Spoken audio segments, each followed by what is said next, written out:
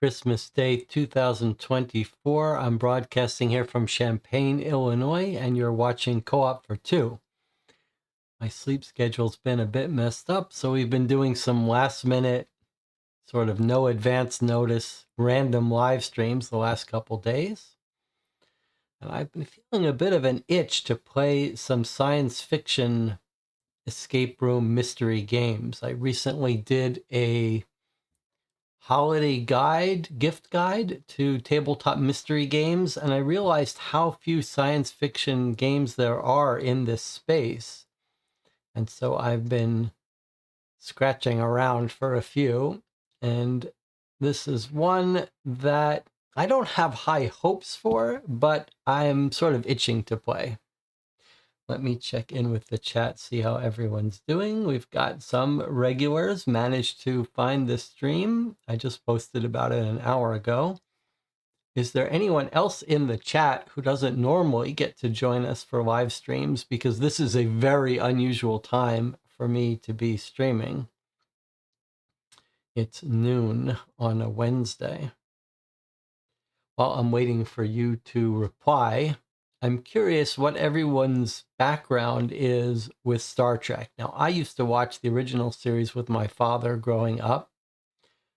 Big fan of the original, big fan of Next Generation, big fan of Deep Space Nine, and then they start to get a little bit worse there.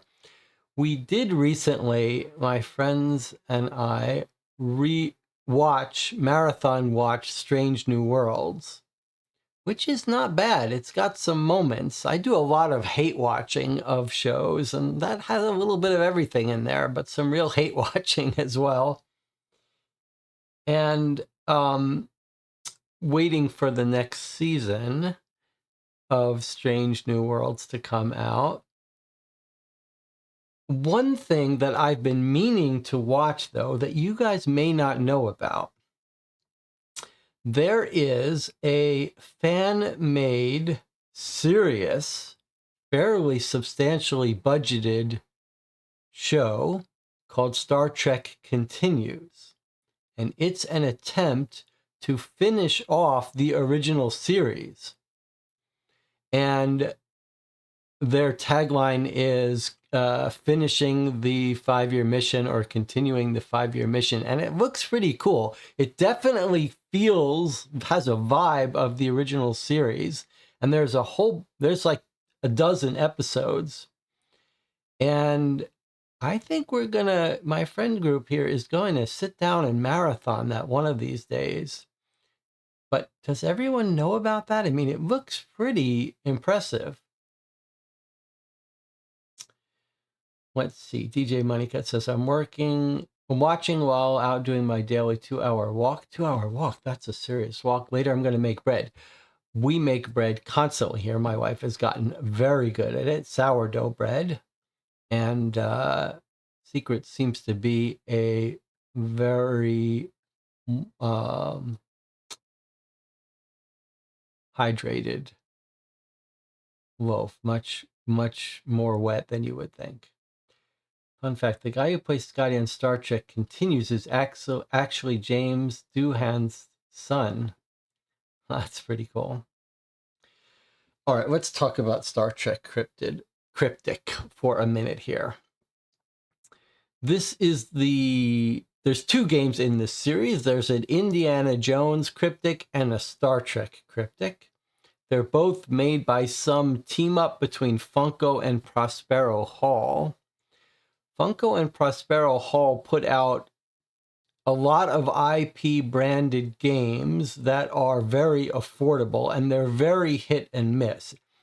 I sort of imagine they're not credited to specific designers. It's like a design team there. And the way I think of it is, because they're so hit and miss, we played a couple games from them that were shockingly good and affordable, like the Fast and Furious was actually a good cooperative game.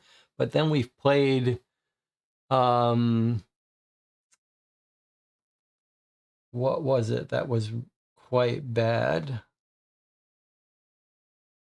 Recently, Stranger Things, which has a real pedigree designer, Matt Leacock. Maybe that wasn't Prospero Hall. But anyway, the way I imagine Prospero Hall and Funko working is they've got the shelves, right? They've got the top tier shelf that costs the IP person, 80% of the profits. And then they've got the bottom tier shelf, which are the bargain basement designs.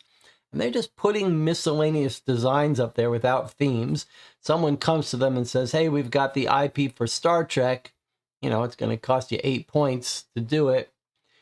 Go grab the one off the shelf, grab the design off the shelf. And sometimes they go and they get the good design games. And sometimes they're like, why spend extra money on a good design? The IP is going to get us 1 million sales. Doesn't have to be a good game. So is this going to be a good game? I'm not sure. I don't have high hopes.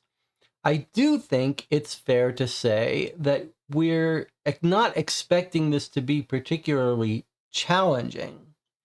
So maybe we'll play this with an eye towards whether it would be a good game to get your kids. I do get occasionally asked what mystery game would be good for a young kid. This says age 10 and up. So maybe we're going to look at this and think not so much does it challenge us, but would it be a good game for a young child? I'm also a little bit concerned looking at the back. There's a couple things that are concerning, that look concerning. The first is this drawing with a erasable pen on a thing. And someone warned me that the Indiana Jones one, you have this challenge where you're just supposed to trace it with your eyes closed or something. And there's a little red tricorder thing that looks like it's that screen where you can only read it. So I'm not sure how well that's going to stream. And a little gimmicky box. And you'll notice it's called a Puzzles and Pathways Adventure. Okay, well, that's not a thing. Seems to me that this is an escape room, which means it's basically puzzles with a little bit of narrative. But I gotta say, I am really feeling an itch to play a science fiction game, so I'm happy just to be in this world. Yesterday we played 2 games that were a little bit frustrating, taxing, and so I'm not opposed to a game that'll be a little bit easy here. All right, so let's check in with the chat, and then we'll open this box up and get started here. One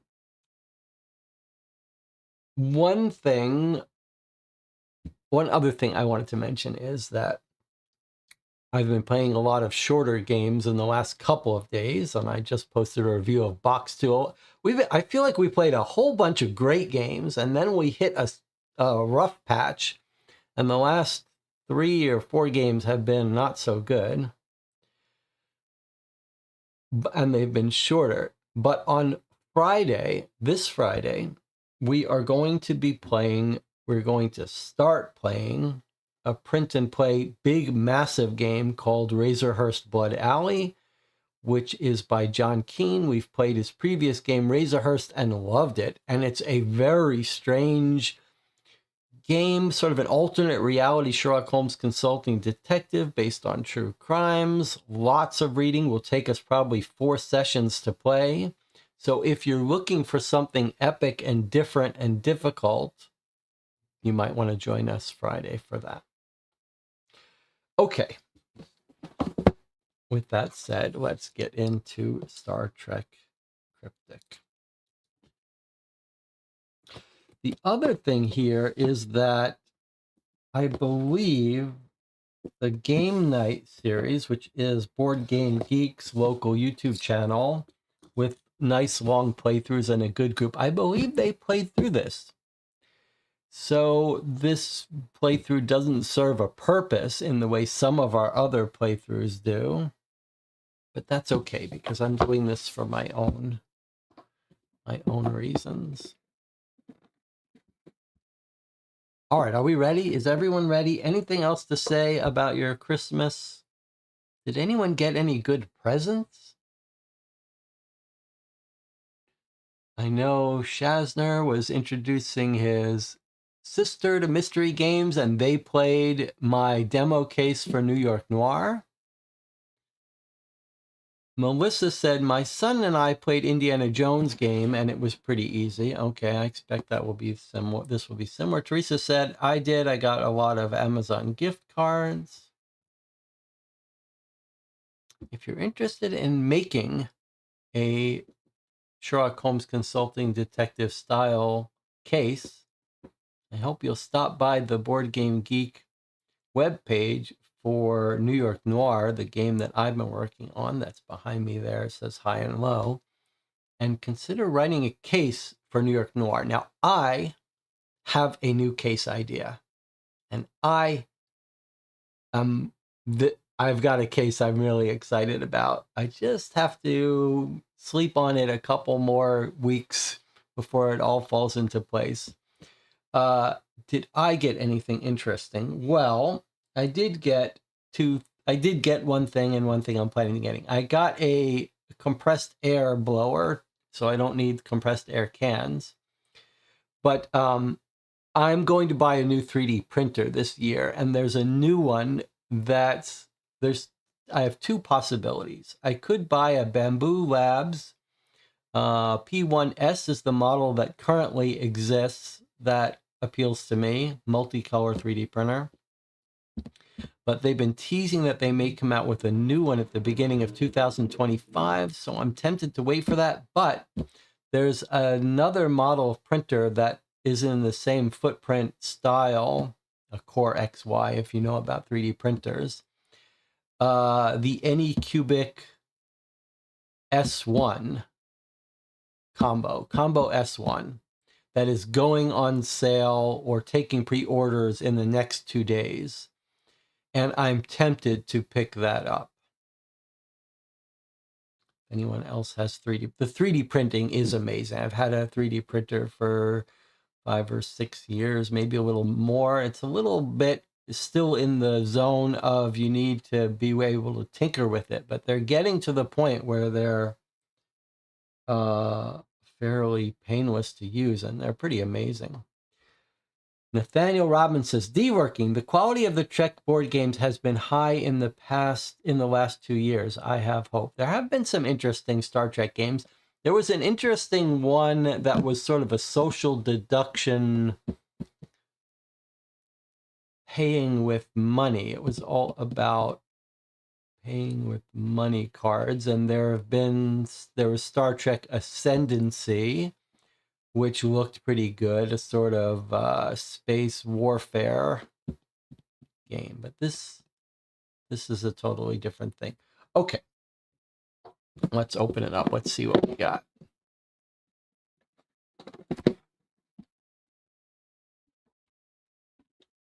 Oh, I saw box art here. Stop. Don't handle any of the components yet. First, read these instructions. Okay. We will read the instructions together. This is not a normal game. All right. It's normal for us, though. Star Trek Cryptic is an interactive story game divided into 3 missions. Your logbook will lead you through those missions in the order they must be played. Each mission takes place aboard a different starship and takes 60 to 90 minutes to play. So according to this instructions, this should take a normal person 3 to 4.5 hours. Now, normally we multiply that by 3, 9 hours. But maybe it's scaled for a 10-year-old. Using the logbook, you'll solve puzzles, navigate pathways to earn merits, and climb the ranks of Starfleet.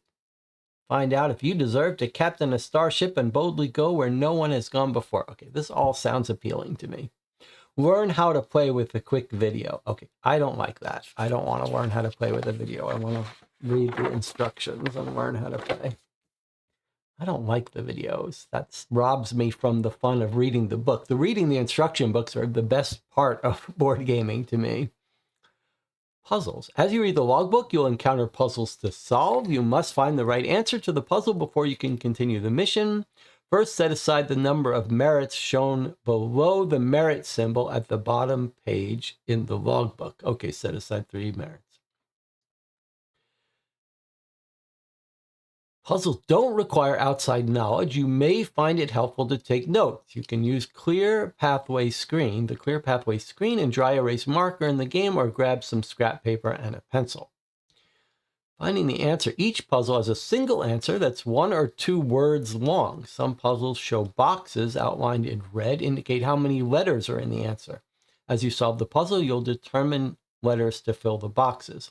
We should say for a second here, for those of you who aren't used to these games, you can only play this game once.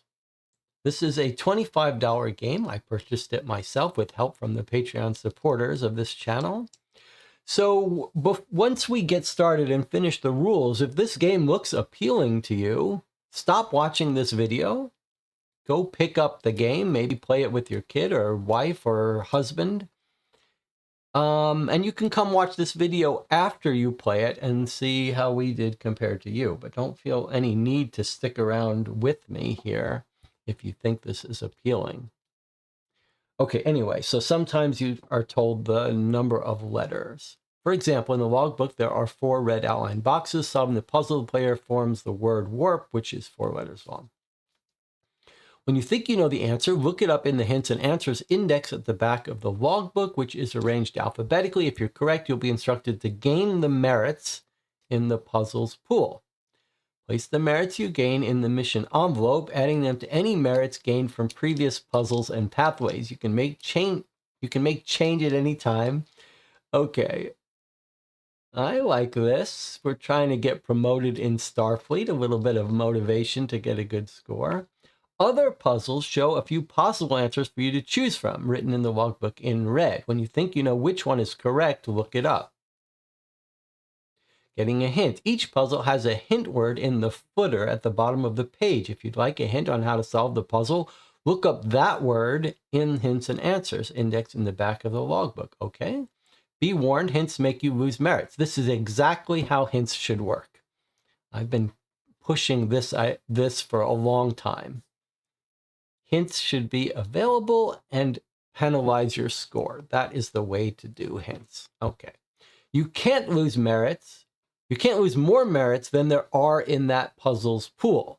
Don't remove merits from the envelope you gained in previous puzzles or pathways. Okay, I like it. Wrong answers. If you're solving a puzzle with boxes and you try to look up an answer that isn't in the hints and answers index, lose all the merits in the puzzle's pool. If there are multiple possible answers and you look up the wrong one, you'll be instructed to lose merits from the puzzle's pool and try again. Let me understand this. If you're solving a puzzle with boxes and you try to look up an answer that isn't in the hints and answers, what do you mean? Okay, so if you look it up and it's wrong, lose all the merits. A little strange, but I guess it's trying to say that for this, you only get one shot at looking up the answer. Each puzzle has it. If there are multiple possible answers and you look up the wrong one, you'll be told. Okay, I'm not. That's a little weird. Each puzzle has an answer word in the puzzle footer at the bottom of the page. So we've got a hint word and an answer word. If you get stuck or want the answer so you can move on, you just look up that word, you'll get the answer, and you lose all the merits. That part makes sense. People are noticing that demerits is the key, is what I use for New York Noir, and here we have merits. Okay, should we have merits instead of demerits? Pathways, okay. As you continue your mission, you'll encounter pathways to navigate. Each pathway represents an action-packed moment of piloting a ship or evading perils. First, set aside the number of merits shown below the merit symbol in the logbook. This is the pathway's merit pool. Then take the clear pathway screen, the dry erase marker, and the pathway card shown in the logbook. Don't look at the back of the pathway card. Place the pathway card on the table with the front face up and place the clear screen on top of it so they're aligned. Find the white starting dot. Then remove the clear screen and place it at least one dry erase marker's length away from the card. Using the dry erase marker, draw a thing. Okay, so you get to look at both, but you're supposed to try to draw the path that guides you through this. Okay, so it's a little bit of dexterity, visual perception. I'm not particularly good at that. Never draw directly on a pathway card, only on the clear screen. Don't flip the card over. Okay, drawing your path can be tricky. Just use your best judgment. You can erase and redraw, do whatever you want, as long as you haven't checked the answer. Goals on the card have a dotted white line around them. Okay. To interact with the goal, draw an X along your path where you think the goal is. It doesn't matter if the goal is an object you're trying to scan, a position you're trying to fly to, or something else. When you check the key, if the center of the X is in the green goal area, you successfully interacted with that goal. Okay, you draw an X where you think the goal is. If the center of the X is in the green goal, okay. So the center of your X has to be where you want it. So you would draw, try to get there. Okay. Interesting idea. Checking the key. When you've completed your path, flip over the pathway card to show the back. Place the clear screen with your drawn path on top of it so they're aligned. Then check the key in the back of the logbook. The page number is noted at the bottom of the pathway card and the logbook. Depending on which areas your path hit or missed, you may lose merits from the pathways pool. If your path hit the same color multiple times, only suffer the penalty once. Okay, fine. So if you go into the yellow, you get some penalty. If you hit one of these hazards, you get a penalty, but it doesn't matter how many hazards you hit. Okay, and you can't lose more than the pathway. That's fine. A little bit reminiscent of War Story's use of bonus tokens. Like for each mission, there's a max you can win or lose. Then read the conclusion. Gain any merits remaining. and erase the screen. Place the merits you gain in the mission's envelope. You can make change. Okay. Some pathways represent special actions like transporting people or engaging a command. Instead of drawing a single continuous path, follow the instructions for that action as explained below. So sometimes you have a transport. Draw the 4 start dots on the clear screen. After removing the screen, use the dotted white line as a guide to connect the dots and dock your transporter coordinates. All right, we'll see that when we come to it. Engage, similar to goals, console buttons and phaser targets have a dotted white line, drawing an X on each button or target. Okay, fine. It'll tell us when we get to that. Ending the mission. At the end of each mission, count all the merits in the mission's envelope and compare the total to the rankings shown in the journal. How did you do? You can continue right away to the next mission, or you can put away the game and continue later. The merits you've gained don't carry over. Remove them all from the envelope. Return the mission items to the envelope before you start the next mission. Okay. Seems fairly straightforward. Let's see. Open your logbook, start reading. All right, so it didn't tell us to do anything with this. Whoa, this is there's a lot here. I did not expect that. Wow, okay. Well, maybe we're in for a longer thing than I expected. These must be the pathways. So we've got 3 for 3 different missions. Okay, this looks a little more substantial than I expected. These feel heavy too. There's some contents in here. All right, this is starting to seem a little more promising. Here's our overlay, and this is something we're not ready for yet. A little bit reminiscent of box 2, to be honest.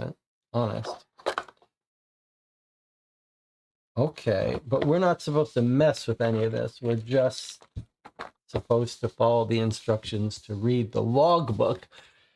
Okay, I gotta say, I am not unhappy with this so far.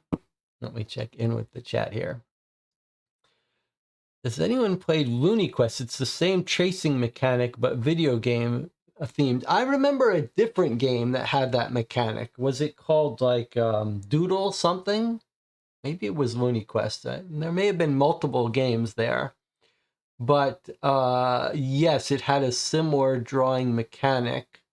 Was it competitive?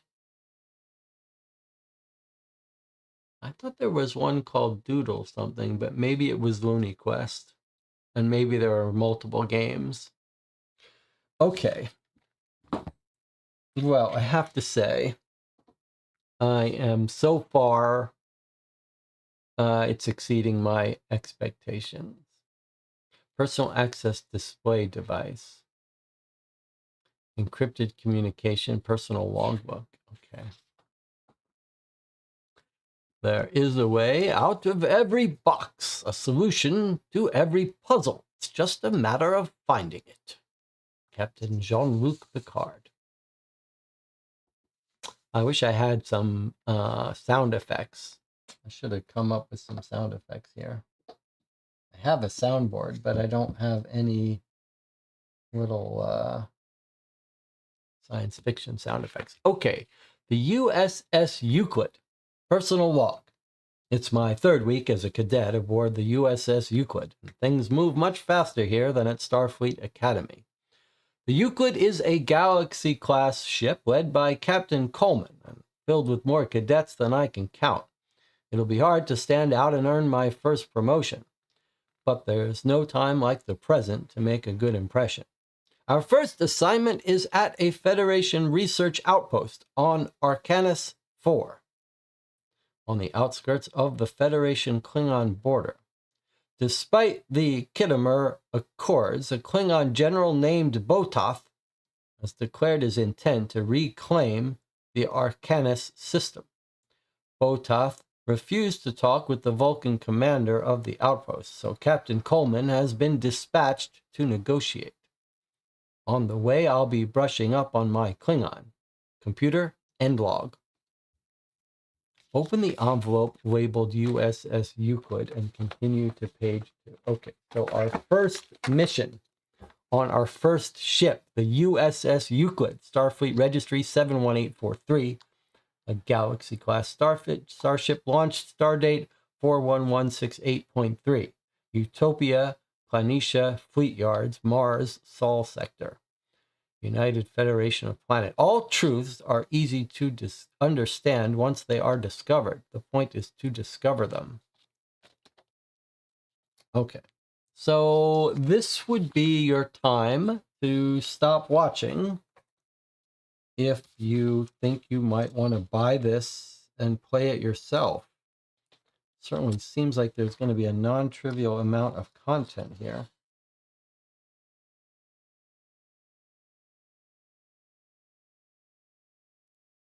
I think I'd have a better knife. Don't I have a... No, I don't. I have a envelope opener, but that won't... Okay. Wow, okay. Bunch of content. All right, so we've got some stuff to scan, something for our tricorder to help us scan. All right. Food service. Food service. That's our job, going to be doing food service on this ship. Okay. And then we've got some pathways stuff, some control panels, and some routes to plot. I mean, I'm not thrilled about that, but okay. All right, open the envelope and continue to page 2. Urgent transmission. You're on bridge duty when an urgent transmission comes in from Starfleet Command. Parts of the message are scrambled, but Captain Coleman needs the information immediately. Use the communications wheel below to unscramble it. Okay. So this doesn't look particularly difficult, but we've got, what have we got? We've got some colors and some blanks. All right, well, hold on. Let's not jump to conclusion. There's colors letters, and then there's colors around the edge. Okay, orange, yellow, green. Then the whites look generic. And then these look like our boxes where we're supposed to fill in the answers. Okay, let's see. You will need no additional tools. There's a hint and there's merit. Okay, so what did the rules say for us to play? It said for us to get out merits. Okay, well, no rules told us to do this, but I guess we're going to have to get out the merits, punch them out. Okay, let's put this aside for a second. So we need a supply of merits.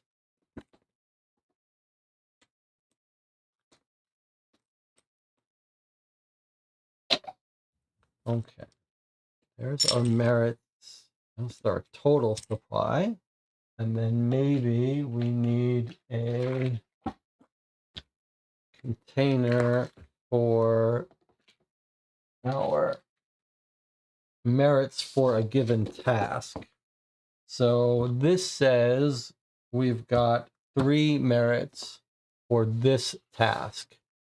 So we take our 3 merits. These are the merits that are available to win or lose on this task. And it says we will put them in the envelope. If we get them, we might lose them if we guess anything wrong or take a hint. Then we've got our tricorder, which looks pretty cool, I have to say.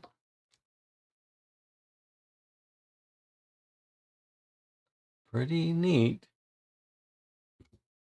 All right, dry erase and some things that we don't know what they are. Interesting. I'll just put these aside for now. Okay, let's go back then to our puzzle and see if we can make some sense out of this. Parts of the message are scrambled, use the communication wheel below to unscramble it.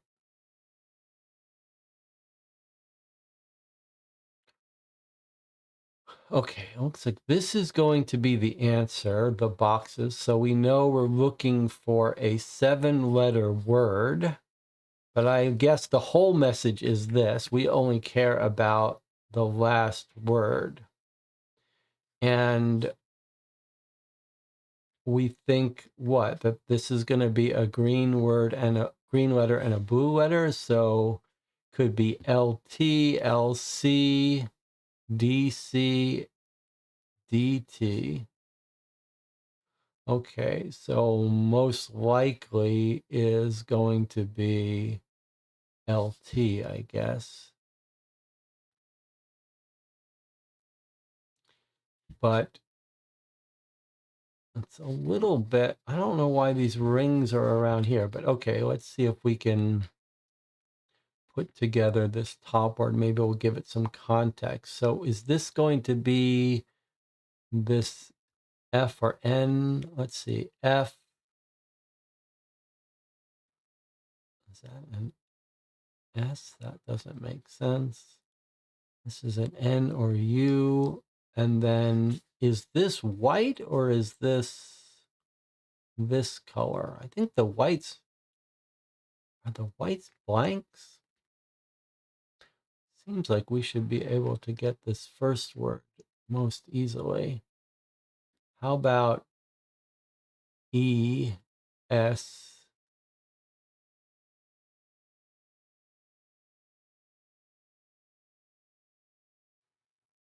It's either an E, an N, E, an N, or an F. But then this is an S. That would suggest that this is an E, S.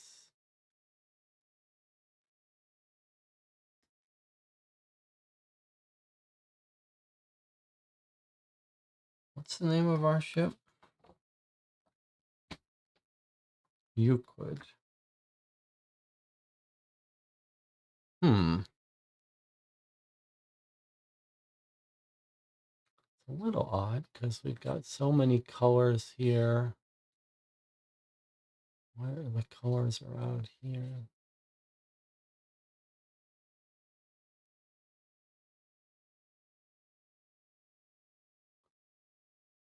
Feels like if this is only a V or an S, then this has got to be an E.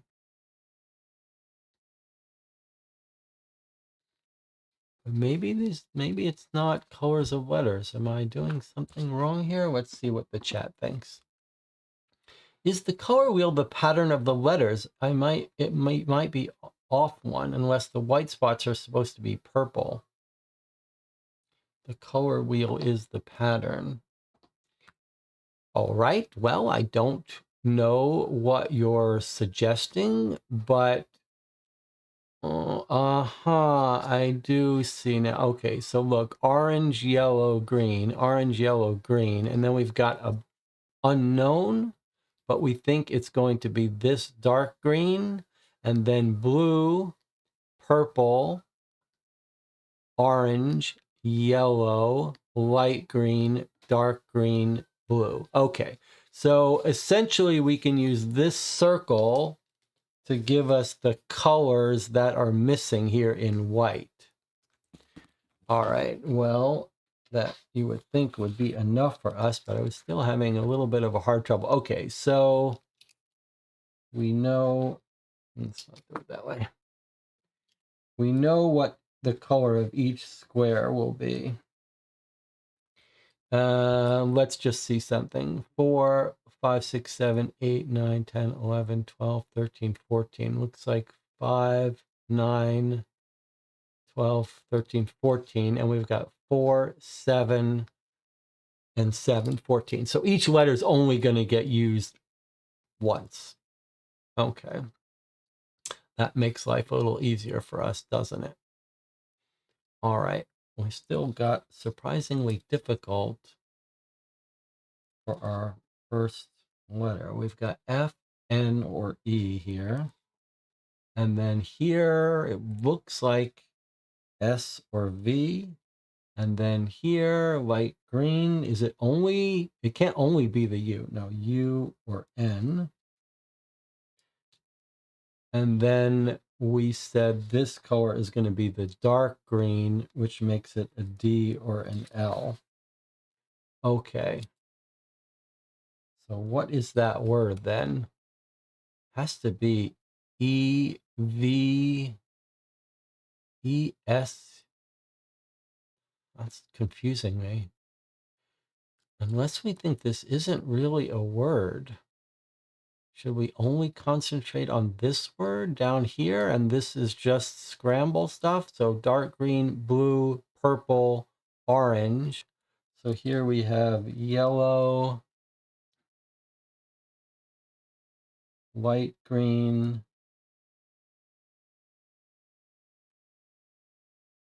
dark green, blue, then comes purple, then comes orange, then comes yellow. Okay.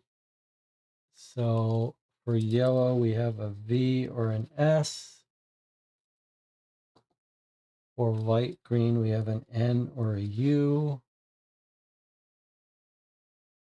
For dark green, we have a D or an L. For blue, we have a C or a T. For purple, we have an A or an H. For orange, we have F, N, or E. And for the yellow, we have S or V, unless I'm missing what is this color. Is that a yellow?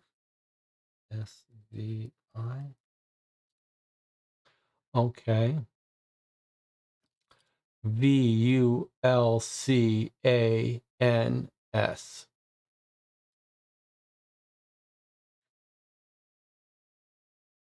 Okay, so that keyword is going to be Vulcans. The only question in my mind now is whether these are real words. I'd sort of like to, I don't think we need to know that to answer it. The answer is going to be Vulcans. But having gotten rid of these letters, since they're all only used once,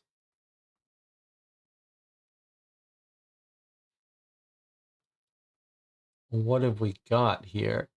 I don't think that's a word. Or, yeah, I don't think that's a word unless I've done something wrong.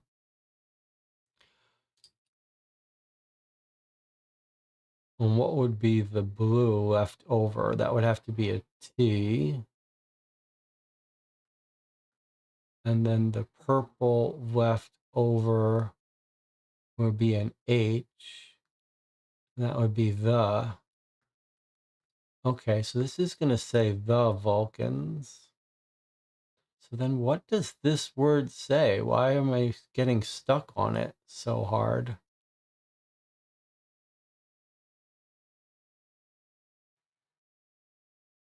F.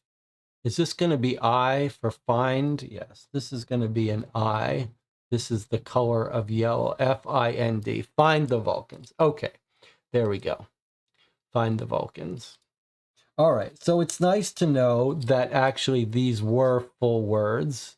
And that's actually not, that could give a 10-year-old a bit of a struggle. It gave us a little bit of struggle, but very logical. This is very promising so far. Okay, so let's figure out how to answer it. We don't look up the hint, we just look up the answer. So we're going to look up the word wheel in the back of the hints and answers book. Alphabetical. Okay, wheel. The correct answer is Vulcans. If you did not have this answer, lose all merit. A Vulcan ship has gone missing. Starfleet believes General Botath may be responsible. You play the decoded message for the captain. Continue to page 3. Okay, so we've done our first puzzle. This is actually Pretty good. First puzzle. Now, maybe that's not saying something good about me, but actually, as DJ says, fascinating and most logical. Okay, so we've got our 3 demerits. We didn't lose any points. I'm going to put them in our envelope on our way to a promotion. Not bad. Okay, so what we're going to do is we're going to take our first break early here to give you a chance to think about whether you want to continue playing with me here or whether you want to stop watching and go pick this up yourself and play it. I am looking forward to the story, to the puzzles. All good. I'll see you in 8 minutes.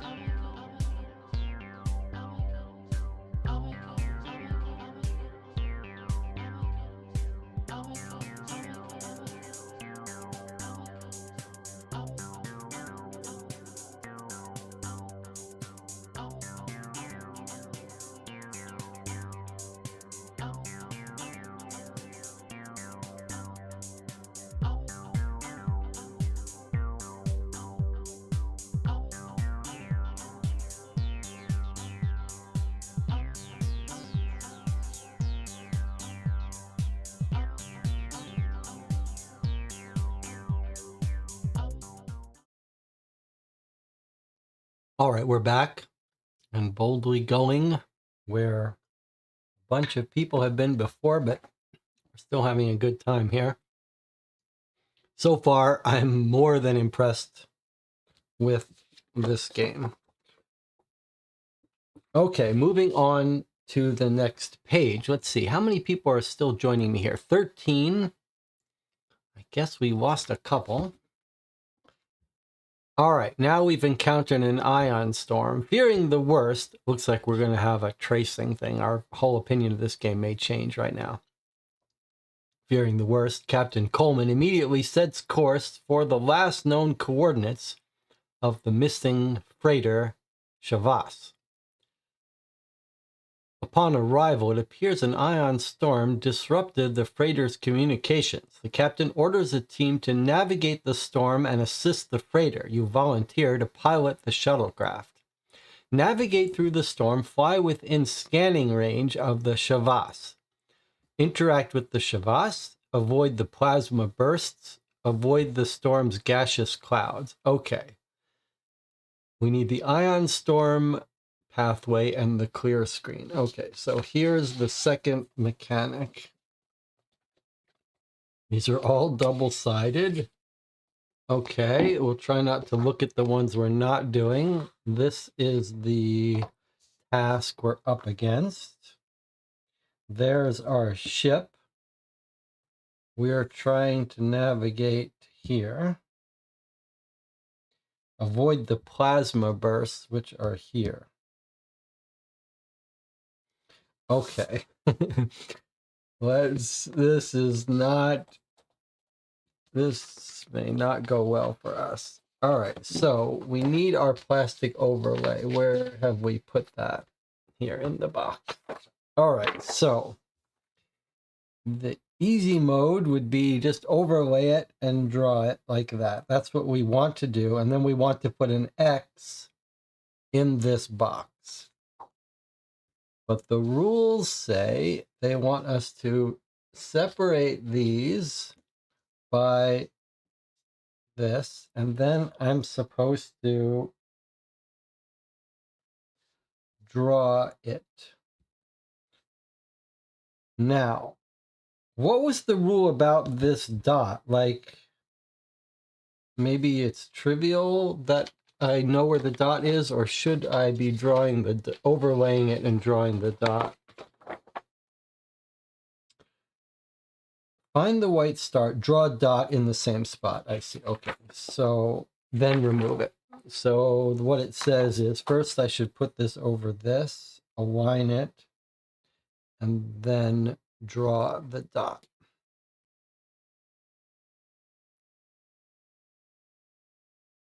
Okay, then we move it off. Now, feels like you need something behind this in order to see it.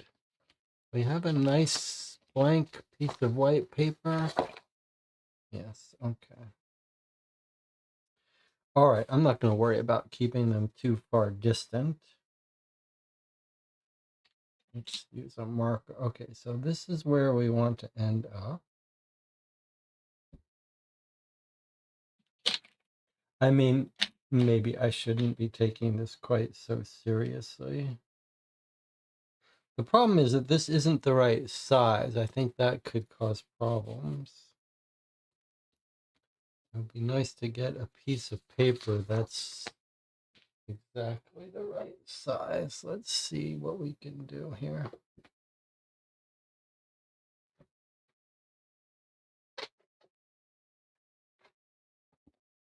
Almost fits this. It's pretty close.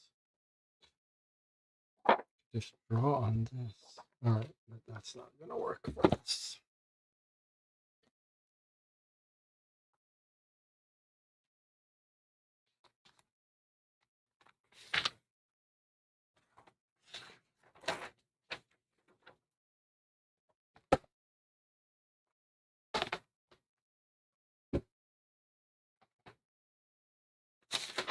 All right, let's get ourselves a piece of paper that's the right size.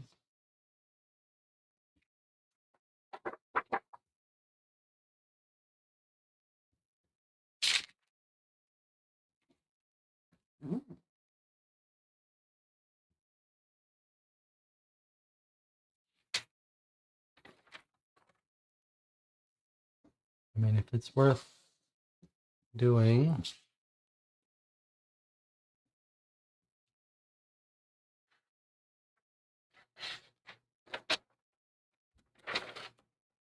We only have to do this once. Well, maybe we might as well get ourselves a nice surface.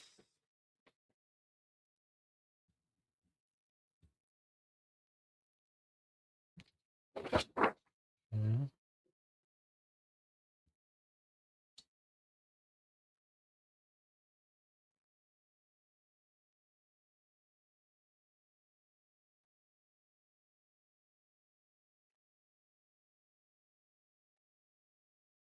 Now, I would not be opposed to cheating out this part, but maybe we'll see how well we do on the first mission playing by the rules, and then we'll see if we want to do any cheating. I could see a kid really loving this, actually. Does anyone have a young kid that can imagine a kid loving this part? It's like a little video dexterity game. Feels like this is something that a kid might be really good at. See if we can. I think actually, if you're good at origami and paper tearing, maybe you know that there's a trick with this by tearing it off against the edge.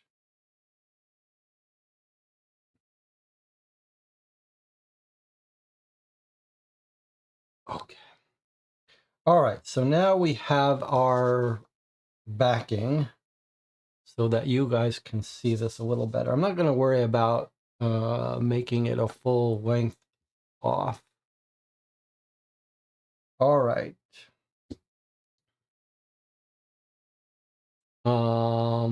It looks like we could do a straight line to about there, maybe. All right, let me just try this.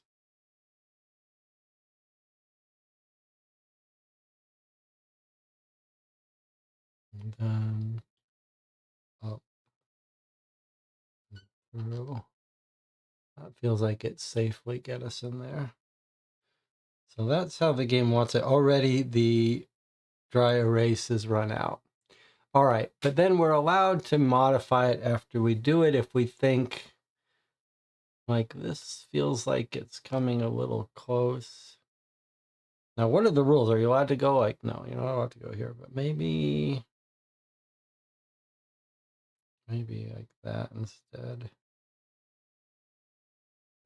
Although that might be a little high. All right, let's just try it. Clearly, I need a new dry erase. All right, let's see what happens. So we flip this over and we put our thing on top of it. And we see how we did. Okay, so actually, I hit both the yellow and the red here.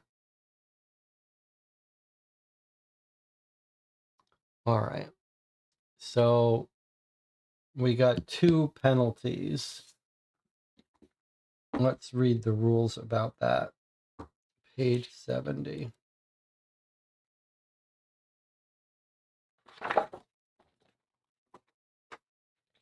Okay, let's see what it says about Ion Storm.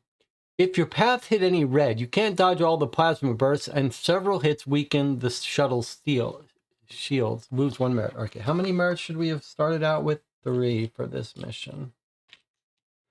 Okay, so we hit a red and lost a merit. Then we hit a yellow and lost a merit. Flying through the gaseous clouds causes the ship's hull to sustain mild damage. Lose 1 merit. All right, well, we got 1 merit from that.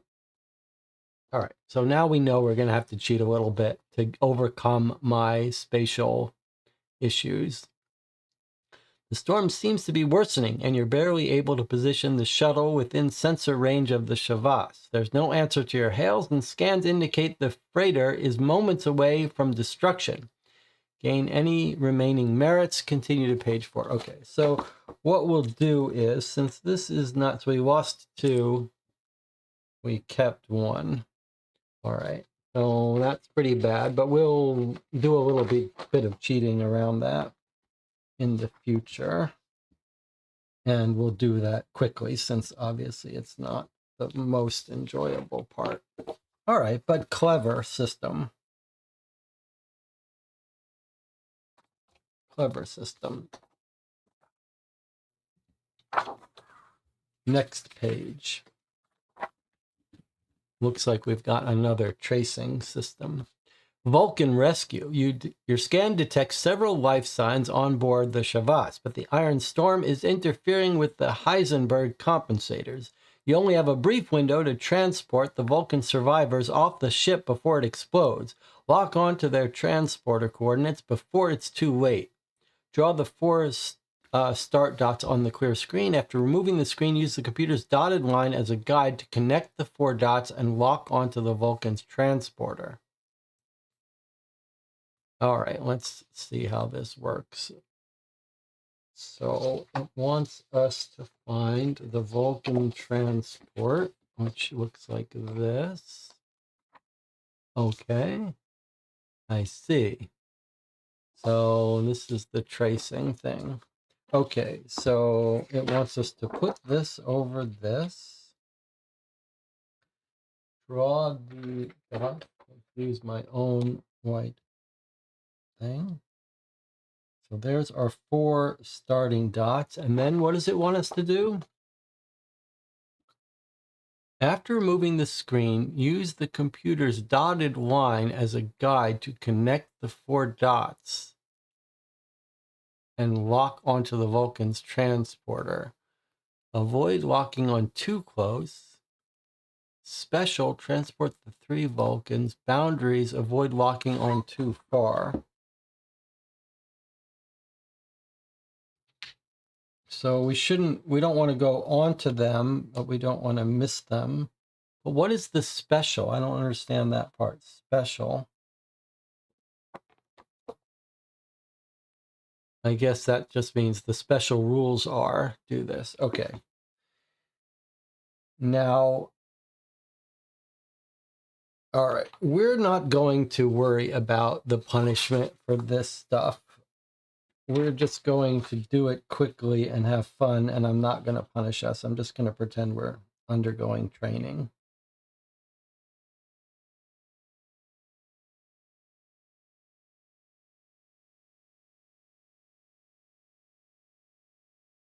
Oops, there's the dot there.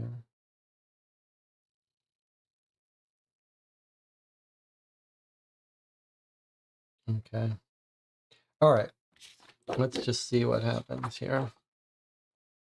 All right, so there's the thing. I actually didn't get any of the yellows, but I cut into them a little, so this person's going to lose an arm when they transport.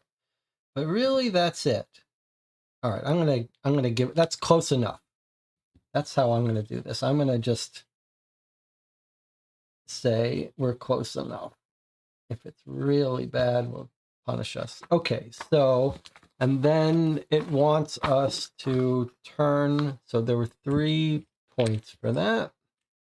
All right, I'm not thrilled with having to shift to the back of the book each time for this part. It doesn't seem like we should, but I guess it's telling a bit of story too. Vulcan rescue. Okay, I'm going to say we didn't hit a red. If we had, wow, if we hit a red, we'd lose 2. Yellow 2. Ouch, that's pretty hard. As both ships are jostled by the storm, you get a lock on the Vulcans just as they materialize on the shuttle. The view screen shows the Shavas explode. Gain any remaining merits. Continue to page 5. Okay, I'm going to give us those merits. I think, you know what? Maybe we should, instead of having to put them in the envelope, let's put them somewhere else. I'm going to put them in here when we earn them, rather than have to deal with this envelope. All right, these are the ones we've earned then. Sorry, here are the ones we've earned.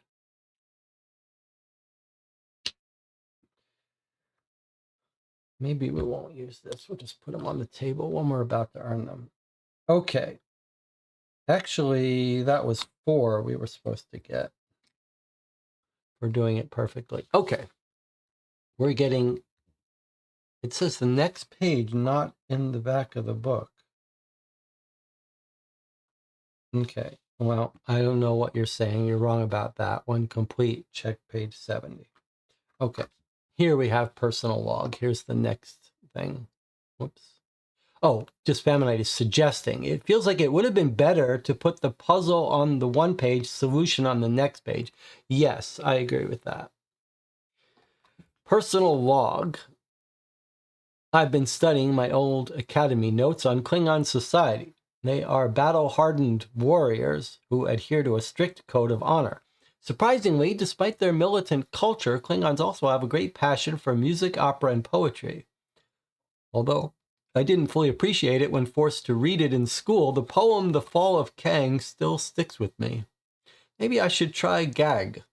Although I can't see myself jumping at the chance to eat live worms, if a Klingon ever offers it to me, I need to eat it without so much as a grimace to avoid offending them.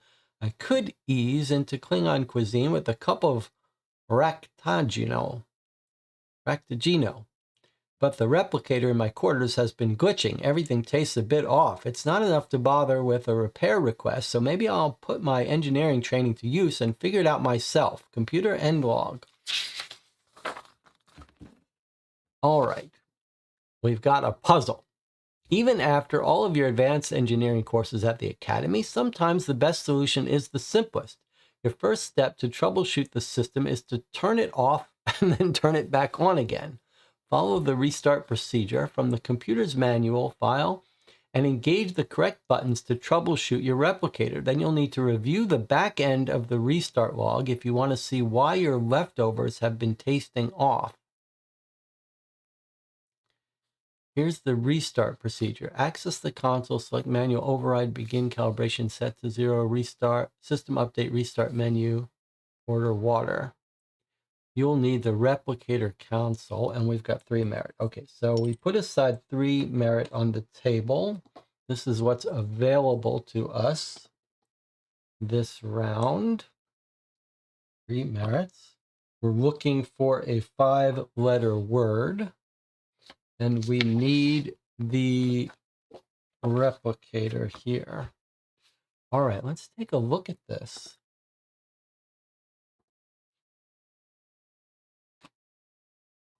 So here are, looks like drinks, teas, beverage,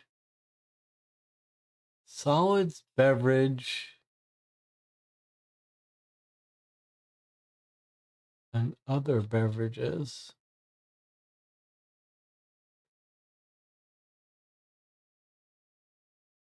All right, what is it wanting us to do?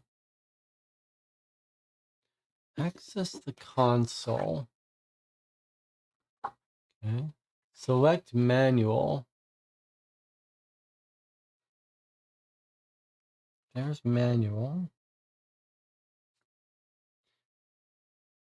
Select override. Begin calibration. Set to 000. System update. Restart menu. Order water. Follow the restart procedure. Engage the correct buttons to troubleshoot your replicator. Then you'll need to review the back end of the restart log if you want to see why your leftovers have been tasting off. Aha. Okay. I see. So we're going to do these buttons and then flip it over and figure out where it is. So let's try being smart and doing it this way. All right. Let's see. So access the console, which is this whole thing. Select manual. That's the first thing we did. Then select override. That's the second thing we did. Begin calibration. Where's calibration button? Here. It's going to be 3, but maybe I should use the numbers here. 2, 3, 4. Begin calibration. And then 5 says set to 000. How are we going to do that?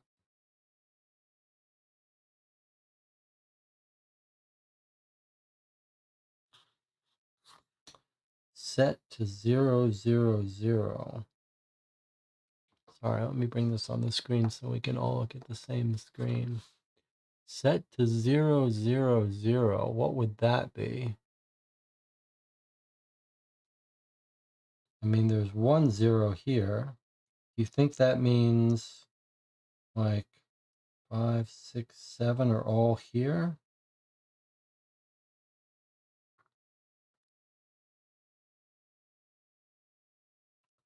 Or is there a 000 I'm missing? Oh, wait, there's the 000. Sorry, it's right there. Okay, then system update. Where's that? It's a little hard for me to see. You can probably see it easier than I can. That's a little better. Hot, cold. System update there. Okay, that's our 6. Menu 7. I just saw that somewhere. 7. 8 is order water tonic. Okay. So where's our water tonic? There's water. Is that the only water? Water specify. Okay. So that's 8 and 8 A, B. Okay, so now if we flip this over, it looks like we don't want to do this, but we want to do this.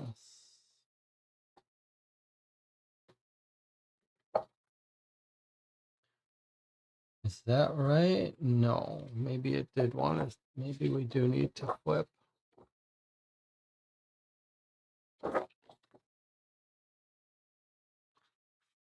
All right, here we go. We're starting at 2, so it's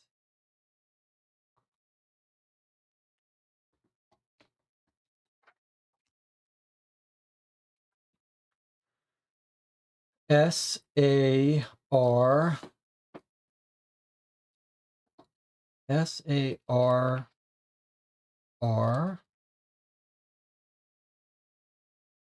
W, T, N, L. Okay, that's not right.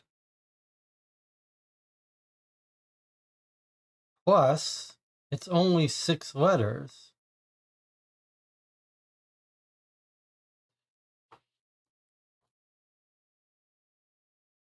All right. So maybe I was right the first time that given this is the alignment, we should be looking through it.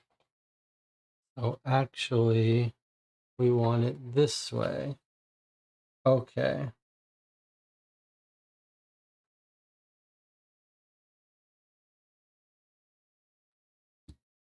That's weird.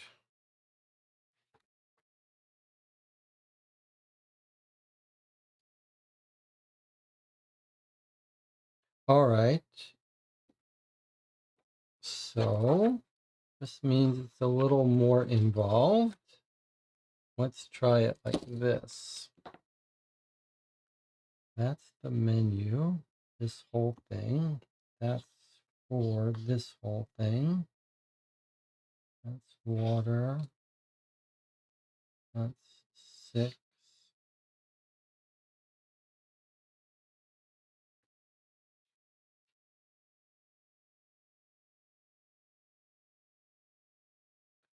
Okay. We do it now. Do we get what looks like a 5-letter word? We definitely do not.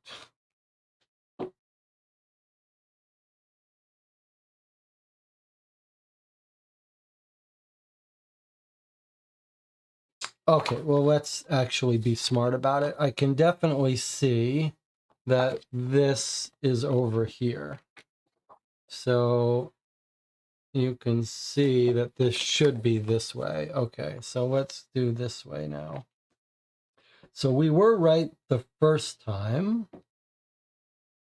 S-A-R, S-A-R-R, W-T-N-L.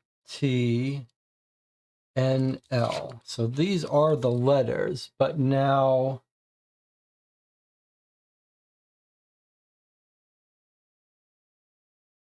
what to do with them? It seems clear that this is the basic idea, but the puzzle's a little deeper. Then you'll need to review the back end of the restart log if you want to see why your leftovers have been tasting off. Is there a button for console that I didn't push? It said start with the console, and oh yes, there is actually here. So actually,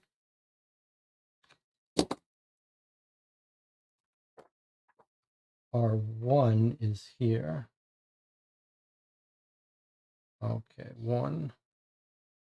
So our first letter is actually another R.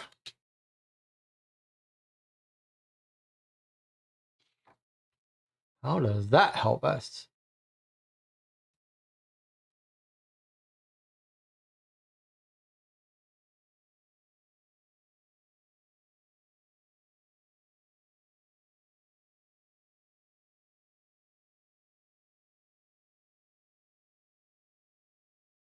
Five letters in our answer. 1, 2, 3, 4, 5, 6, 7, 8, 9. Boy, that's weird.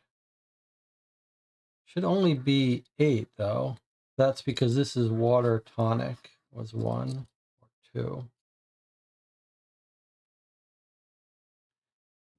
2. Okay. That's the second time these puzzles have been more involved than they first appeared.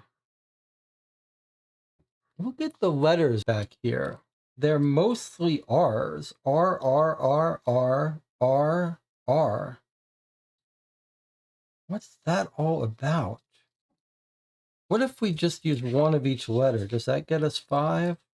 1, 2, 3, 4, 5, 6, 7. No.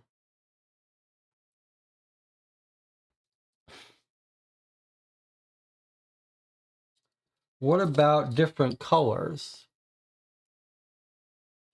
What about different colors? R, S,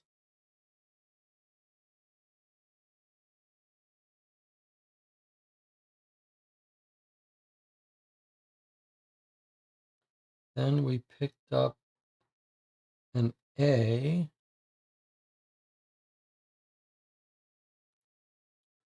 R, R, S, A, and then this was a different color, R. It was a white blue.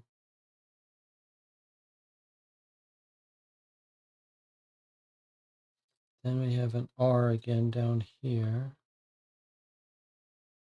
5. Then we have a white blue W and a white blue T.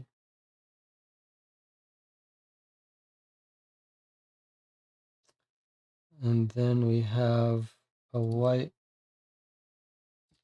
and we have a dark N and a medium L. 2, 3, 4, 5, 6.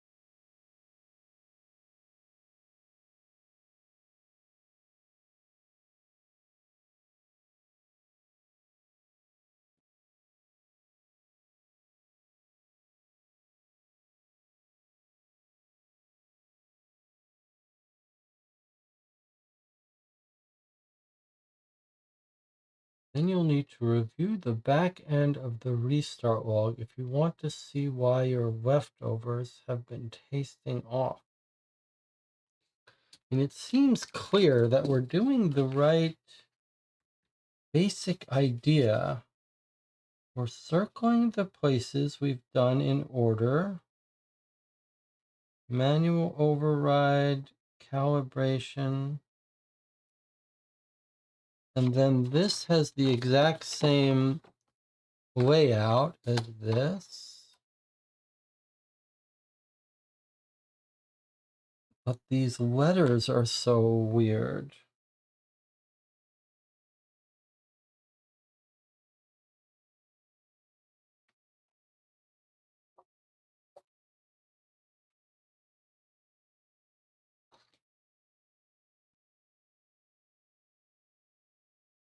And they're different colors, but they're different colors here too.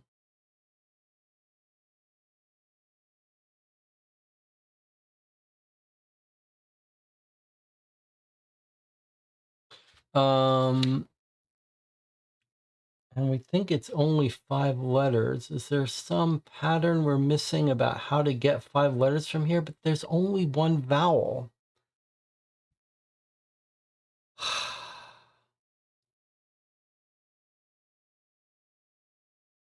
That doesn't make sense.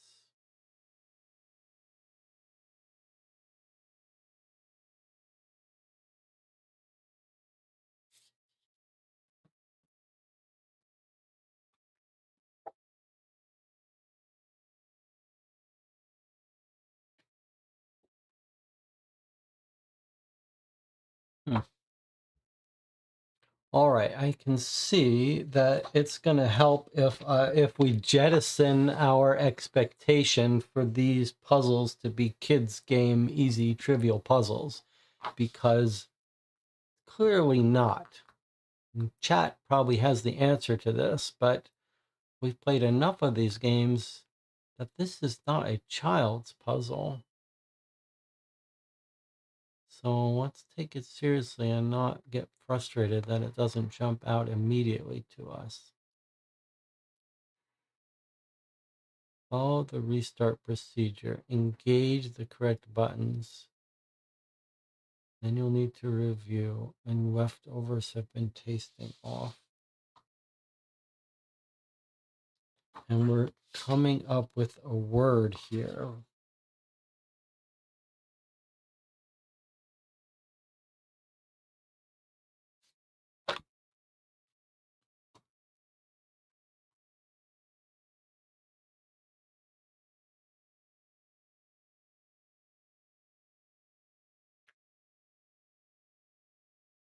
Hmm.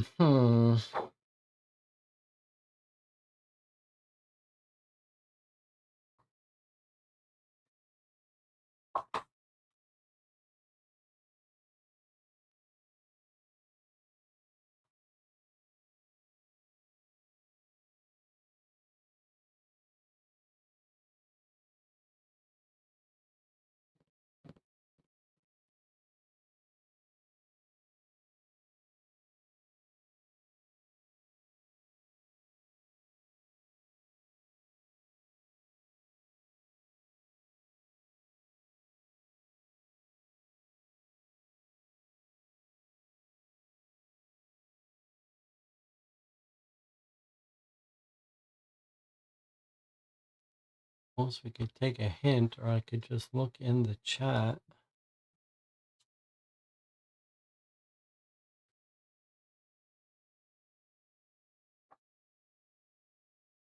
Not this, G-A-G-H.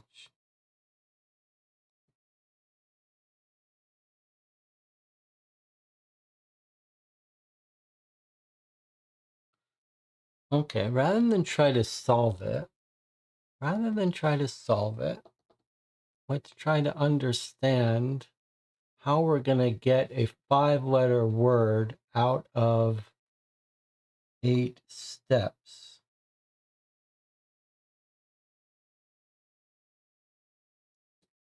Is it the colors of our steps? We've got 1, 2, 3. We've got 3 light blue.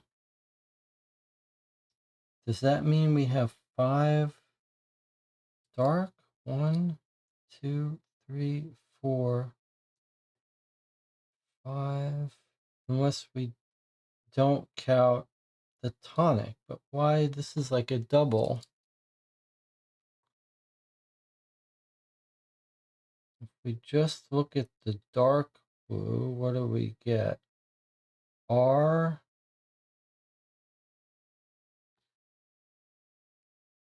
Those are dark, though, right? R-A-R-S-A.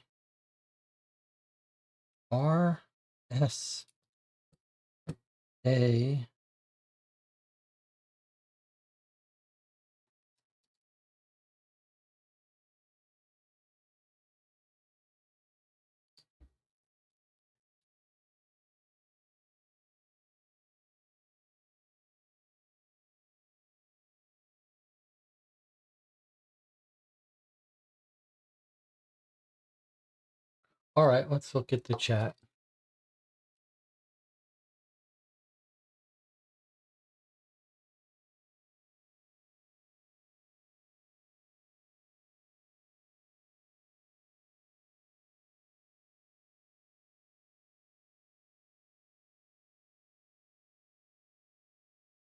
All right.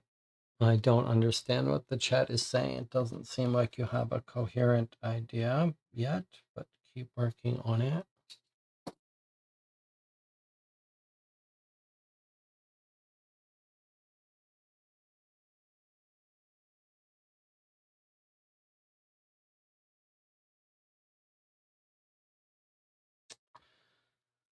The chat is pointing out these other words. Follow the restart procedure, engage the correct buttons, review the back end and leftovers, but I'm not sure how to make sense of that. There's no buttons for engage.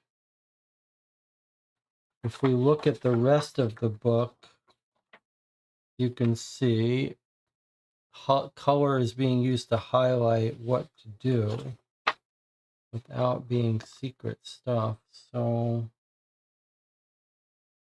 review the back end of the restart log. Certainly seems to be this.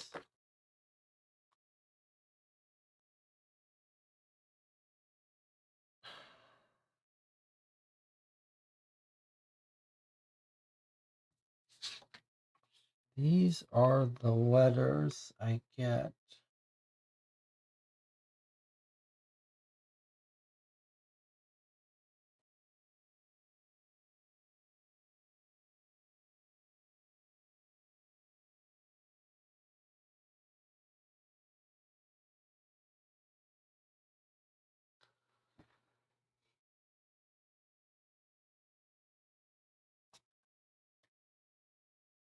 I mean, even if you were free to use any of these letters, boy, that's just a weird thing.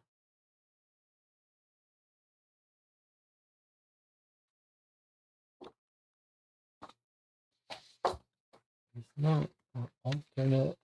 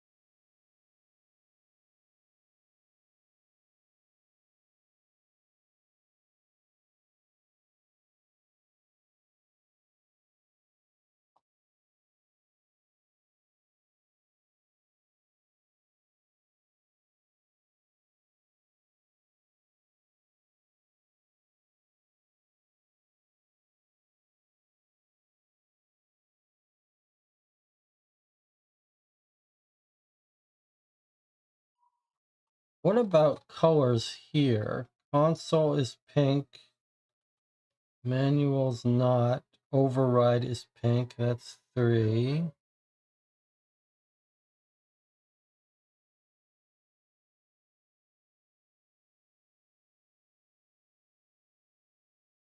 Boy, it's kind of hard for me to see here. What about colors in front? Console is pink. Override is pink. Let me just see if that matches up with these colors. Override is pink. Console manual override. Calibration, which is down here, is white.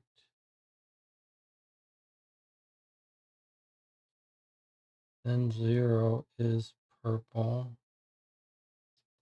System update is white. Menu.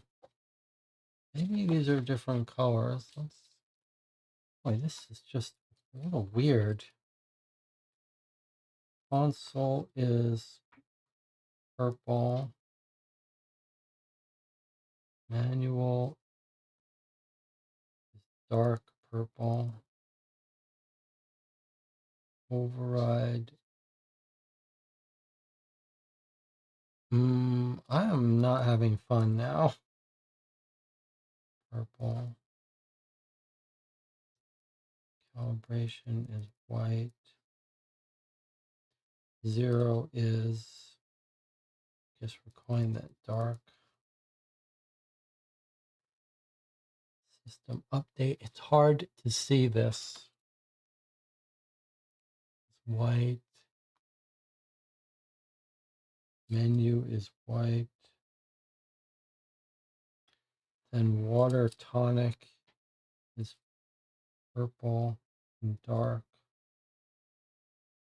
1, 2, 3. 1, 2. 1, 2, 3. That's 3 of each color.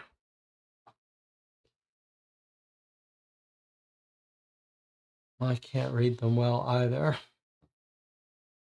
but it doesn't make sense.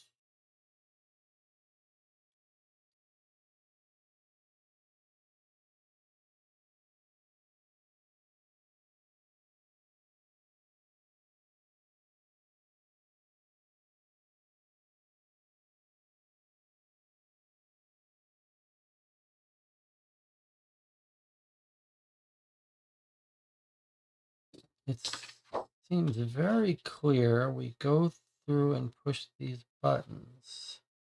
And if we turn it over, we're getting letters out of those buttons.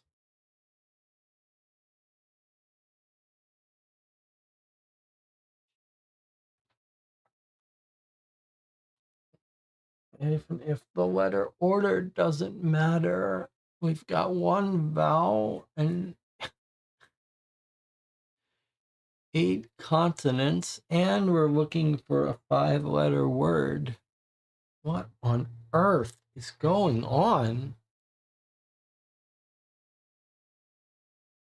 What on earth is going on?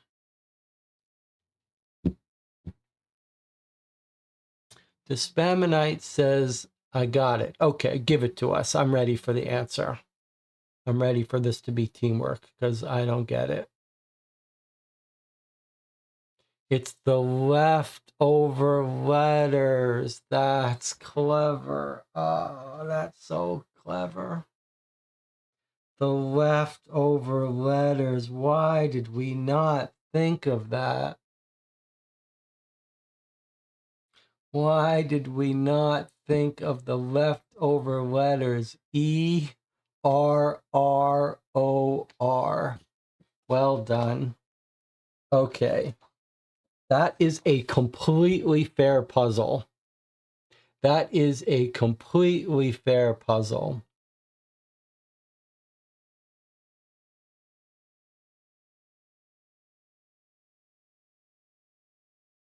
Are you saying we were actually told that we should be Xing out letters?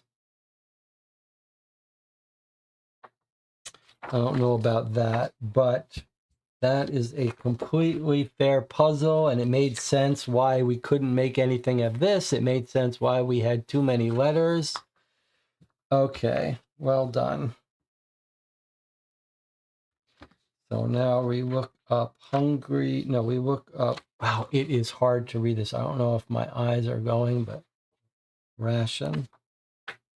Okay, so if you look up ration, it says the answer is error if you didn't have this. You see an error message indicating unknown synthetic substance was flushed from the system during the reboot.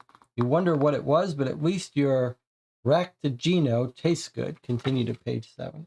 Okay, so we get all these puzzle pieces thanks to Dispaminite. In the instructions, engage is a specific rule under the rules to transport. Engage. Okay, similar to goals, you interact with console buttons and phaser targets have dotted white line around them. Draw an X on each button or target. You don't draw a path. I guess. Okay. I mean, I don't think that actually works. I don't think there are any more specific rules than what we did. We just should have figured out how to use them. Okay. A 10-year-old, well, this is serious. This is a real puzzle game. Personal log, life aboard the Euclid has been hectic this month. It's a good thing we've got a full crew here. There's a nasty virus going around the ship. Anyone not in medbay is working double shifts. During my meals, I'm still poring over my Klingon notes. An interesting tidbit is that Klingons look down on politeness and traditional diplomacy.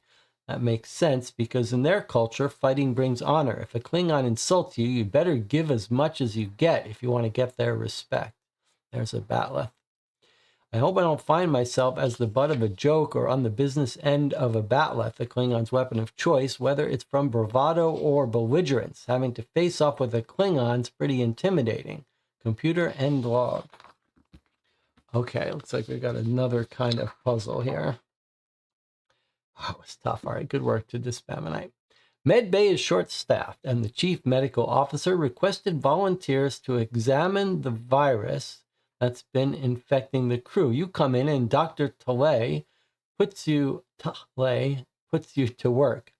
You try to make a good impression, being friendly and showing your enthusiasm for your first medical duty on board, but she responds coldly, shows you the samples to analyze, and moves on to another station. She's rather austere, even for a Vulcan. Compare the virus to the samples in the database, looking for matching traits. Once you have identified the matching samples, you should be one step away from isolating the source of the disease. Okay, so we need 3 or 9. Text is too small for me. We need 9 of the samples, and we need the tricorder and the infrared. Okay, this could be rough for us.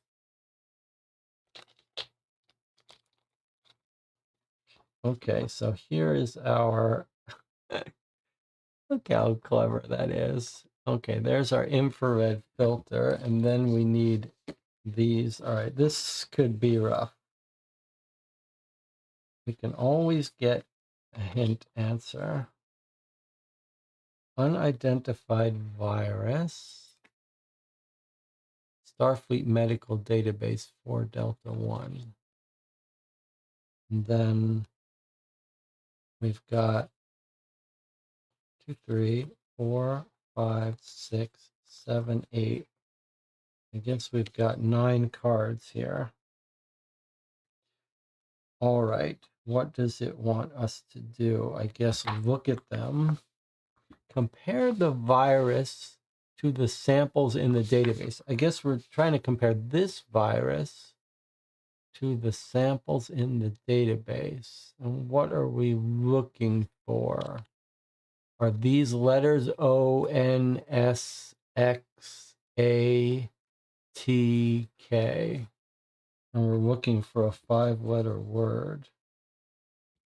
Okay, I guess we're looking for this. And what happens when we put it here? Can you see what I can see?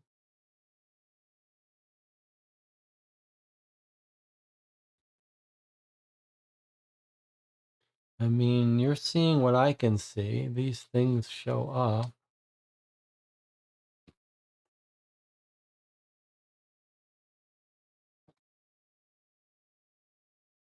All right, so we may just be looking for the 5 matching things here.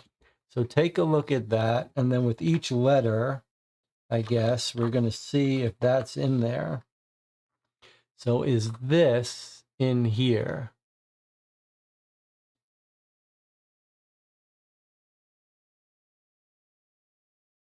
I guess not. Let's try to go through this quickly and then see if we can make sense of it.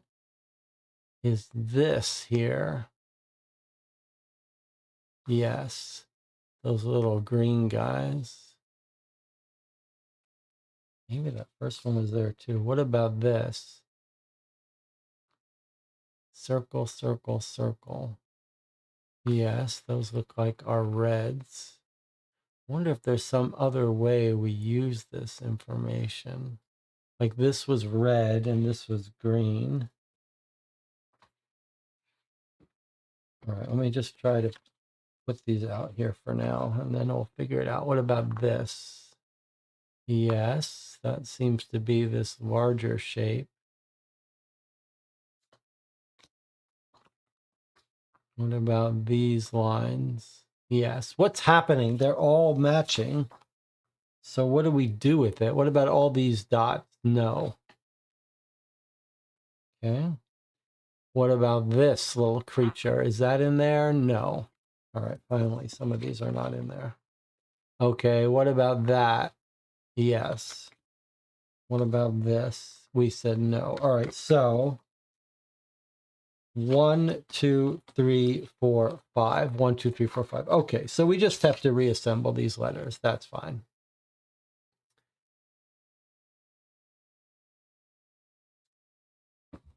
So we're getting a 5-letter word out of these letters. Toxin. There, toxin.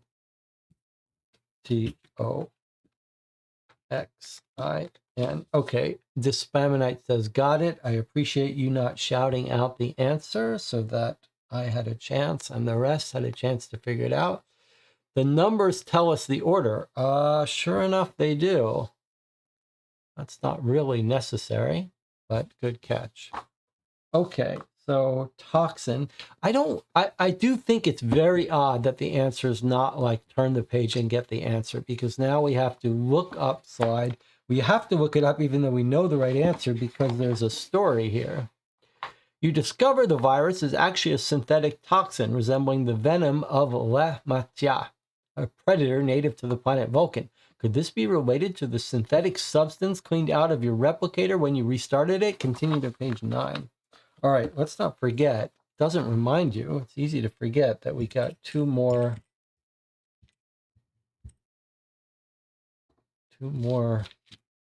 tokens. Okay. Lucky break. Another puzzle. Luckily, Dr. Tlay had Le Matcha anti-venom already present in her body, making her immune to the synthetic poison and able to quickly fabricate an antidote for the crew. Was that a lucky break? You wonder how Dr. Tilley got her immunity. I can see there's a narrative here, but because we're taking such long breaks to work on puzzles, I'm having a trouble remembering it. But okay, maybe we can just reread if we need to. You continue to help in medbay while the crew recovers, and you notice something else strange. Crew members across the ship were infected, but it seemed to occur in concentrated clusters. Determine which deck of the ship somehow avoided the outbreak. Okay, so the answer is one of these. And there's 2 rewards available. Let's make sure we didn't forget to get any rewards. I guess we can go back and check later. Okay, so this is a multiple choice, 7 possible answers. Infected deck status. Okay, so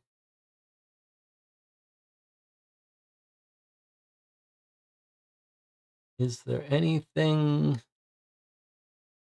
This one's not in there. Torpedo Bay doesn't seem to be a pattern. Like all these other patterns can be found,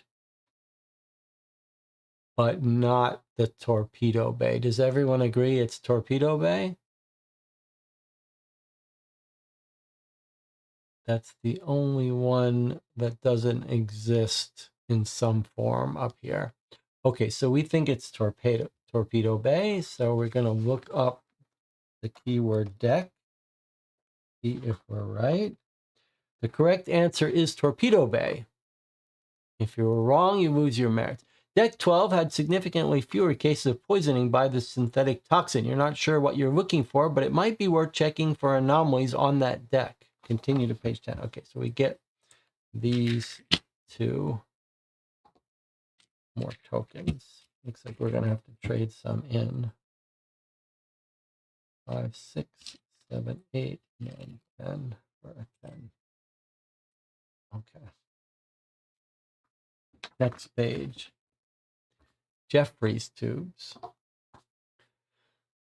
You head to deck 12 to investigate and notice a hatch to a service tube that's been left open. Jeffrey's tubes aren't normally open except for scheduled maintenance, so you check the wall panel to view the schedule. While a few crawlways on the deck are due for maintenance, others have been accessed without authorization. Something's definitely off. Examine the tubes that shouldn't be open. To make sure you don't miss anything, use the schematic on the next page to follow each tube from end to end. Open or closed. Tube 3 is closed for maintenance. Tube 4 is open, open, open, open. All right, so some of these are open and closed. Fine. And what are we supposed to do? Examine the tubes that shouldn't be open. So we're looking for something that's...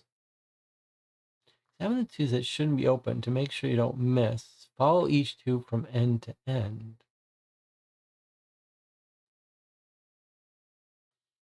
It's closed, but it's due for maintenance. It's open, but it's due for maintenance, so it should be open. So should we only be looking at opens that aren't due for maintenance to see if it's open? Is that the idea? So we don't even have to look at the closed ones? And what are we getting? Are we gonna... I feel like what we're gonna get is we're gonna get a letter. We're gonna get a 3-letter word spelled out here on this grid.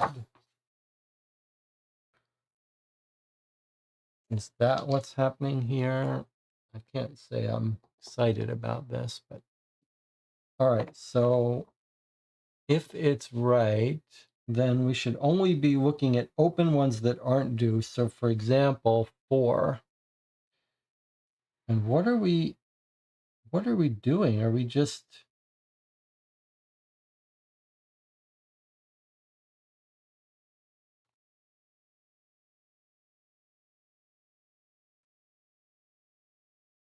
Are we just drawing it?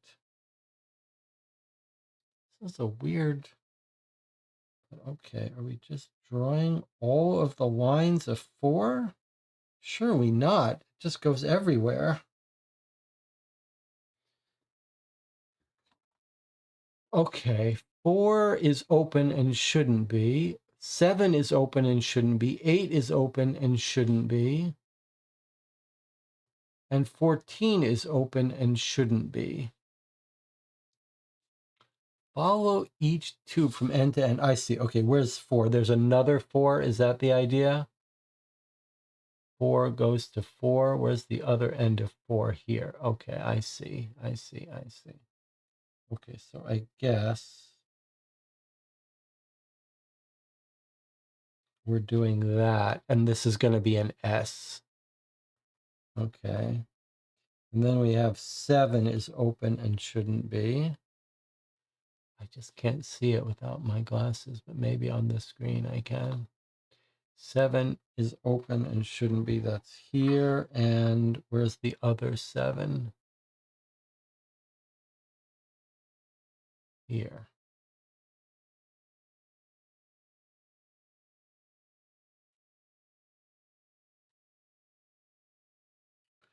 Okay, that looks like maybe a P.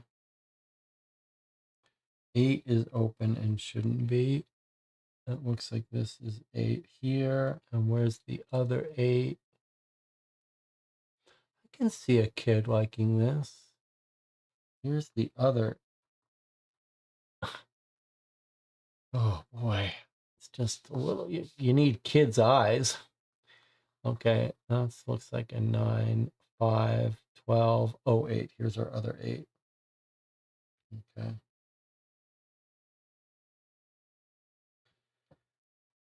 All right. And then 14 is open and shouldn't be. So here's our 14 and here's our 14. Yes, okay. So we have an SPY, a SPY.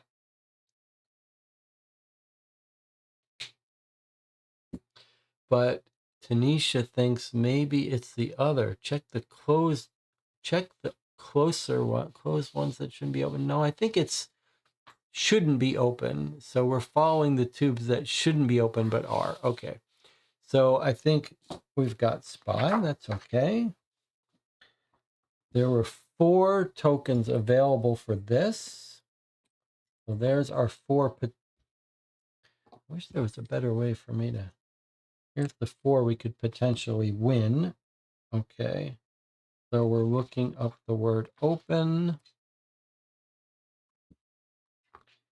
And we get, you ignore the tubes that are due for maintenance, but you go through the other open tubes one at a time. Each tube has 2 numbered hatches. You start at one hatch, go to the other. After going through all 4 tubes, the connection is spelled out for you. Lose 2 merits.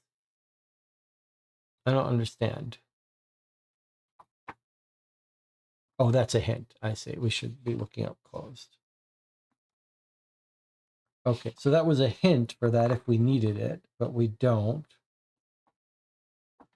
Close says the answer is SPY. 4 Jeffries tubes lead to the 4 replicator control hubs for the entire ship. With this evidence and the error you found in your replicator, you think it's time to notify your superior. Continue to page 12. Okay, so we got all 4 of those points. And we can continue to page 12 for our personal log. But it's time for another break. I'll see you in 8 minutes.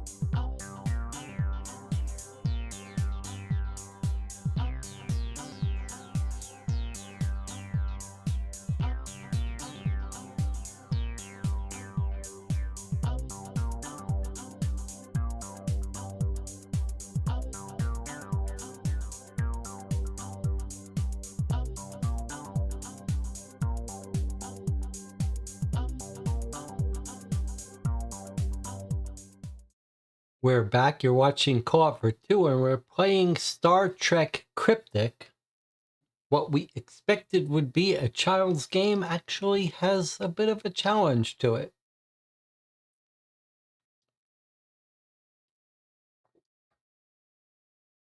But we seem to be doing pretty well. We haven't had to take hints. Hopefully we've gotten all of our merits. We're looking for a promotion. We've just discovered a spy on board our ship. We don't know who it is, but we know someone is going around and messing with the Jeffries tubes and the replicators. Let's continue playing. I reported to Chief Hansen and explained that someone had entered the Jeffries tubes without authorization. I also shared my suspicions that the toxin infecting the crew had been introduced through the replicators by Dr. Tolay. Chief Hansen dismissed my concerns and issued a reprimand for acting outside the chain of command. Thought my actions were justified, but on top of the reprimand, Chief Hansen reassigned me from day bridge shifts to night cleaning duty for a week. I still can't shake the feeling that something strange is happening on board, but I'll keep my head down for now. Is Chief Hansen the spy? I'm still studying up on the Klingons when I have time. Fun fact, there are many ways to make Klingons mad, but I think the funniest is to say they have a smooth forehead. To a human, that might be a compliment, sort of, but tell that to a Klingon, it will probably be the last thing you ever say. Computer, end log. Continue to page 13. Okay, here we have a pathway thing. You're cleaning the engine room midway through your night shift when a strange energy surge cascades around the warp core. Ensign Miller runs for the control room, shouting that the plasma transfer conduits have overloaded. As the ship goes to red alert, plasmatic energy shoots from the core, missing you by mere inches. Make your way to the control panel and then get out of main engineering. There's so much smoke, you can't see anything. If you draw your path without looking at the warp core pathway card, you'll gain an extra merit. You may study it as long as you want first. Okay. So, where is our card? The warp core, huh?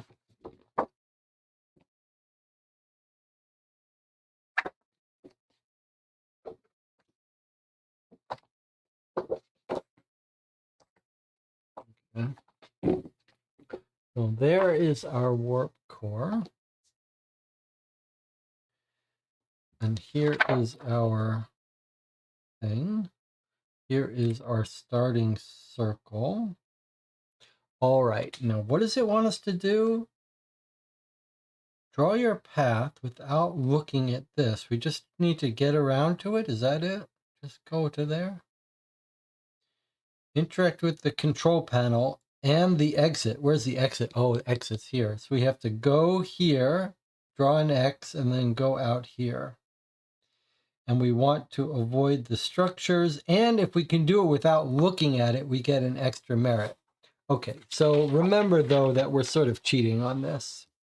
So we're allowed to study it, but then if we want our extra merit, we can't look back. So just look at it. Looks like it's a W.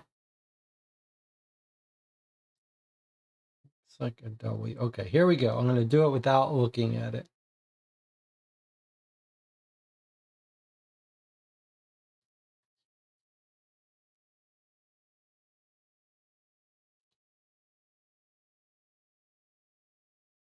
Okay. And now we turn it over and we see how I did. Pretty good, actually. I hit a little bit of red here and here, but I did get in the green and I did get spare weight here. I guess if you were being a stickler, you might say I didn't go far enough, but we're going to count this as a complete success because we're handicapping me. Close enough. All right, so 3 plus a bonus. So we're giving us full 3 and the bonus. Okay. I know some of you might not like that, but that's okay.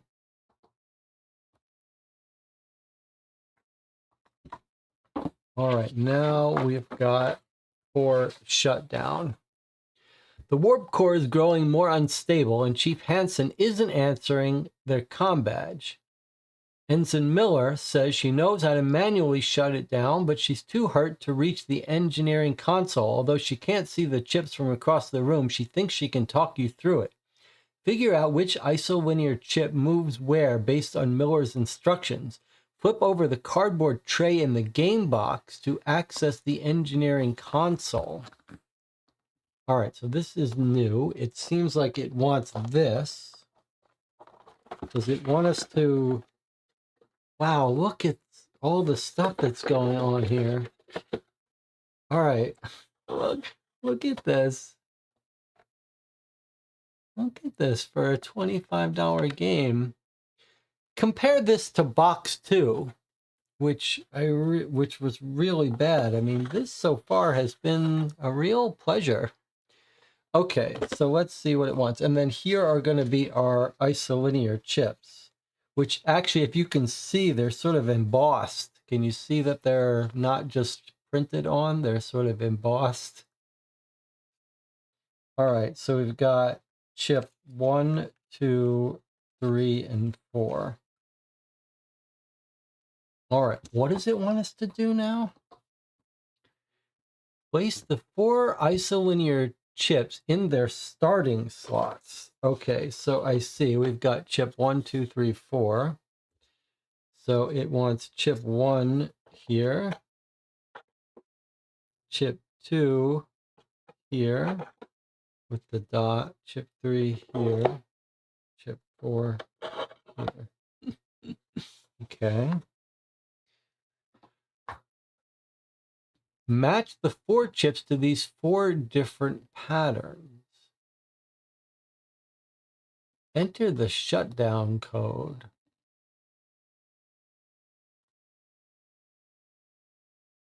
Okay, so we're going to move the chips, and then we're going to read off chip 2, 3, 4, and 1, which will give us a word.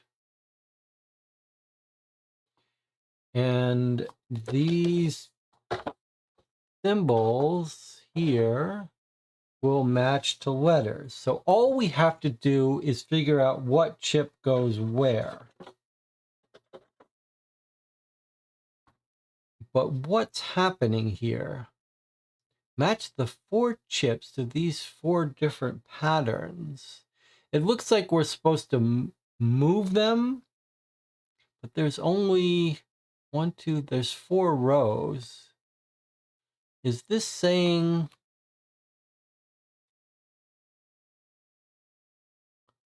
4 chips? Is it telling us how to move it? Match the 4 chips to these 4 patterns. What is it actually telling us it wants us to do? Is it saying one of the chips should go up, left, down, left? And only one chip can do that? Only this chip can go that far left, up, right,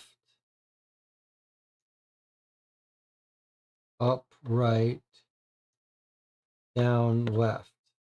I think that's probably what it means to do, because none of the other chips can do that, right? This can't go up and up, right? Let's just try it.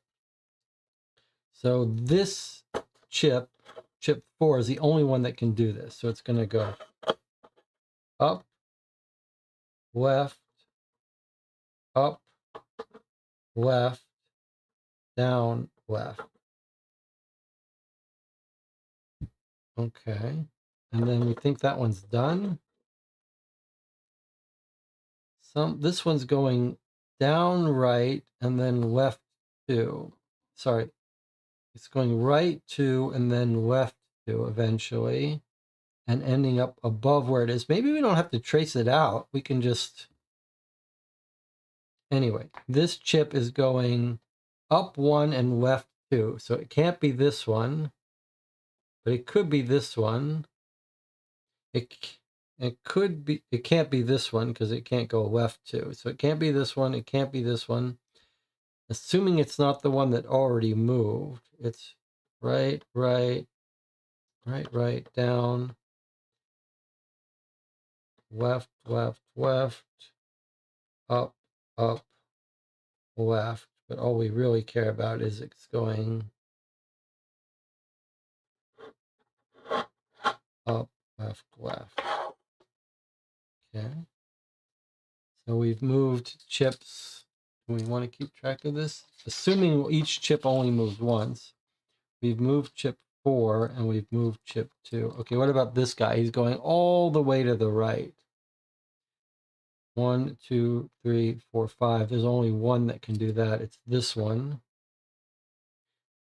It's just going up 1 and then 1, 2, 3, 4, 5. So up 1, 1, 2, 3, 4, 5.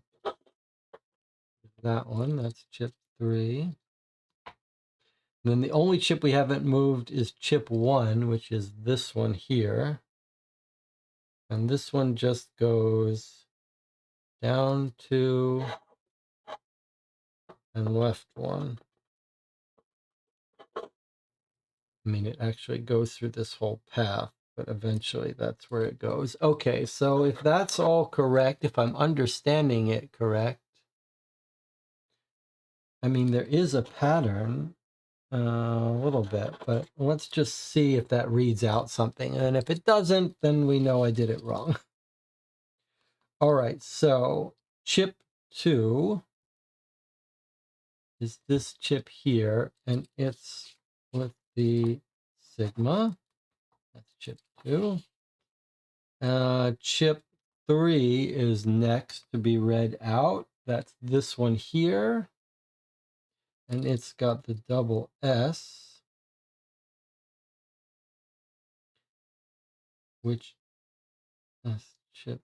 And this was an F and a U. Okay. Chip 4, which is this one, looks like the infinity symbol. I know you're having a hard time seeing it. I don't blame you.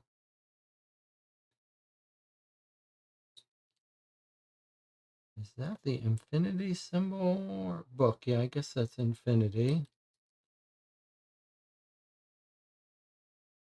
That's chip 4. Infinity maps to S. F-U-S. It's going to be fuse, isn't it? So 1 is sitting in front of the symbol that looks like maybe it's pi. Actually, that's not an E. That's an R. So it sure looks like it's going to be fuse. So what have I done wrong with this one? This must be in the wrong space. What would give us an E? This Y. It would be down 1 more. Down 1 more would give us the E. Let's see. 1, 2, 3. It should be down 1 more here. Okay, so I just didn't move it as far down as it should be. And once it's down there, then it's this symbol, which is an E. Okay, so fuse is our answer. Very good.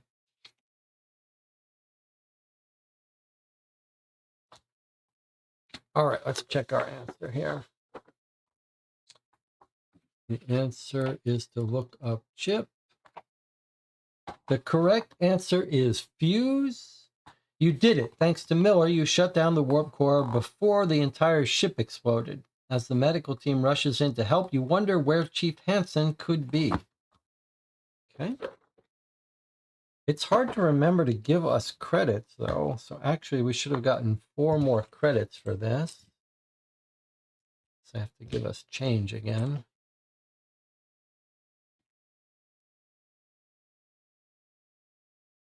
There's 10. And then we just earned 4. Hope I'm not forgetting to give us merit. Last week, I survived the near explosion of the warp core, but unbelievably, the crises on board have only escalated since then. Chief Hansen has disappeared. And word around decks is that they may have been responsible for the virus. When security checked their room, a comm badge was found discarded on the floor. Right there. I relayed my interactions with them to the interim chief and was told that Hansen has gone against protocol by not documenting or investigating my concerns. The captain ordered a scan of the ship but found no trace of Hansen's biosignature. We're not even sure Hansen's still on board. So we're on a standing yellow alert until we confirm their location. Is it? I don't know why they're not using a pronoun for this. Him or her. It's just a gender neutral them, there. I guess I owe Dr. Talai an apology. Okay. Next up. While on bridge shift, you're monitoring the navigation console when you see a small abnormality. You examine the exterior screens and see nothing to explain the blip. You can't quite let it go, though, especially with Chief Hansen on the loose. This doesn't feel like a coincidence, and you wonder if you might have seen the remnants of a cloaked ship. On a hunch, you look up ship schematics to try and match the anomaly that appeared on your screen. Okay, so let me try to remember to set these out. This is worth 2. It's worth 2 merits if we can solve it. Okay. Now, what is this puzzle asking us? I mean, clearly we match this with this. So over here we have WA. And then this one with this one. But what are these triple arrows? All right, let me just try to do this first, and then we'll figure it out. R goes to this half. Then this S comes back here to be DS. And then this B matches up with this R, RB. So Warbirds, Warbirds. So I get Warbirds, Warbirds. What do you think these arrows are? Is this just telling us the order? 1, 2, 3? A little strange. Doesn't seem like we need them. All right. So we're looking up blip and we're going to get some warbirds, some Romulan warbirds or something. The correct answer is warbirds. The answer stares you in the face. The Romulan warbird looked exactly like the abnormality you saw, and it has cloaking abilities. Are the Romulans nearby? All right, so we got these 2 points. Uh-oh, Romulan attack.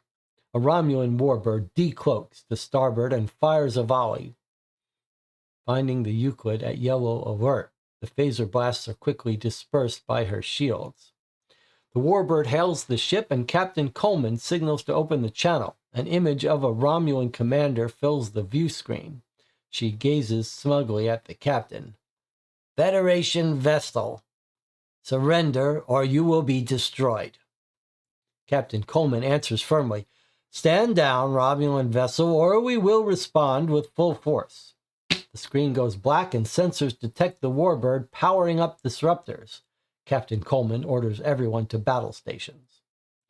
Maneuver behind the warbird and prepare to return fire. Interact with the defensive position behind the warbird. Avoid the warbird and its disruptor fire. Avoid the asteroids. Okay. So here we have our warbird. Here we have our overlay. We mark our starting point. There's us, and we're trying to get around it. Where's the part we're supposed to interact with? Is this dotted line? So I guess we're just supposed to get to here. I'm tempted to just draw on this in child mode. But all right, let me just try to do it again. I'm not going to worry about this much. So let's just go straight through and then circle around and into this area. Now that I see it, though, it looks like this should be way over here.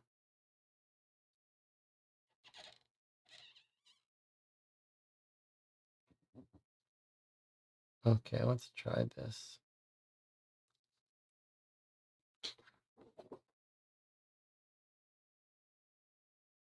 Hey, look at that. I got one perfect. All right, I'm getting better. All right, so we succeeded. We got 3 merit points for that. 1, 2, 3.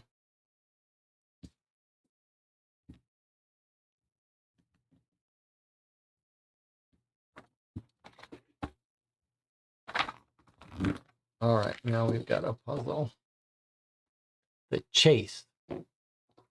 Captain Coleman orders not to give chase and to instead focus on who the Romulans had attempted to beam on or off the ship. They tried to beam someone off the ship? Security reports Chief Hansen was spotted heading for the transporter during the attack. I see. Hansen is a Romulan. The captain calls for red alert and orders the additional teams to the search. Use the deck plans on the next page to track Hansen's path to the transporter room. Hansen can go through each deck only one time. On each deck, Hansen passes through exactly 4 corridors before taking a turbo lift or Jeffries tube to another deck. Each turbo lift or Jeffries tube can only exit if there is a marked turbo lift or Jeffries tube in the same location on another deck. Hansen accesses every computer console, trying to activate security barriers to slow down the crew's search. Yikes. Okay. Let's understand the rules. His last known location is here. He's going to go through, there's deck 5, 9, 14, and 18. Okay. He can go through each deck only once. On each deck, he goes through 4 corridors. I guess that means 4 letters he's going to walk through.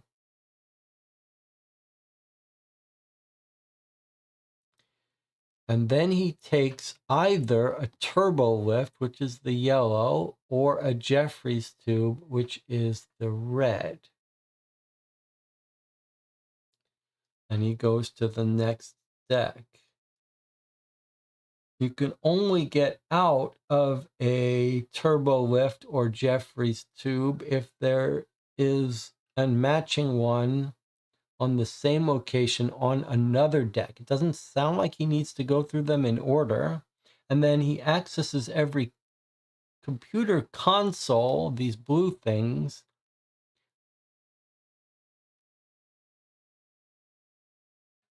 He accesses every single one. This seems difficult. All right, and then he's going to end up in the transporter room. So he's eventually going to end up here. Does he do them in order? I don't know. And he goes through 4 corridors. That's the part that's throwing me a little bit. 4 corridors. I'm just trying to think. Does that count each letter as a corridor, or would this be one corridor?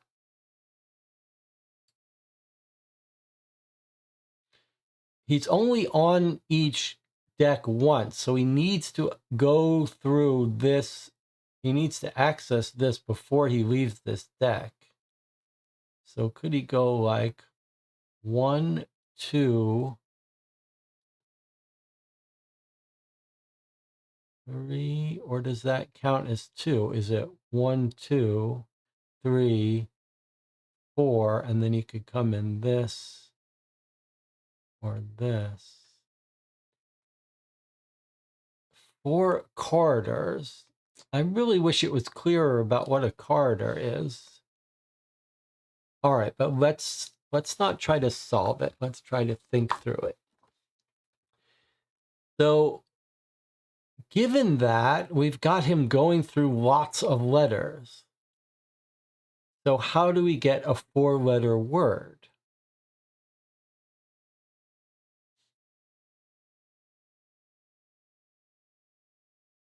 Is the word based on the consoles that he accesses? No, because we're told he accesses every console. But if he goes through 4 turbolifts or Jeffries tubes, it would make sense that he can only use them once. So that might be what we should be looking for. So he would have to use this one. No, he could use this one, he could use this one, but this one doesn't have a letter on it. And they could be in any order, but if he took this one, he can't go here, he would have to go here.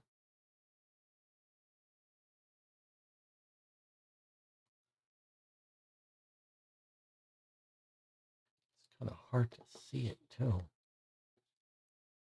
Let me just see if he starts on this deck. So he's either going this way to this I, if this is the code we're looking at here, or this C. And then if he got here, he'd have to, no, he could go to any of them if he goes here.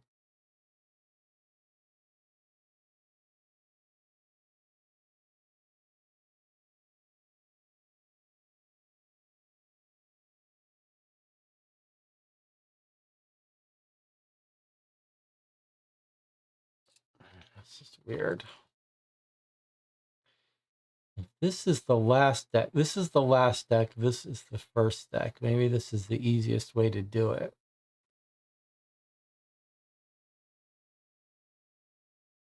It can't be all the letters he walks through. It does feel like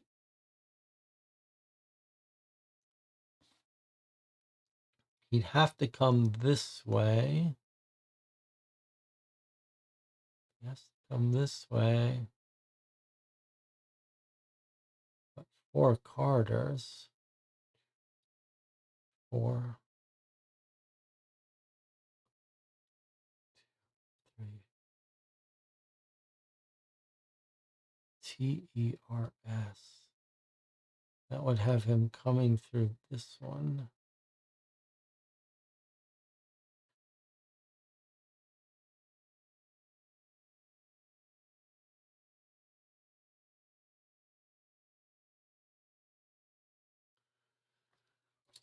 That's weird. Then it's not clear what it wants us to do. Okay, but on this deck, this is the only way for him to come through, right? So he must come through here. He must come through this turbo lift, and he has to go this way, it seems to me. So TERS, but I guess T is the turbo lift. So if we think 4 letters, that's a T here.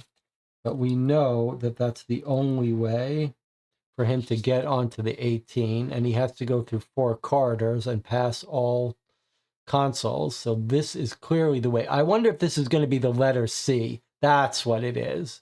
This is going to be the letter. No, maybe not. Maybe the letter C, though. Okay, but he's clearly coming from here. Now, the problem is from here, we know he isn't coming directly from here to here. So he's either going here, here, here, or here. So he's either going 1, 2, 3, 4, or 1, 2, 3, 4. Those are the only possibilities. Okay, let's say he goes 1, 2, 3, 4. Then he has to come from this turbo lift up to this floor. This is the last one. He could come up this one. Well, he would have to come up this one to here. That means he'd have to come up this one here. 1, 2, 3, 4. That feels right. And then here he goes 1, 2, 3, 4.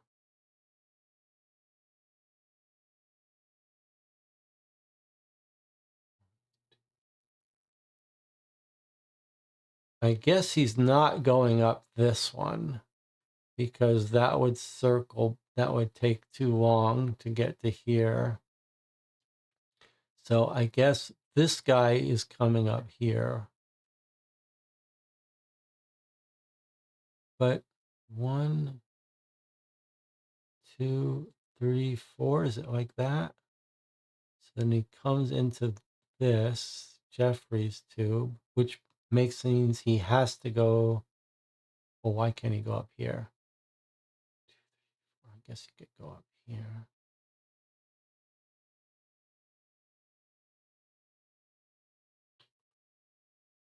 No, he can't come in here because of this. Is how he's getting up. Oh, it's not true that he has to come in this because we've got these.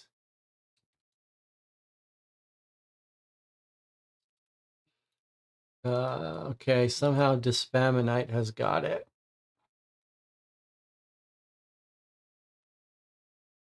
Definitely, I do not have it.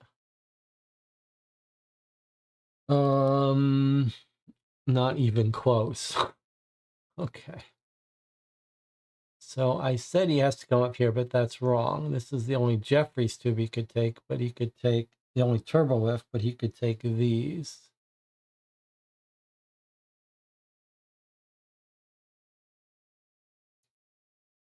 Then there's the question of why are there letters here? But I think this maybe that if we make the paths, it's going to say it spells out letters. TERS feels right to me. TERS. This is going to be our final thing.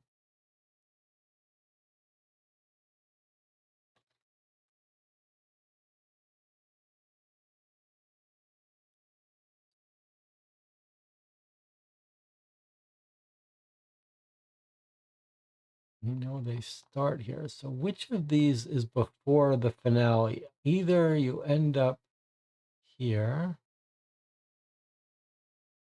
but you have to walk past these. 1, 2, 3, 4. I guess that would give you 4. Oh, the reds are the Jeffries tubes. Okay. Sorry. So he does have to come up this. These are terminals. Okay, so he comes up this. He goes 1, 2, 3, 4, and he's out. Okay, so he definitely is coming up through this one. So he's either coming up to it from here or coming up to it from here.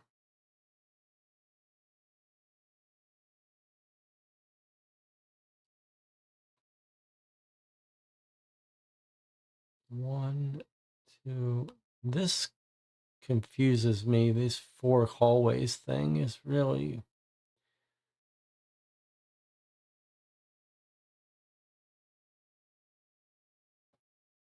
One, 2, 3. Oh, this hallway stuff is. Okay, Jesse, calm down. 3, 4. That must be it. He has to go through 4 hallways. 1, 2, 3, 4. Then he goes to this. which is wrong. Oh no, here we go. Okay, so he gets off here. Then from here he goes 1, 2, 3, 4. And he goes to this and goes 1, 2, 3, 4. Okay, that's got to be it. So this 4, he goes 1, 2, 3, 4. Okay, this is deck 5. And what letters does he pass? D, E, C, K. Deck. Okay, there we go. And then I said from here, he has to go to here. This is deck 9. So from here, he has to do 4, which is 1, 2. How did I do it?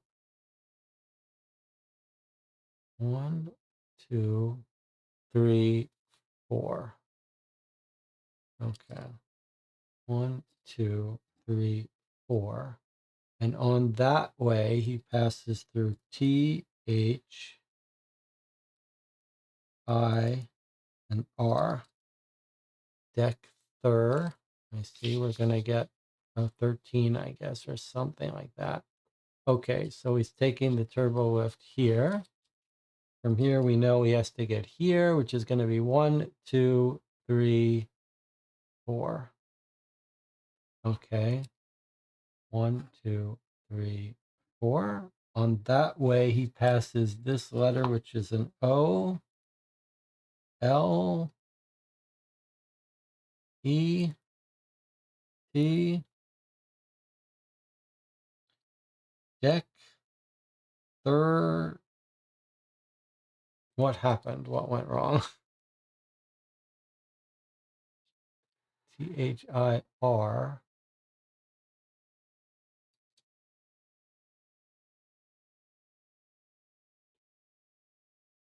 Or DLET. Well, let's keep going to this final one, and then we'll see. It's clearly spelling out something here. All right, so he gets up here. He has to go 1, 2, 3, 4. 1, 2, 3, 4, which brings him through the letters T, E, R, S. So deck, third, deck,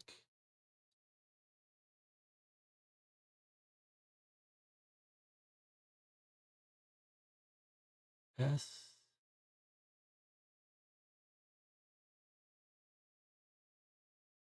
deck.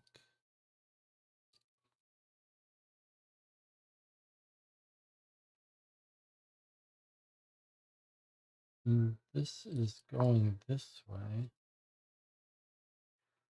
Maybe I'll spell these out and see if I've done something wrong.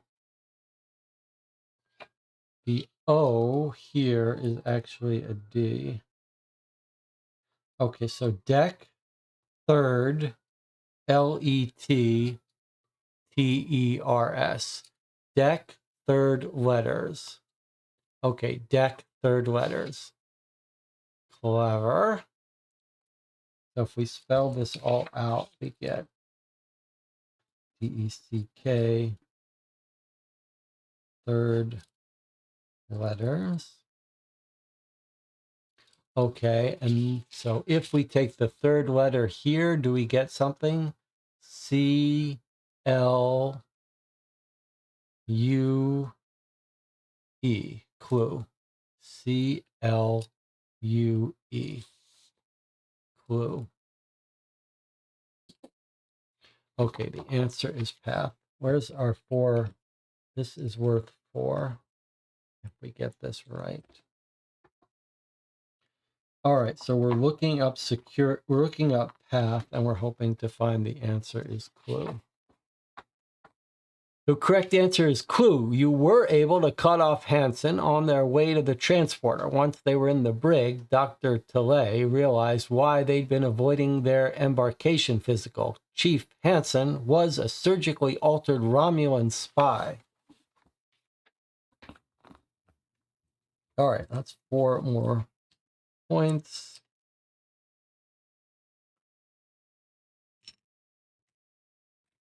All right. Well done. Personal log.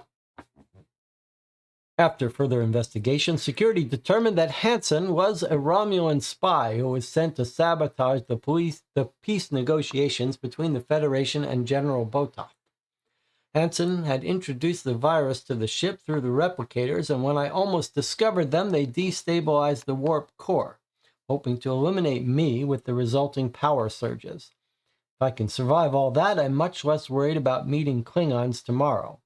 The ship is now in orbit above Arcanus 4, and General Botov has designated a neutral location on the surface for negotiations. Thanks to all my extra Klingon studies, I was pretty confident I'd be chosen for the away mission. But I was happily surprised when Captain Coleman also asked me to pilot the shuttle. I did find time to apologize to Dr. Tilley, but she said feeling sorry was illogical when I had used sound judgment to protect the ship. End log. Okay, page 21. Boy, we have only made a small dent in this book. Shuttle landing. The towering flues of Arcanus 4 are visually stunning, but the concentrated geothermic gases they vent make it impossible to land a ship in the usual automatic way. You'll need to perform a manual landing and do it smoothly since the captain is with you. Draw the start dot on the clear screen. After removing the screen, engage the manual landing procedure. You do not have to draw a path to the buttons. Then from the start dot, draw your flight path to the landing pad. And override, change the mode, set to manual, lower the landing gear. Engage the manual landing gear procedure. 4 buttons. Interact with the landing pad. All right, so this is worth 3 tokens if we can do it. What the hell does it want us to do? Get out the shuttle control panel. Put the plastic over it. Mark the starting point. Okay. Engage the manual landing procedure, 4 buttons, and here are the 4 buttons. So it just wants us to, with this separated and not looking at it, it just wants me to properly put X's over the buttons. Override computer, change the flight mode, set to manual landing gear. So override manual. Override mode, manual, and then landing gear. It wants me to put X's in those boxes and then move to here and draw an X. Avoid any mistakes in the manual landing procedure. Stay in the clear flight path. Okay, and what does it say? You do not have to draw a path to the buttons, just mark them. All right, well, okay, so here it is. Override mode,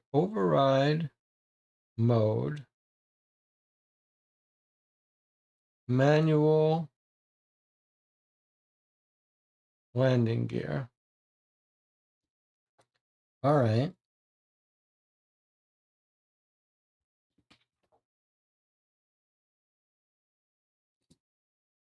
All right, let's just do it here. We're not going to worry about it too much. Override. And we've got mode. Manual, which is actually right below that. and then landing gear, which is right there. And then we draw a line into that. All right, let's see how that worked out for us.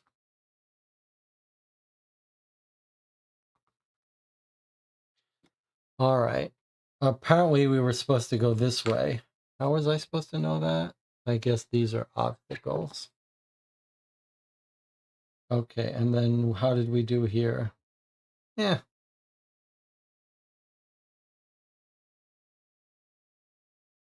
Good enough. Maybe I'll take off 1 point for hitting this.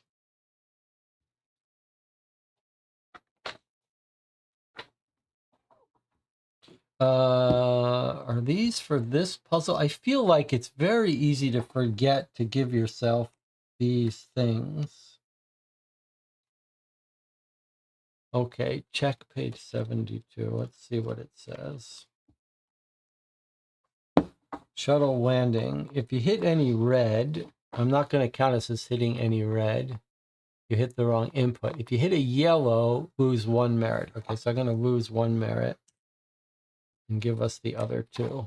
If you missed any of the 5 green goals, I don't understand. Oh, those were the buttons. Yes, okay.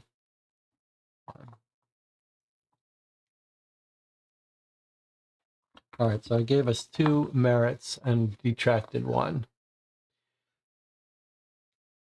Okay, this is our last pages on the Euclid, it looks like. Captain Coleman and General Botov discuss the fate of the research station. The meeting seems calm at first, but then the negotiations grow more intense. Just as it seems they might be reaching an agreement, the universal translator malfunctions. The captain glances at you. Cadet, please translate. This is what you've been studying for, and you've even brought your personal logs in case any of your notes would be helpful. All right, so we're allowed to reread our previous notes if we need to. Complete the translation of General Botov's last statement shown on the next page, then suggest how the captain should respond. Okay.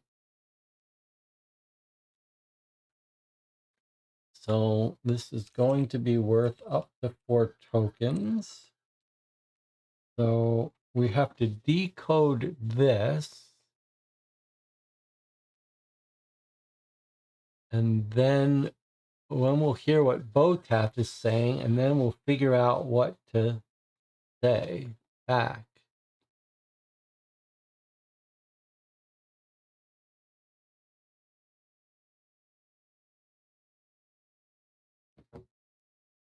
All right, well, let's take a look at what have we got here. 3 rows, some interesting 3 position dots. This is top and bottom. This is all 3, top and middle. Got a number of shapes.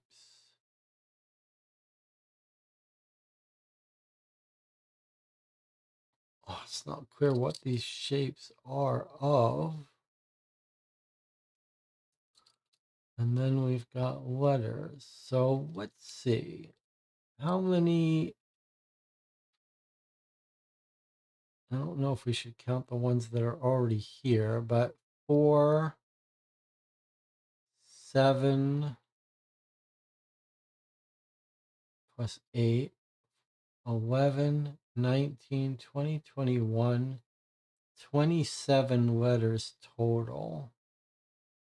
It looks like there are 5 in each thing here. So more letters than we need.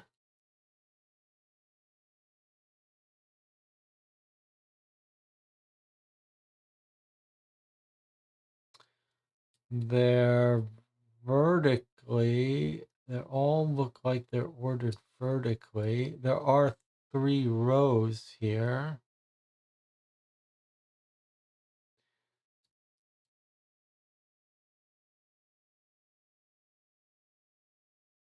if we're taking 2 for each, I wonder if we take 2 from each of these, that gives us 6. 3 from each of these, 6 plus 15. 6 plus 15, 1, 2, 3, 4, 5, and then 2 from each of these, which would be 6. So if this says one of these letters is going to be used for the top row and one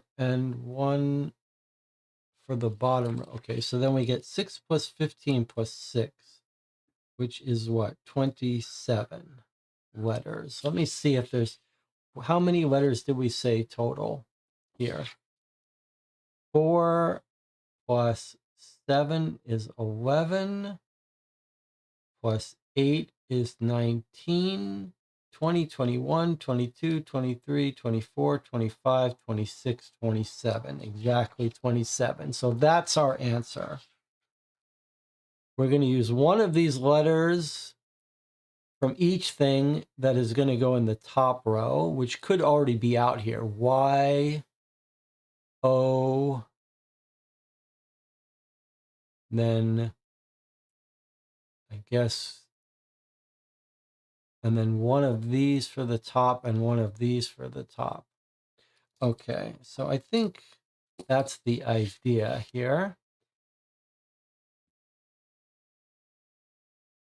Now, which of those letters? I'm not sure there's a way to know, but we could get rid of the letters as we use them. Most of this game, in a word puzzle, that would be enough to solve it. But this game hasn't really made us figure that out. Maybe it will.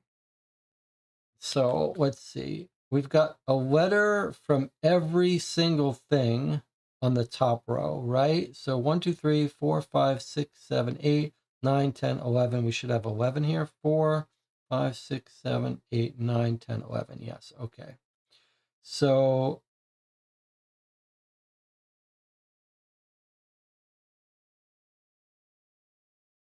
but is it, do we know which letter? Looks like you'd have to get the Y from here.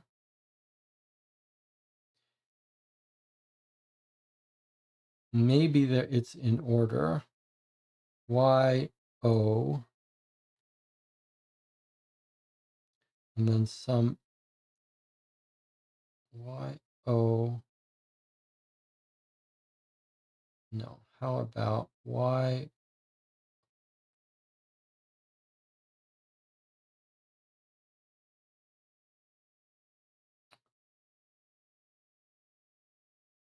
You would think this is going to spell your. You take the Y, then we think there's going to be a letter here.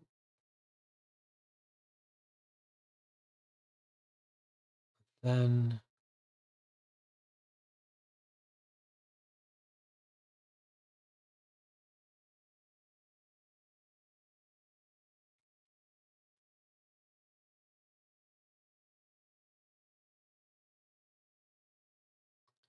could you get the O from here?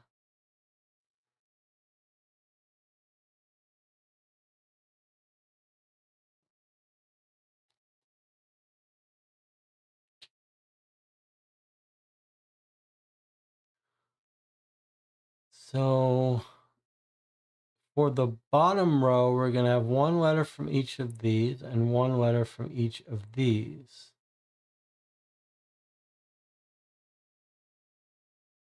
But how do we know which one?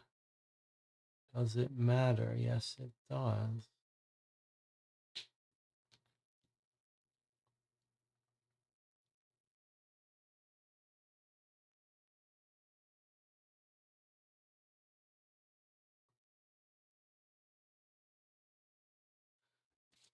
I do see that there are 5 letters in each, and there are 1, 2, 3, 4, 5 words, but that doesn't really help us because they're different lengths.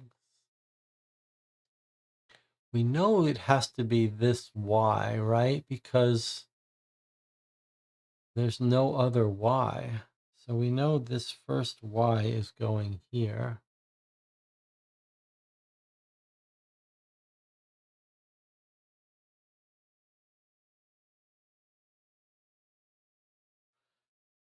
Could it be Y-O U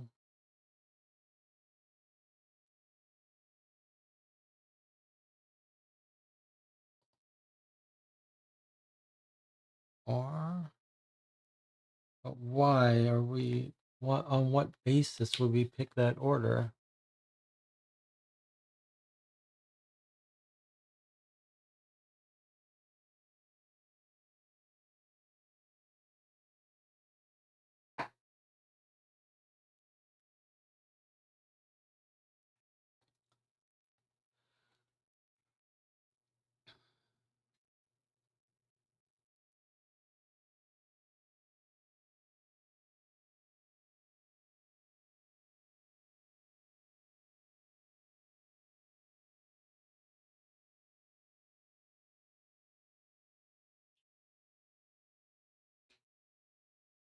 This, and this.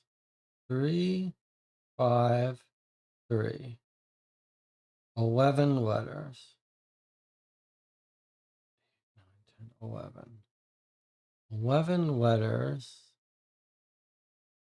One from each shape is going to come up here.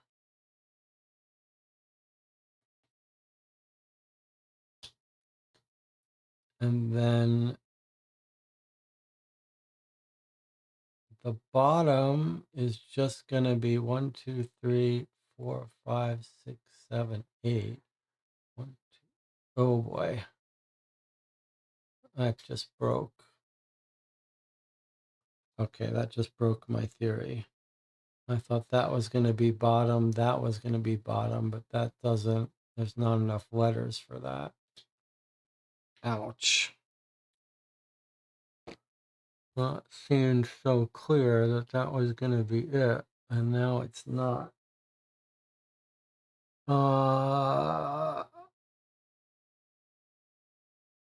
What have I done wrong? Clearly the 27 and the 27 is right.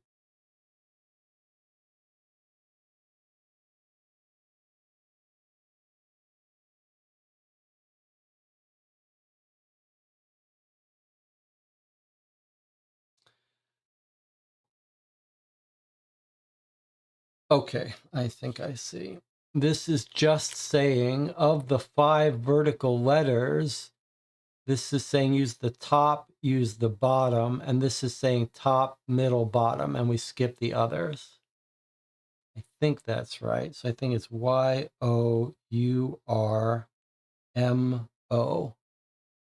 Your mother, yes. Okay, YOURMO. And then THERSF.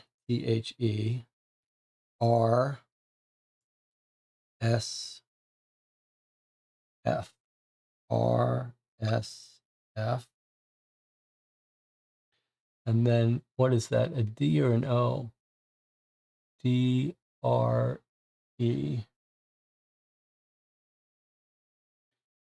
DRE or ORE? And what did I say this was? Why can I not write better?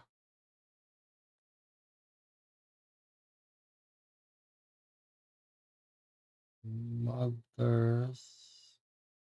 RSF.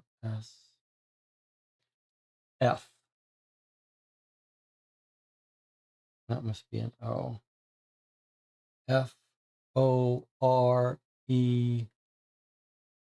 HEA.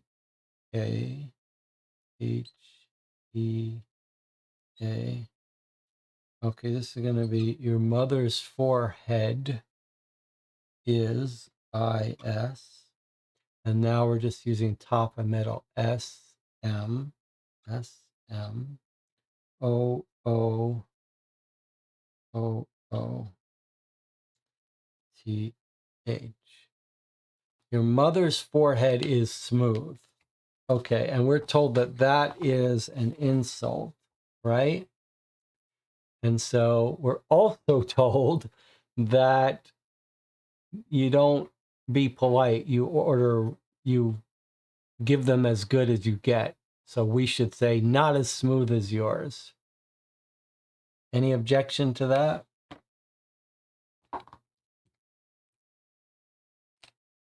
All right, you let me know if you disagree while I look up Kesh.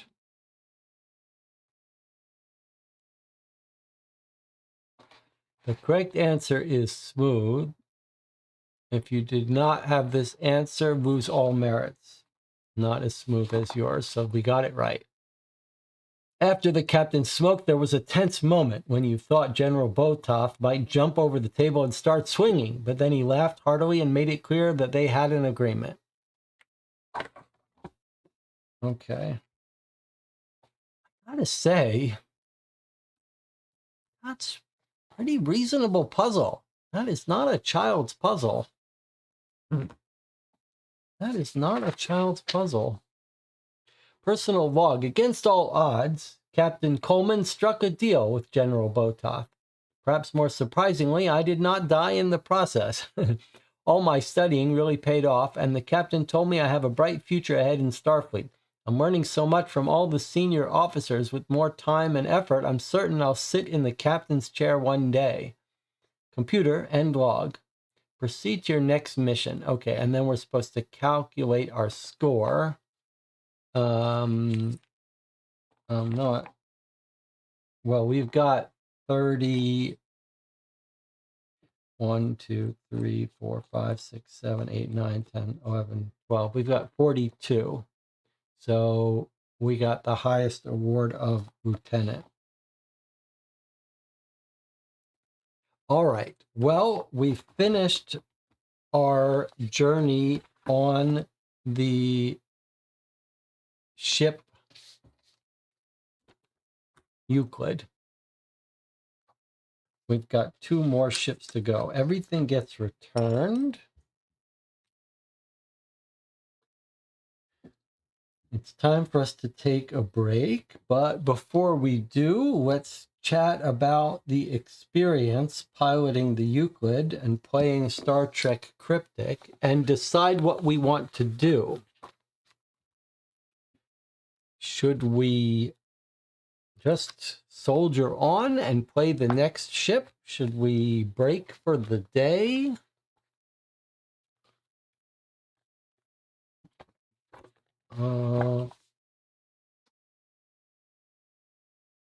Interesting experience. Why don't we take our 5-minute break? Come back and decide what to do. Okay, so I'll see you in 5 minutes.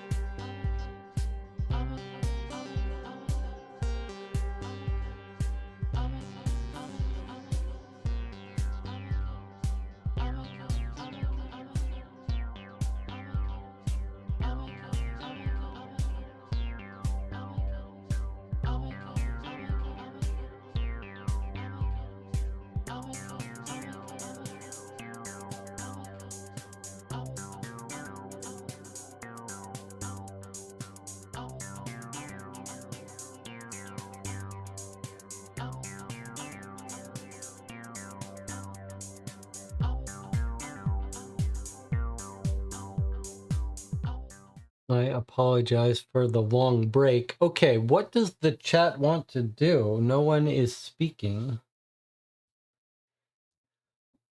If it was a normal night, I think we might break. But if we're trying to do an unusual, extra long Christmas Day marathon, it feels like we should continue. All right, well, no one is speaking up in the channel, so I am just going to use my judgment and say that we're going to soldier on straight into the next mission. Officer's Log. Since today is my first shift with the rank of lieutenant, I was thinking back to my first assignment as a cadet. I remember looking out the window of the starship and feeling like I was a meteor soaring past planets and stars. I still feel that way, only moving through time rather than space. The years have flown by since that first day on the Euclid. My new assignment is on the USS Dorsey, a Nebula-class starship led by Captain Markham. We're headed towards an uncharted star system on the edge of the Alpha Quadrant. The USS Ephemeris was exploring the system when Starfleet lost all contact with them. It's now our duty to locate them and find out why they went silent. Computer end log. I guess we were going to talk about our experience before we open this. Some of you may have to leave, so maybe this would be a good opportunity to hear your thoughts on this game before we move along. I have to say, it's definitely exceeded my expectations. I thought it was going to be a silly, trivially easy set of puzzles for young kids. And instead, we've gotten a bunch of non-trivial puzzles that were all logical, all made sense. But a mixture, some real puzzles, and then a whole bunch of other little activities. The drawing, that dexterity drawing. I can't say that dexterity drawing is enjoyable, but it's a reasonable little game, and I could see if you were playing with a kid, you could give them that task. It's kind of fun. Nothing terrible happens. If you fail and you hit something, you just get some loss of points. The hint system is good. The scoring system is good. But most importantly, the puzzles are all of the flavor of it. You have to figure out what it wants from you, but it's logical. Like they're actually very clever in that they seem to all require sort of multiple leaps of logic to make sense of how you're supposed to use them. I would say this is very impressive. And I could absolutely see playing this with an adult and a kid. And the production quality is very high. I guess they took this design up from the top shelf. And then when you add to the fact that this is a $25 game, that it's set in the world of Star Trek and completely capturing the feel of being in a Star Trek episode with some story, and then 3 ships, 3 different adventures. It's clearly a long experience. I feel like this is a real winner. You don't need to know any Star Trek to enjoy it, but boy, I would say this is a real hit. Now,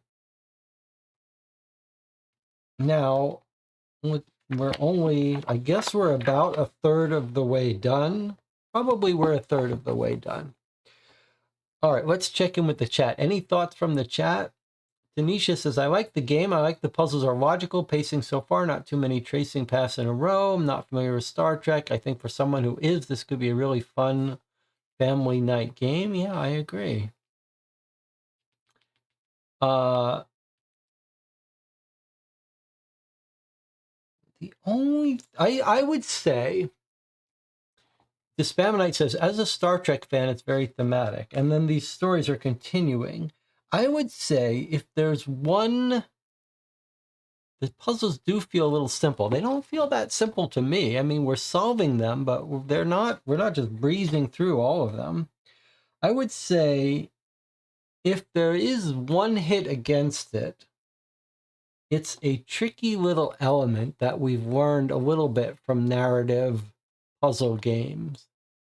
And that is that the little narrative bits that we're reading at the back are so short and they're interspersed that it does disrupt a little bit of the flow of the narrative. It's like if we wanted to look back and remember what things happened, right? We've got some of it here, but other pieces of it are hidden in little paragraphs back here that we have to turn to. And I think that is a bit of a miss. It would have been better if it was all in a linear set of pages with the narrative demarked differently, so that if you wanted to go back here, you could read the entire narrative and you'd get the narrative pieces that are back here. Because as it is, there's really no way to reconstruct it easily without doing a ton of jumping around. All right, but that's a pretty minor complaint. Okay, since today is my first shift. Okay, so he's aboard the Dorsey, or she is aboard the Dorsey. They've lost contact with the USS Ephemeris in the Alpha Quadrant. This is it sounds like it's going to get more exciting as we go. The first mission was like he's a cadet, he's working in the galley. Now we're doing some real exploring. Okay, what have we got? Oh, we're supposed to open the envelope. And then you add in the surprise of opening new envelopes each time. Okay, here's the USS Dorsey. New materials.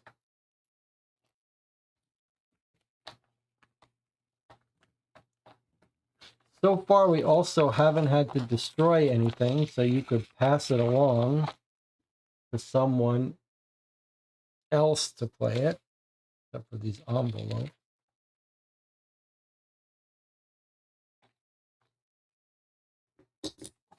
All right, let's see what new material we got. There's a lot in here.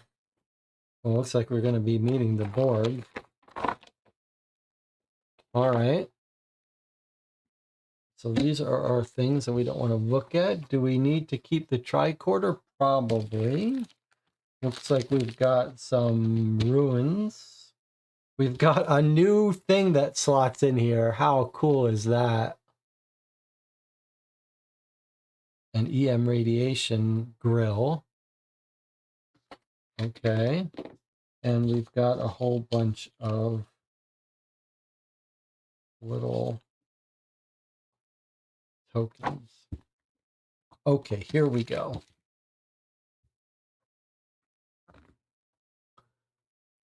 The Himdar. Only a few hours after plotting a course, the Dorsey receives a transmission from the Hypocrite-rich planet Himdara. This is the first time the Himdar have formally communicated with Starfleet, but they claim to have information on the missing Ephemeris. Captain Markham asks you to find out what you can about the Himdar and brief her before she meets with them. The Himdar shun all forms of deception and conflict, but thankfully they sent an etiquette primer detailing the custom of gift giving. Since the guide is purely visual, you need to determine the correct number of gifts that Captain Markham should present to ensure an amicable first encounter.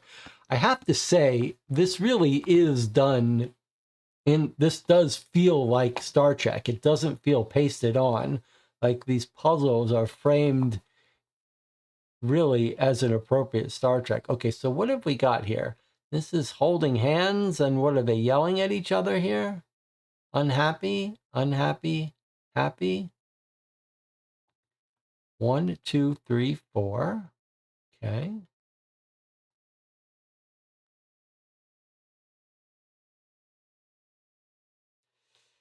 We have to find out the correct number of gifts. Okay, so this is our first challenge. It's worth 3 merit points if we can get it right without hints. And the answer is here, the number of gifts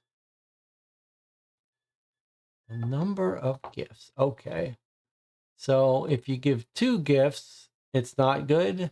4 gifts, it's good. 1 gift, it's good. If that's how it's to be understood. And then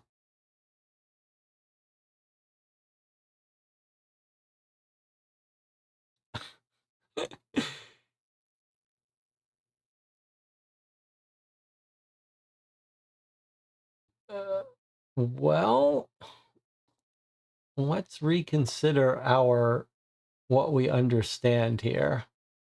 What is this symbol actually showing us? Is this them angry? Or is this something else I'm missing? Like, I can't quite tell what I'm looking at here. This kind of looks like this guy is looking away, but why? Where are their arms? I'm a little confused what I'm looking at there. Yes, I think they're just looking away from each other, so that's bad. All right. What is happening here? What is happening here?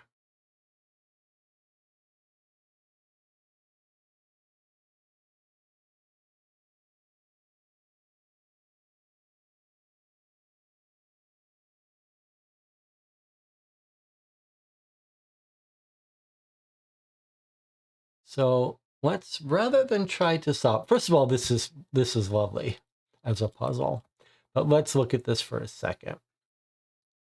It looks like we're being told that this is an example of bad, this is an example of good, this is an example of bad, this is an example of good. Now, on first glance, it looks like if you have this combination, this, and this, then this is what happens. But okay, so I see now. Okay, this is lovely. This is lovely. All right, I'm not going to rush to solve it. Let's just appreciate for this for a second. So look at what we've got. These two are a pair, these two are a pair. They're identical situations, and they're saying in this situation, if you give 2, it's bad. If you give 4, it's good. And then these symbols are identical. Oh, no, they're not. Here we've got a missing paw and a paw. Okay, so these two are identical. These two sets are identical, other than how many gifts. So in this situation, you give 2, it's bad. In this situation, you give 4, and it's bad. Okay, now here's some changes. In this situation, with 2 paws and this symbol and this 3, it's bad. But then it changes up here and it's good. So now this is the part that's throwing me here. Is this saying that this is the puzzle we're trying to solve? I think so. 3, this.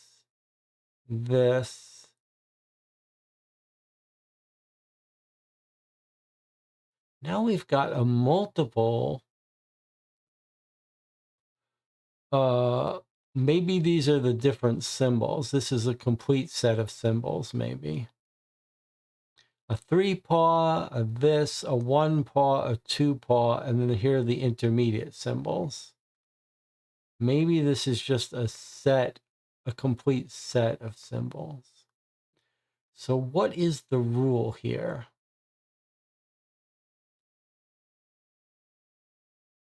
So I see 1, 2, 3, 4 paws should get 4 circles. 1, 2, 3 paws, 3 circles, no. 3, 2 is 1 circle, yes.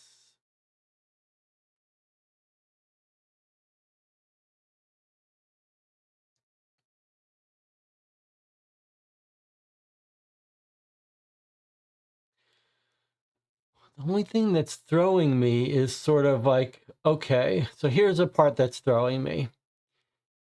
If we understand the rules, it feels like these should be given to us, and then we figure out how many gifts to give.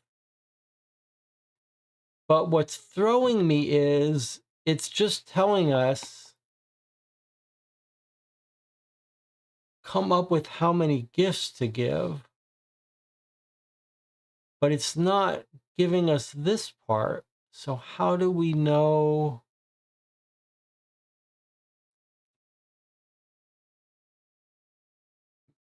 I'm a little bit confused. Like, don't we need something to give the answer to?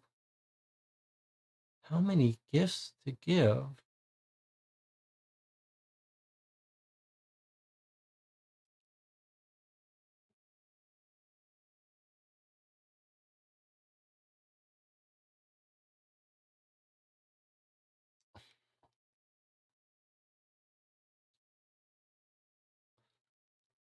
Let me read this again. Chat has already figured it out. 2 people have already figured it out, but not me. Okay, I appreciate you not shouting out the answer because I don't see it. Well, it's not that I don't even see the answer. It's just that I don't even, I'm still struggling with the basic rules here. They shun all forms of deception and conflict.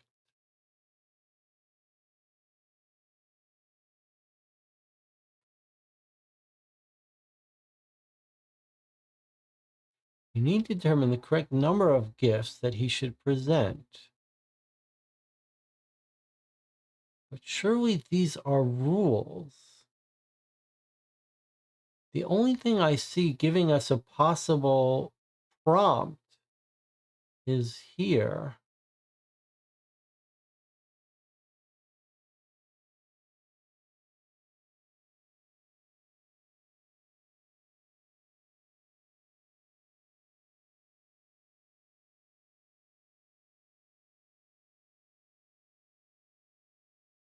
Is this our prompt? If so, it's in a different configuration.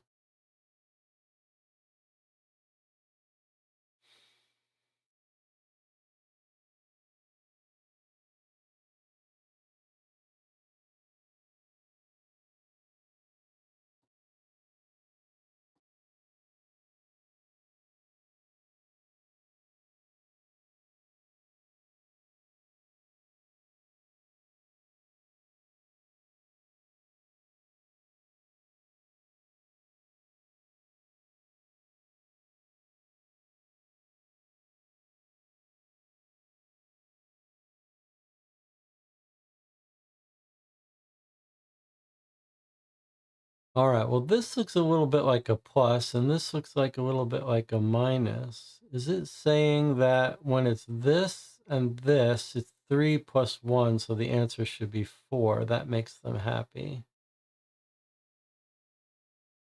And then is this 2 minus 1?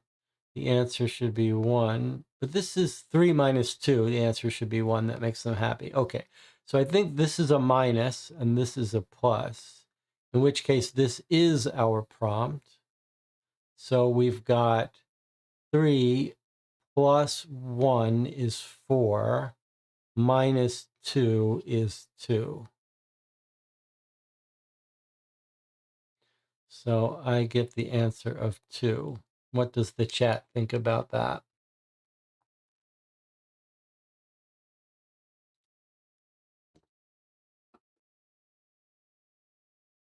Three plus 1 minus 2 is 2. 2 is the answer. Agreed. Okay. Well, that's pretty cute. The only thing I would like a little better is if it was a little more clear that this was the prompt. But the fact that this is all a language game makes that fair. That is a thematically appropriate, interesting, beautifully illustrated little puzzle. Okay, Amity.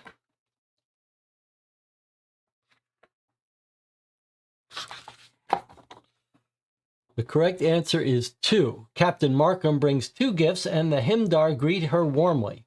They reveal that they intercepted a distress call from the Ephemeris. If we agree to help them, they'll share where it came from. Okay, so we got our 3 points for that puzzle. Okay, let's make sure we always start out by doing this. This one's worth 4. Okay, 4 merits, if we can get this one perfect. An exchange. The Himdar have been battling a mysterious ailment that has spread through their entire population. Painful blisters are the first symptoms and begin at a young age. The Himdar have made great strides in treating the disease, but the people in the Omp region are not responding to the treatment due to high levels of polaric radiation. The Himdar will share more information on the Ephemeris if you can find a treatment for the disease affecting their people using the natural resources of their planet. Using your tricorder, scan the samples to find a new treatment. Okay. So we've got 3 people. Let's get out our tricorder. This is very cute.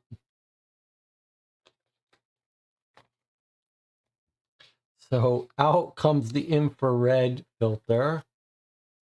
In goes the EM radiation filter.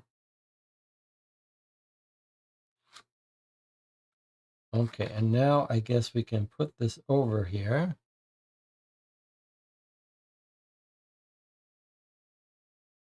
Okay, there it is over each of our grids. Now let's try to make sense of what it wants us to do. So we're looking for an 8-letter and 5-letter, 8 and 5. The people in the OMP region, which is just this person here, this is Divad, this is OMP region, are not responding. I note that this can actually go both ways. Look, EM radiation. You could also turn it this way and get polaric radiation. So what have we got? Polaric. Okay, so I put it in backwards. Okay, now we put it in polaric radiation. The OMP region are not responding.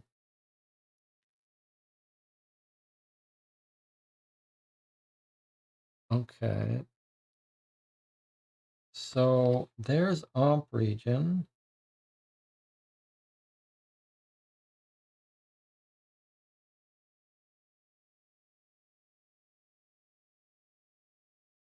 Feels like there's only one proper way to do it, which would be here.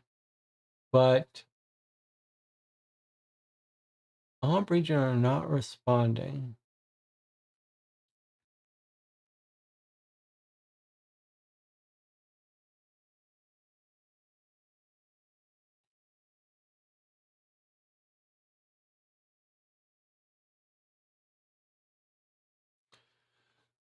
Well, all right. So we're trying to figure out how to treat this person using the natural resources.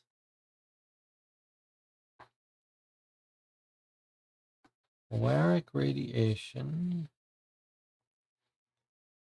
Is it another one of these tricks where the question is what letters aren't being covered up? I mean, like they're the letters that are covered up. Should we be looking at the other letters? I wonder. HYPI. So if we cover it up, HYPI, what have we got?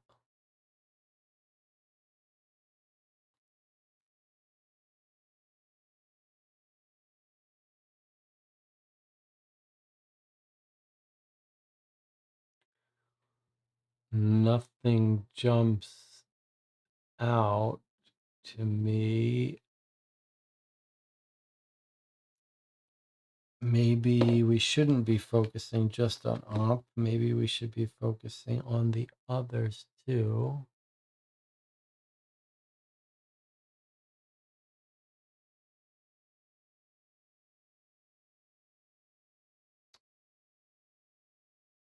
Is there a BL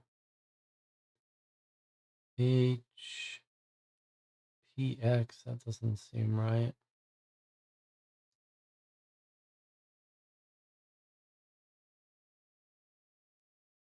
What about going from left to right? B.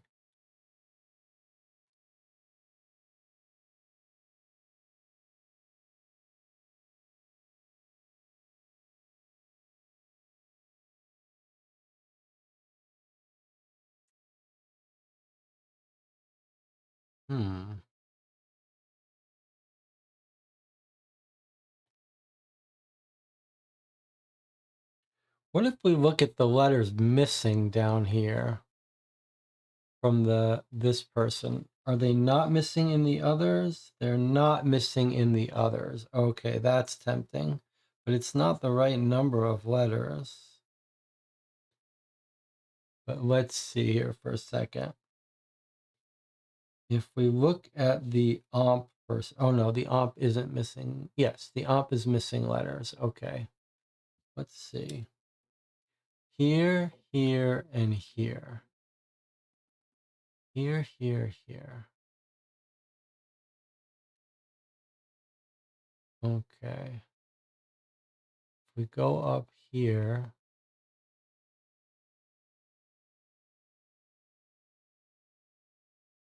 okay, let's try this.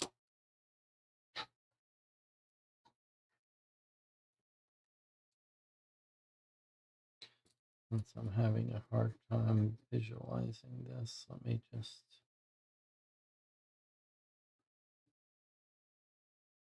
okay. So the person that's suffering is this one here, and they're missing this, this, and this. So if we go to this guy here, we don't have this one, but we do have an L here and an X here. Then if we go to this person,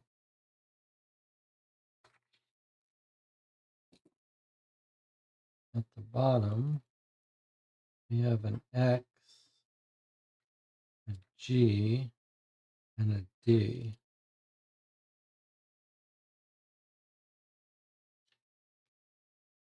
Now, if we go back to this person, can we make use of that?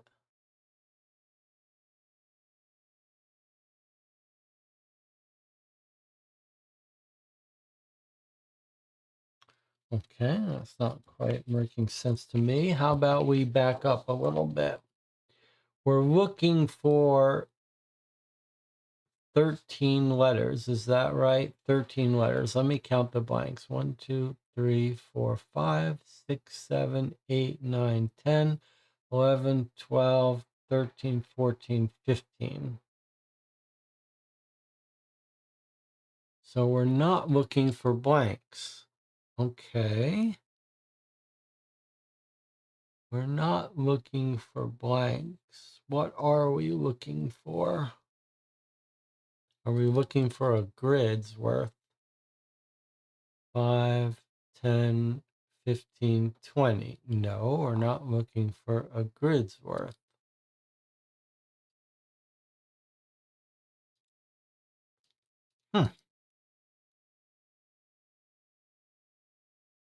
Okay.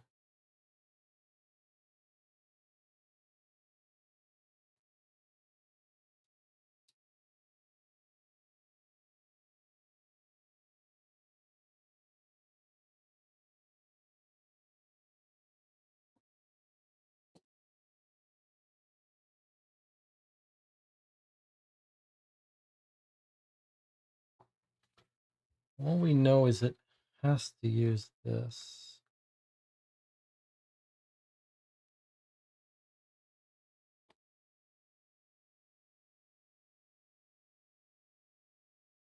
Are each of these just a word? Oh, let's count these symbols. 1, 2, 3, 4, 5, 6, 7. So, or maybe just letters visible. 1, 2, 3, 4, 5, 6.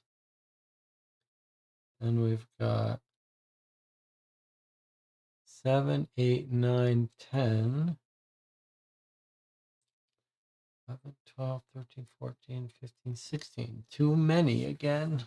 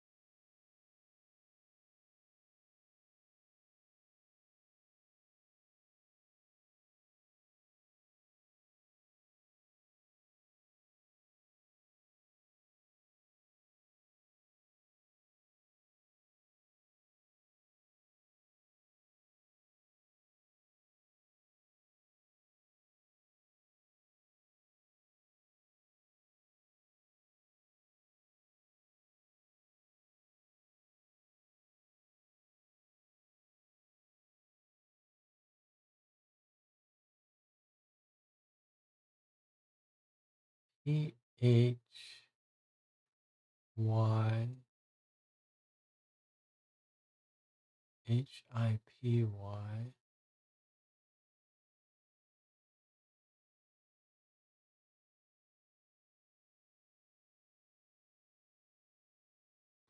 Are we not even going to get an English word?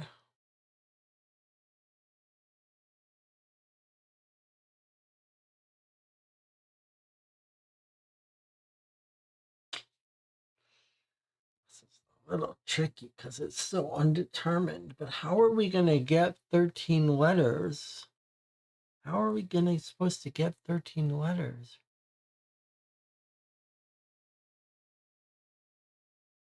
How are we supposed to get 13 letters?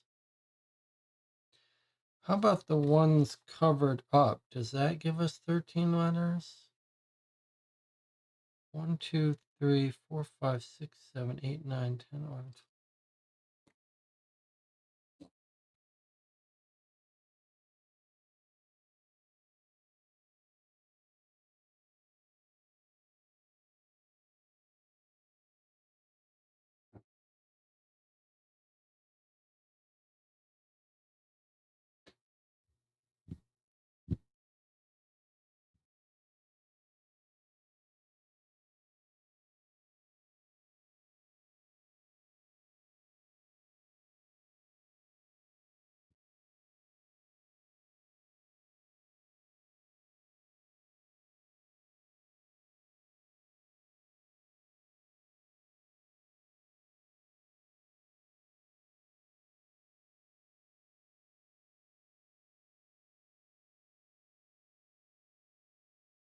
Hmm.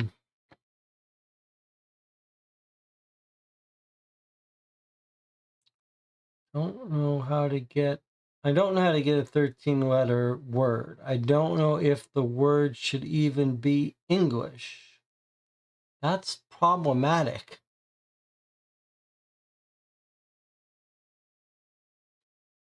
I don't know how to use this, although it seems clear. It just sits over that.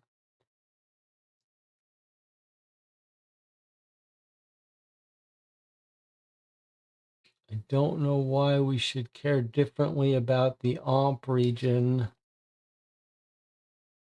compared to this region.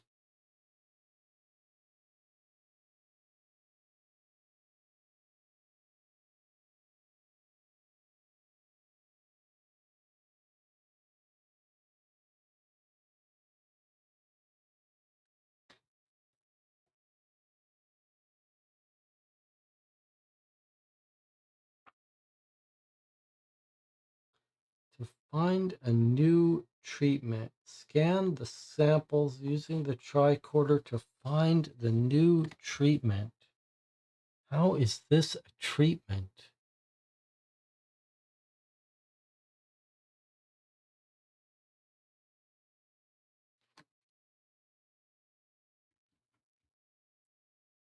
Is there some sense in which it wants us to actually shift this off the grid? Surely not. Surely not.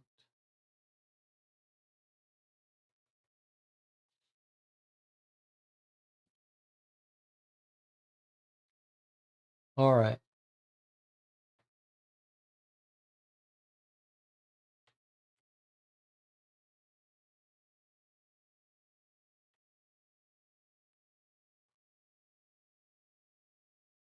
So we've got polaric radiation and we've got EM radiation. You think you want to use the EM radiation on one group of people?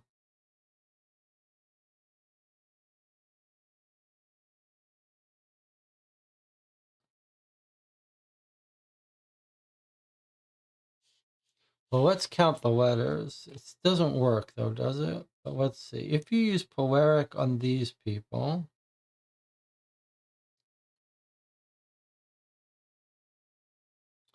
we get 4 letters. And then on these people, 4, 5, 6, 7, 8, 9, 10, 11, 12, 13. Well, that is awfully promising. So EM radiation here, that does look like cream. And then EM radiation on this guy looks like Kate. So maybe concentrate. Cream Hippocate? Cream Hippocate. Cream of Hippocate. Where did we hear Hippocate rich? That's it. Cream of Hippocate. All right. That was some interesting teamwork in the channel. Here's what the key observation of the channel. We did get the key conclusion here was 13 letters, but the observation was the OMP people have polaric radiation. So that goes on them. But then the other two, the idea was to figure out to use the EM radiation. Now, there's no real clue that we should use EM radiation on them, except that when we do, we get a word that looks like cream, and we get the right number of letters, and we get Hippocate. Okay, so I think we've got this one. Good work, team. And Dispaminite says, and also the other trick is to start with the youngest person. I don't think that's right. No, don't start with the youngest person. The youngest person just gives us, oh, you think it's Hippocate cream? Hippocate cream. I guess you're right. It is Hippocate cream starting with the youngest person. All right, either way. All right, the answer was treat. The correct answer is Hippocate cream. Very active at treating the Himdar, very effective at treating Himdar, especially in the OMP region. They show their gratitude by immediately transmitting all the information they have about the ephemeris. Okay, good work to the team. That's 5 merit points split between everyone.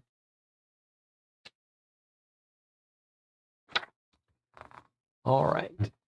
Mystery Planet. That wasn't a bad puzzle. The 13 letters was really throwing me, but that was nice that we figured out a way to do it. All right. What have we got next? Mystery Planet. When the ephemeris distress call reached Himdara, there was too much interference to confirm its exact origin, but the Himdar were able to tell you what system it came from. After further analysis, you can tell the transmission came from a planet without rings in a corner of the system. To determine your course, you need to map the 9 sectors of the system in a 3x3 grid using the spatial relationships the Himdar sent. Okay, so it wants us to use these tiles, and we have a little constraint satisfaction system. Okay, let's try it. That's clever. All right. So we've got tiles. They are double-sided but identical on each side. Okay, so we're arranging them in a 3x3 grid.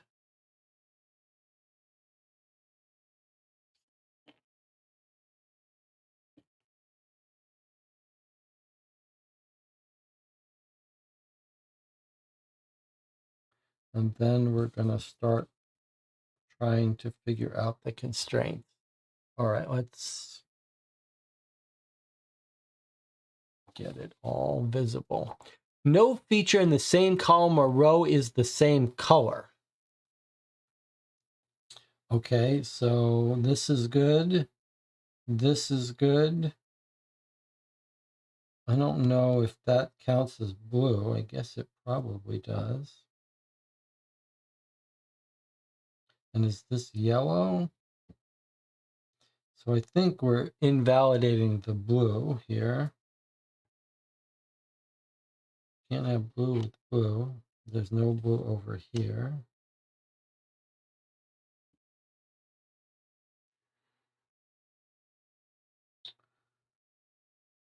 Okay, that looks a little bit consistent. No same color. Okay. The ring Risa is always between Parada 2 and the yellow star of Armagosa. Risa, which is here, is always between Parada 2 and the yellow star. How can that be? Oh, that's not the yellow star. The yellow star of Armagosa, it is. So what does that mean? This doesn't count as yellow? What's happening here?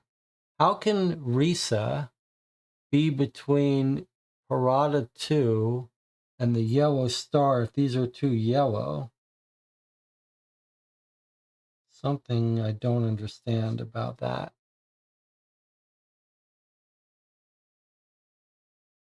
How can this rule even exist? That's yellow, that's yellow. I don't get it.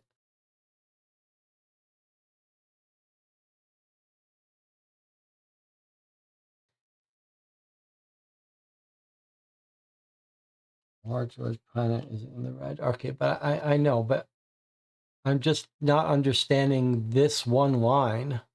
Risa is between Parada 2 and the yellow star. That seems like a direct violation of the rule. How is that even allowed?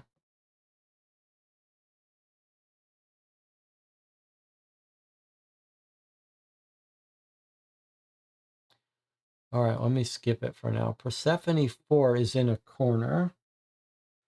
Okay, so we need to move Persephone 4 in a corner. I guess we could do that.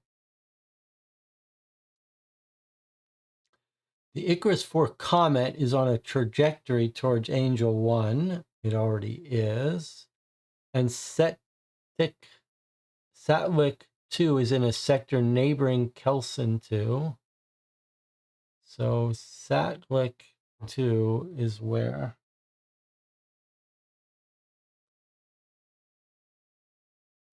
Satlik 2, which is this one, is in a sector neighboring Kelson 3,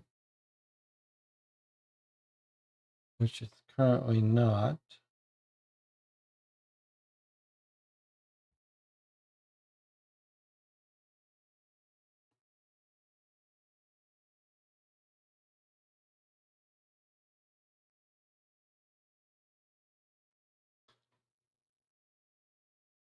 Setlik neighboring Kelson 3 and Felivar, which is here. But then this I broke, didn't I? Large planet. Oh, it's in bottom row. That's fine. And this is this. All right, let's look at these again. But maybe that meant diagonally. Risa is between Parada 2 and the yellow star. Okay, so I think that must mean diagonally. Risa must be diagonal between Prada 2 and the yellow star of Armagosa. So that must mean that Risa between this and where's Prada 2? Okay, this has to be closer to that.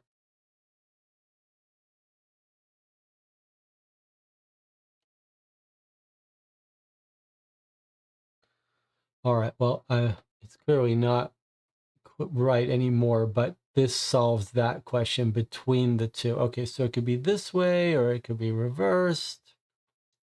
Fine. Okay, well, it can't be like this because red can't be next to red, and we know this has to be in the bottom row. So it must be, could be symmetrical, but it must be closer to that. Okay, then Risa's between these two, and this is in the bottom row. All right, Risa, we did that. Okay, no feature in the same column. Okay, so that's not right. Was there a reason we put that there? This looks blue. So that shouldn't be there.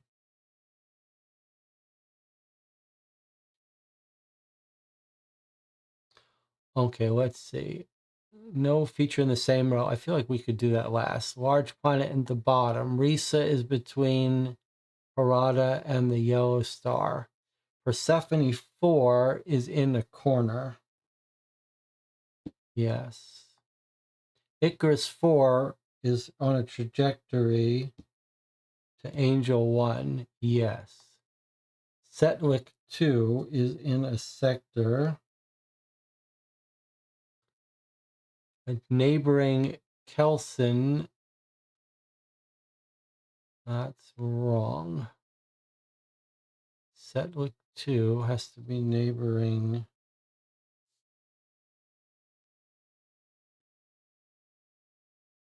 Setlick is neighboring Kelson and Felver. Okay, is that it? I think this is it. Shall we check it again? No feature has the same color. Okay, these are all different. These are all different. These are all different. These are all different. These are all different. These are all different. Good. Large red planet, bottom row. Risa is between the yellow star of Armagos and Parada 2. Persephone 4 is in a corner. Icarus 4 comet is pointing at Angel 1. Setlick 2 is adjacent to Kelson 3 and Felvar. Okay, we got it.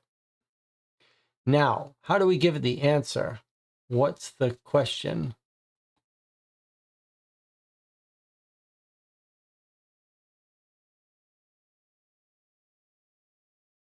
To determine your course, you map the 9. And then here's our prompt, I guess. We're supposed to pick one of these.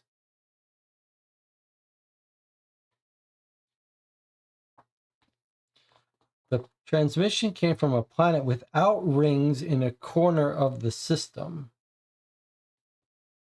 So, a planet without rings in a corner of the system.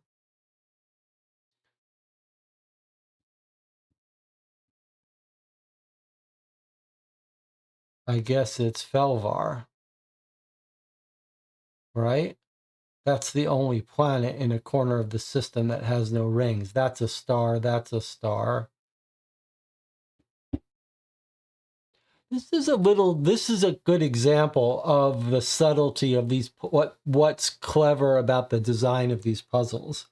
Like, this is a nice little logic puzzle, right? It's worth a moment to talk about why this game is working, why these puzzles are pretty impressive. So we've got a constraint satisfaction here set up by this.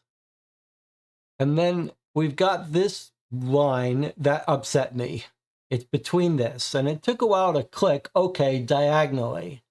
That makes sense. That was we had to solve this little mini embedded puzzle of why that was throwing me. Then we had to solve the puzzle of what answer does it actually want? How do we give it an answer? Then we had to go read and figure out, okay, it's trying to say we should figure out planet without rings in the corner.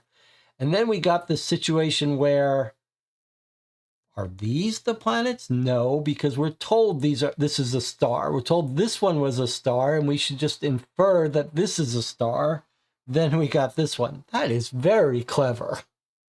That is a little little details.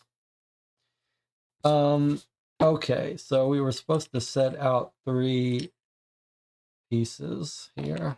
I think we're all starting to develop a respect for this game. Okay, so planet, let's see if we're right here. The correct answer is Felvar. After mapping the system, you can confirm that the ephemeris sent a distress call from Felvar's sector. Captain Markham orders the new course, and you hope the crew stays safe until you can reach them. Okay, pretty impressive little puzzles. They're all one step deeper than you sort of expect them to be. All right, so we got our full score for that. And we need to trade in 6, 7, 8, 9, 10. Okay, so we're currently up to 10. These go away. Next, we've got a little path. Tellarite rescue. As the Dorsey approaches the sector, another distress call appears, but it's not from the ephemeris. You discover a heavily damaged Tellarite freighter. Captain Markham gives orders to prepare for rescue operations. The traders on board need desperate medical attention, and you must transport the crew to the USS Dorsey. Draw the 4 starting dots. Okay, when are we going to encounter the board? I'm not thrilled about that. So this is a teleportation rescue thing. Okay, there's the Tellarites. And it's the thing we've seen before, where we're supposed to teleport them by connecting these and not try not to cut off their arms. Okay, draw the 4 start, remove the screen, try to connect them. Don't cut off their body parts. All right, let me do this with you, but obviously we know the drill here. We just do this quickly and we don't worry about it too much. Let's give you a little break from the brain-burning puzzles, though. All right, let's see. It looks like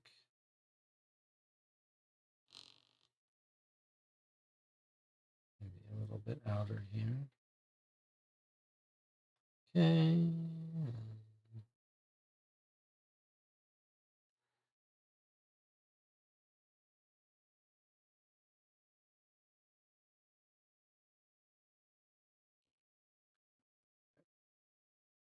Let's see how we did here. Hey, look at that. No cheating necessary. Perfect.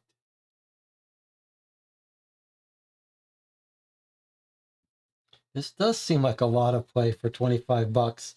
And if it's like any of the other Funko games, you'll be able to find it on sale for 15 sooner or later. All right, so we got a perfect score here, which got us another 4.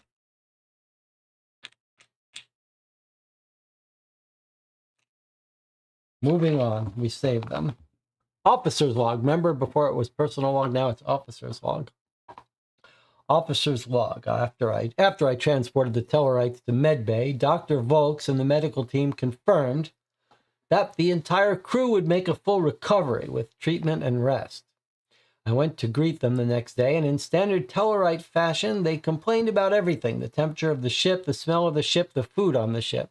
These are real creatures from Star Trek.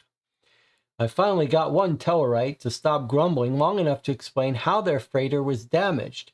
They were transporting artifacts to a museum on Polaris 9 when a Zibelian vessel intercepted them. The Zibelians, a species known for collecting things, demanded to search the freighter's cargo. When the Tellarites refused, they were attacked. After delivering the Tellarites to a nearby space station to finish their recovery, we're now headed toward the sector with the planet Belvar. Despite our best efforts, there's been no sign of the USS Ephemeris. Have they been collected by the Zibelane? Captain Markham ordered every kind of scan to try and track the missing ship's movements, but based on how little we found so far, we may be scanning for a while.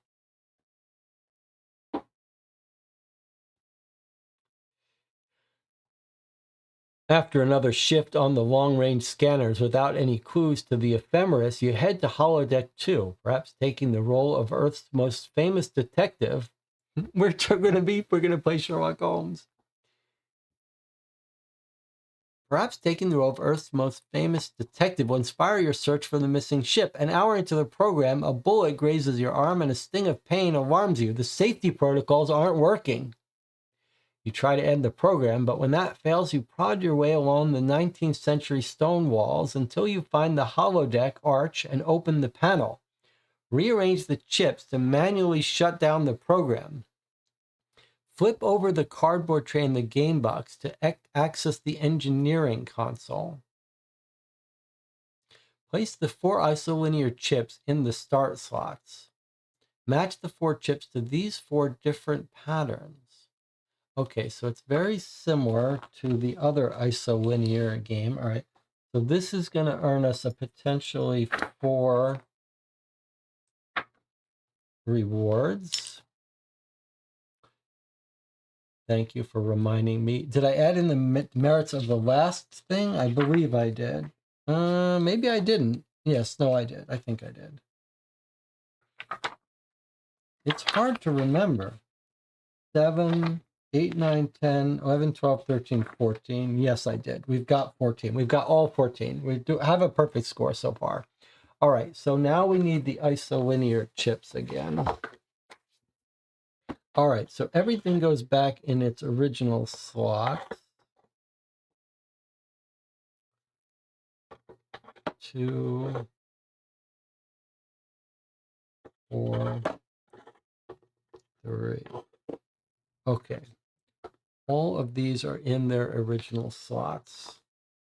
Now, what are we supposed to do? Rearrange.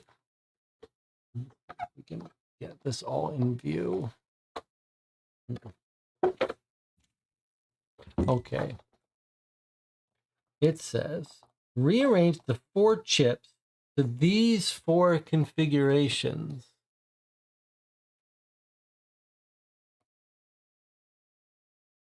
Here's the engineering console.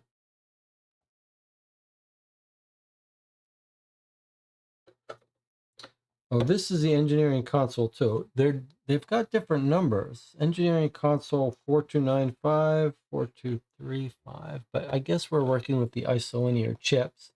Once they're placed, we can read out the word. So all we have to do is place these chips in the right place. All right, what are we looking at here? Blue, blue, and then blue, orange. They're all colors.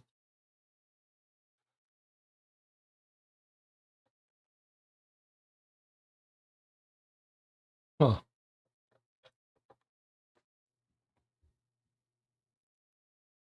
It says in the rules that all we need is this side, 451.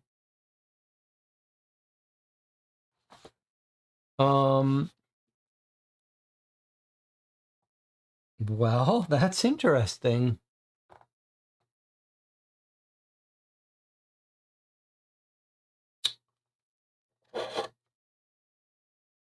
That is interesting.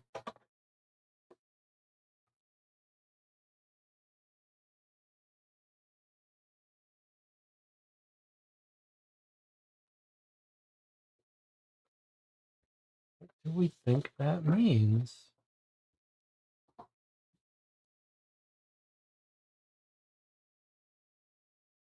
Match the 4 chips. So each of these is a position. Like this is a position of chip 1, chip 2, chip 3, chip 4. But what on earth is this talking about? All right, well, before we try to solve it, let's do our thing. Let's brainstorm for a minute. So here's what I notice. I notice that it's not like there's arbitrary configurations of colors. The first color is always blue. Then comes orange, orange, orange, orange. Then comes yellow. You can see the third color is yellow. And then the fourth color is green. So the only thing that's significant is how many spots in.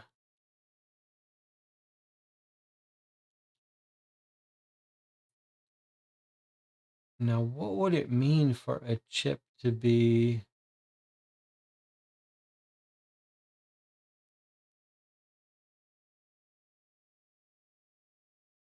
Would we just be looking for how many rows and columns are on the side of it? So would this one mean that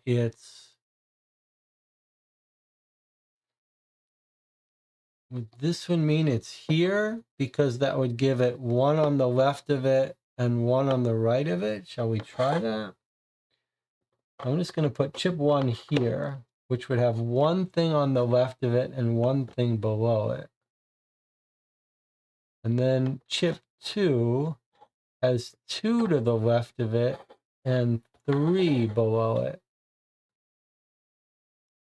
All right. But I see a problem already. Oh, no, I don't. Okay. That was chip 2. Then chip 3 has 2 above it and 2 to the left of it. And then chip 4 has 2 above it and 4. That is a problem.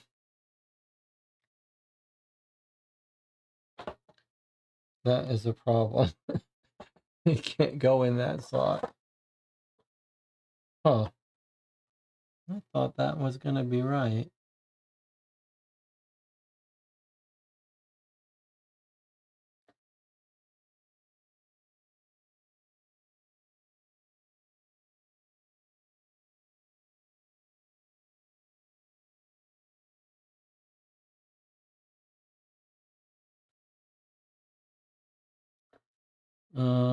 Did I do this one wrong anyway?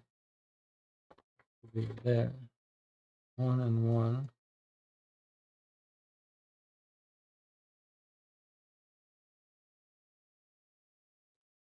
Let me just read off what that code is, just to see if it's close, if I'm doing something wrong. So our chip 1, if this is right, is the pi, which is a C. Is it chip 1? No. Supposed to start with chip 3.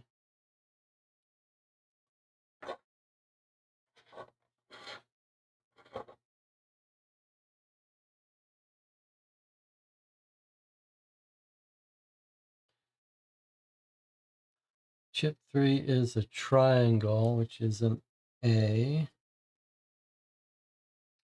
Chip 4, that's the one I couldn't get to work.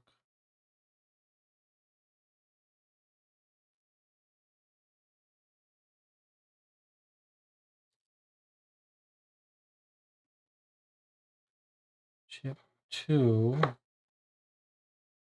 is the one. All right, hold on a second. Yeah, that doesn't make sense, does it?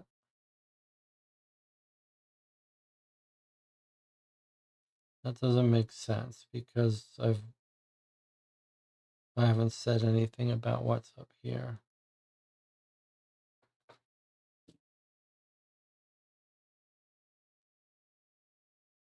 Um,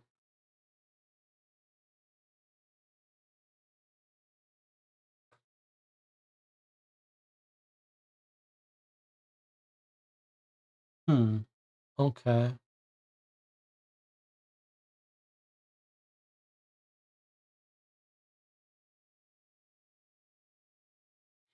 All right, let me put everything back.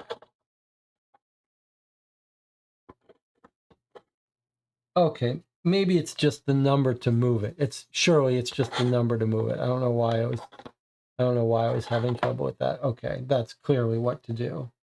So with the one chip, we move one to the left and one down. With the two chip, we move two left and three down. Two left, one, two. We can't move. Oh, surely that's it. Surely that's it. Surely that is it. Surely that's telling us how many to move. But maybe we just can't do all of them that way. Okay, so the only one that can move 4 to the right and 2 up is this one. 1, 2, 3, 4, 1, 2. That was chip 3. So we've done chip 3. Okay, I should have remembered from last time. Okay, then one of these chips is going up 2 and left 2. Can't be this one, can't be this one. We've already moved this one, so it's going to be this one. Going to go up 2 and left 2. Okay, and then we've got these two left. One of them is going down 3 and left 2. Can't be this one, has to be this one. 1, 2, 3, 1, 2. And the other one here is going left 1 and down. Okay, that's clearly it. Okay, now we're going to read them off. 3, 4, 2, 1, 4. Okay. So 3 is a pi. 4 is a sigma, not a sigma, whatever that is. 2 is a triangle. 1 is a double cross. And then 4 is the sigma again. Okay, so if we decode this, we get C, E, A,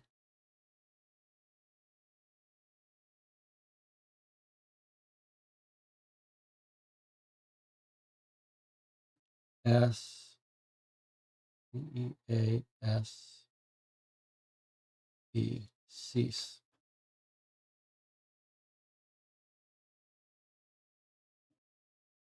Okay. Answer is a foot, and we should find cease. The answer is cease. You manage to override the holodeck program just as the criminal mastermind rounds the corner with a pistol trained on you. When he and the rest of the program disappear, you breathe a sigh of relief. Okay, so that got us 4 little things. That's another clever little puzzle. I don't know why it took me a while to remember how the last one worked. So we don't know which it belongs to, but it can only belong to one of each one, only does one of them. Okay, clever. Look, here we are in the holodeck.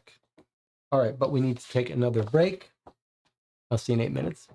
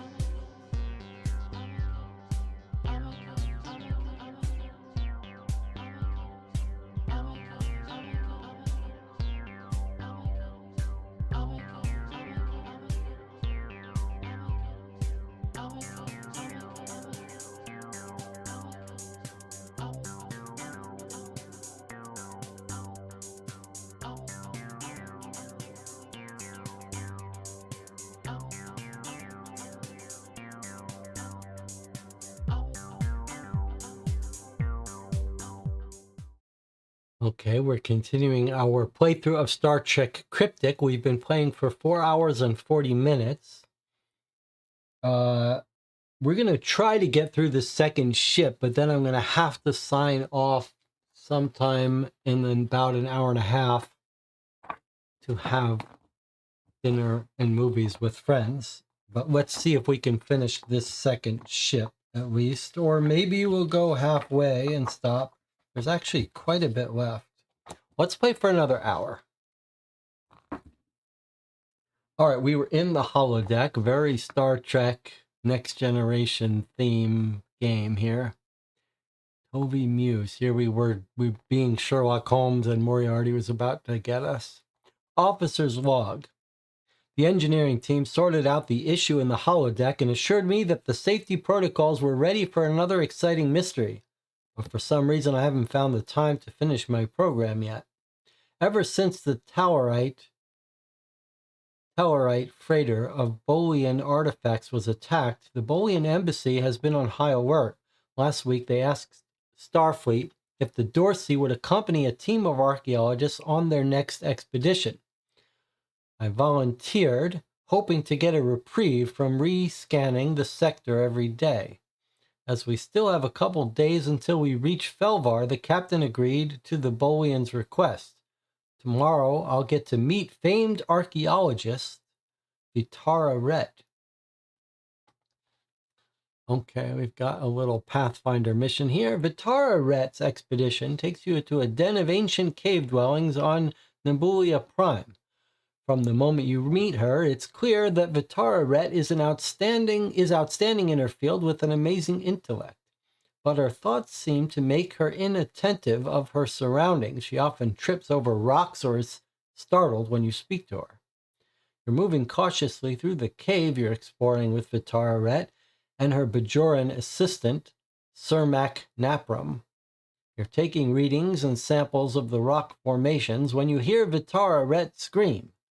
You and Napram rush around the corner toward the sound, finding Vitara Rhett clinging to a makeshift bridge. Despite her precarious position, she's obviously overcome with excitement. She's shouting excitedly, "The tablet! It's here! The artifact!" Pull Vitara Rhett up. Get her to the alcove across the chasm. All right. Looks like it's this one here. Okay, there's Vitara Rhett. She's seen the artifact. We just have to get her across. We're starting here, going here. Then we have to dip down and get her, then come back and get to here. Seems tricky. All right. Well, we're going to do our normal cheating here if we need to. Okay. Okay, so there's our start. Okay, I'll try to do this quickly.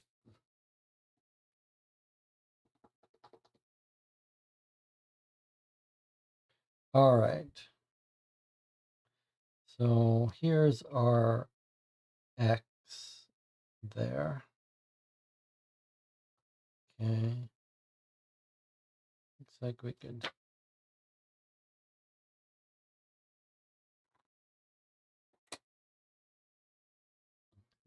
just go up.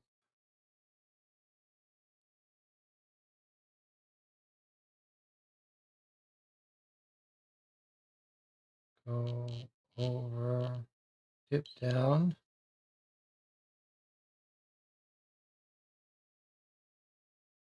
And up to here.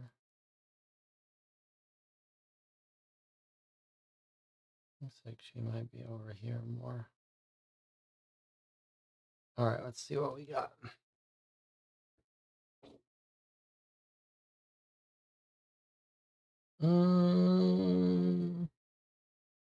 Pretty close, but we fell in the pit. Pretty close, though. All right, at least we got that. I guess our first attempt to grab her was better. And we got a little bit caught in here. All right, but we don't care about this, really. All right. So a perfect score would have gotten us 4 points. Let me cut out those 4 points. And then it wants us to go read this to see. Okay, if we got in red, lose 2. If we hit a yellow, lose 1. If you missed either of the green, lose 1. I'll just give us half point for that.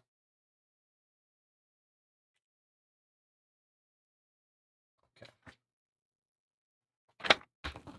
Next, the tablet. Vitara Rhett explains that this is the tablet she's been searching for, the culmination of her life's work. According to the legend, it will show the way to the most powerful of the 5 sacred Bolian artifacts. She looks into your eyes and asks for your help to assemble the pieces of the tablet. Over the past decade, she and Napram have uncovered the other 4 artifacts, and this is the last one remaining. You will need the tablet pieces. They've recovered 4 other artifacts.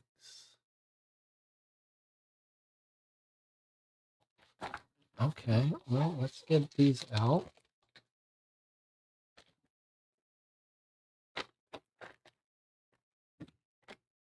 Does it? No, it doesn't just want us to put these together. Let's see. Our job is to assemble it and then do something. Just says assemble it. And then it's got, oh, we have to give an answer to one of these. Okay. So let's take a look here.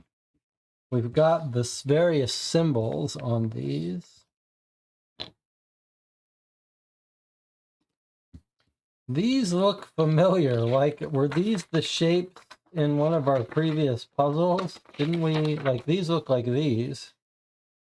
Not quite, but almost. All right. Well, jigsaw puzzle not my favorite, and it is weird, but it looks like it's doable.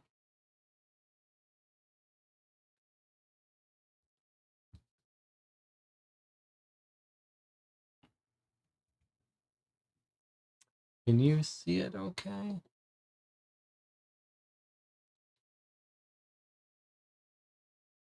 I mean, I see a sharp thing here.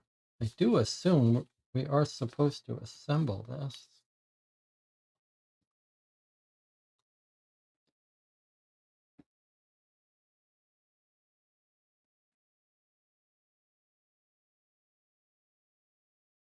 Nice to assemble one piece so we know we're in the right ballpark. I guess they're double-sided, but only one side has symbol on it, so it should be like that. Now, what are we think we're trying to do here? Okay, there's our first piece, so at least we know these go together. So I assume we're going to assemble these, and then we're going to try to make some sense out of the... Does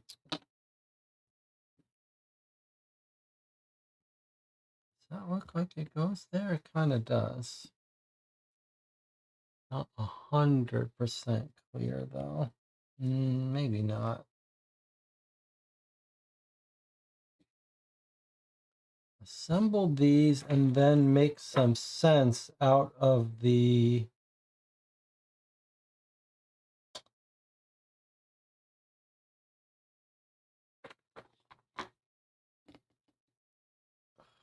Make some sense. I mean, there's all these symbols, so somehow we're going to get one answer from these.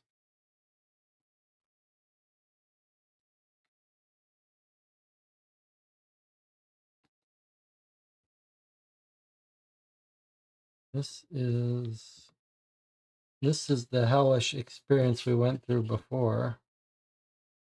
Surely it can't be as bad as the box 2 puzzle. Is there any logic to doing this?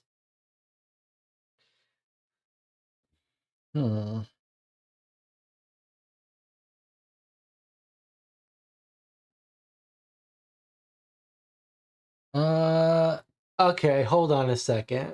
Hold on a second. This is this thing where we're talking about this game being clever. Okay, so look at this. we know what the answer should look like. It's going to be one of these, right? One of these is the answer. If you look at it,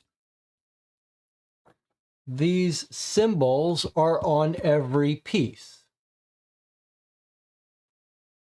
Okay. Somehow when we put it together, we're going to get just one of these.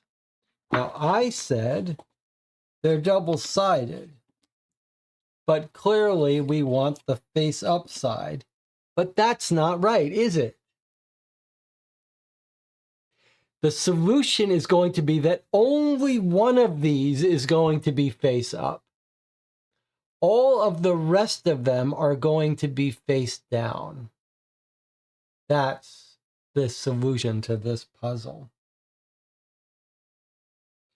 So that is devious. All right, so we put this together. Two symbols. That means every time we put together two, we know this must go up.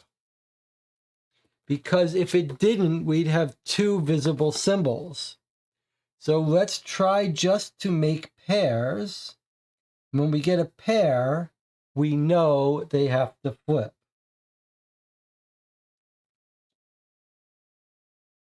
Or we could fit them in here.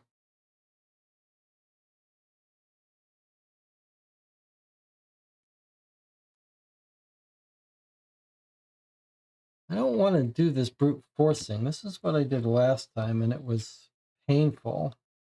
Okay, so here's another pair. Both of these symbols can't be up, is my assumption, so I'm going to flip this. In fact, we don't have to actually put together the rest of it. If we follow this logic, these two combine, they can't both be face up, so they both must be face down. Now we've only got three left. Wait, right?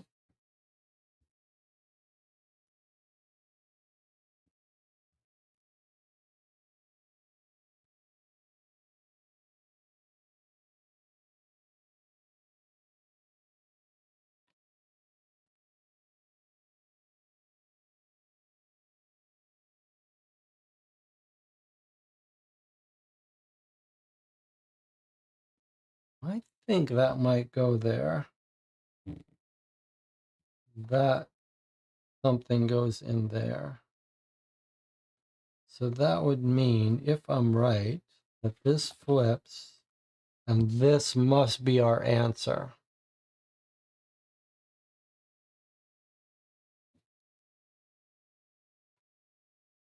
That's my hypothesis, that we could try to put these together, and we should be able to, but that we don't really have to. What do you think? Should we just try it?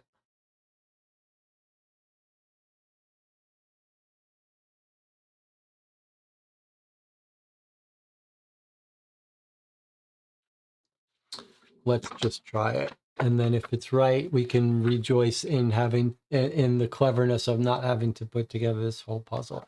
Okay, so what is this symbol? This is the rock. So I propose the answer to this puzzle is rock. All right, we're going to look it up. This could be the first time we actually get one wrong. Glyph is the key. All right, it's time to speak up if you don't agree with me, because you're about to have the first possibility of getting it wrong.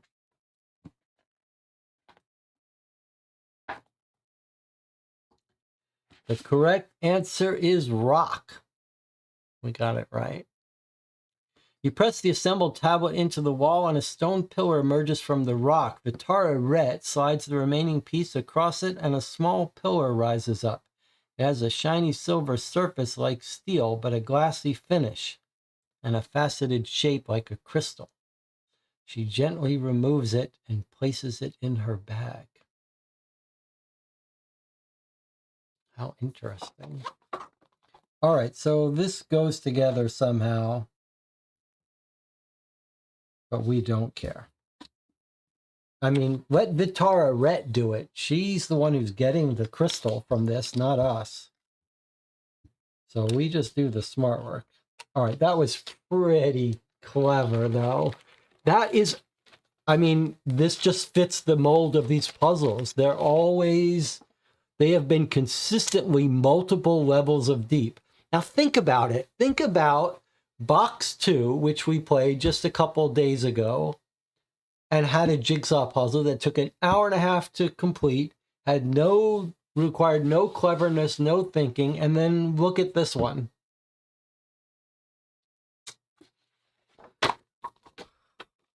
Just orders of magnitude better, this one is. All right, now did we get a reward for that? Yes, 2 more merits. We are going to get promoted. No doubt about it. All right, here we go. Officer's log. After we beamed back to the Dorsey, Vitara Red agreed to let us do a preliminary scan of the artifact. We confirmed it is indeed thousands of years old, from when the Bolians first began exploring space. Vitara Red and Naprum were grateful for my help on Nebula, but with this last sacred artifact in hand, they were eager to get it back to their lab.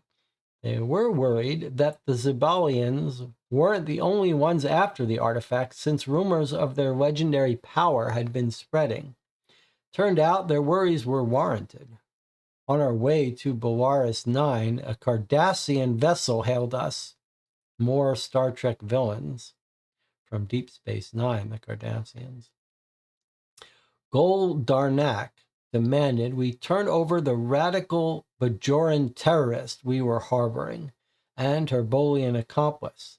Captain Markham was quick to remind him that we were outside his jurisdiction and that unless he was intending to antagonize the Federation, he should return to Cardassian space.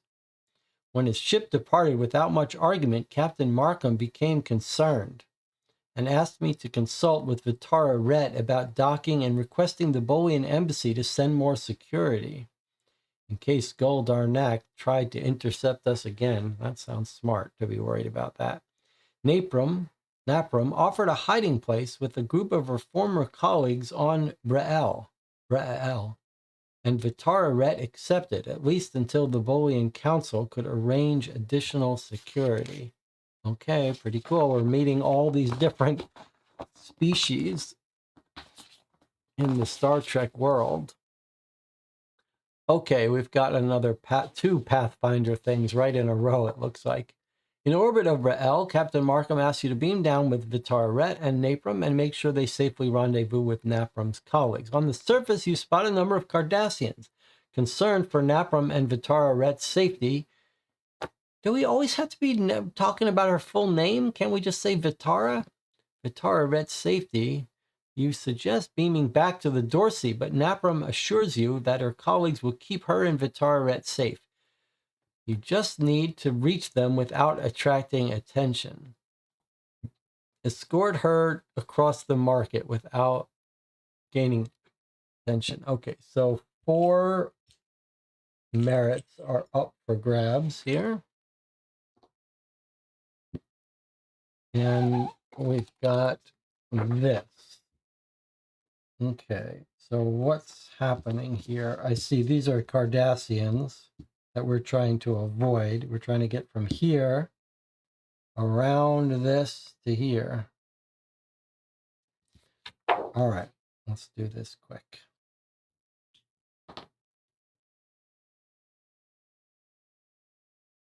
Okay, I guess we don't care about these people, just these. Which way do we want to go? I feel like we could go straight. No, let's go there.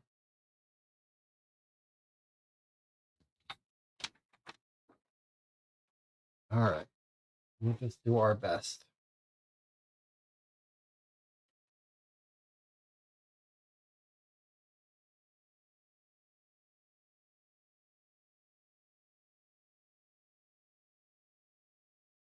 Looks like we could go almost up to the edge here.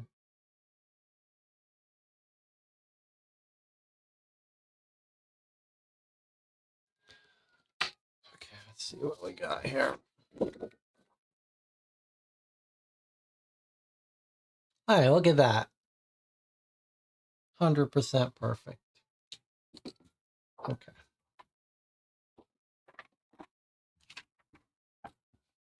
All right. So it wants us to check on page 73, which we have to check because we have to read for L Road. Page 73. Okay, we didn't touch anything. Napram and Vitar Ret, thank you for all your help. They're confident their research on the artifacts will bring amazing new discoveries, and Starfleet's efforts will keep them out of the Cardassians' hands.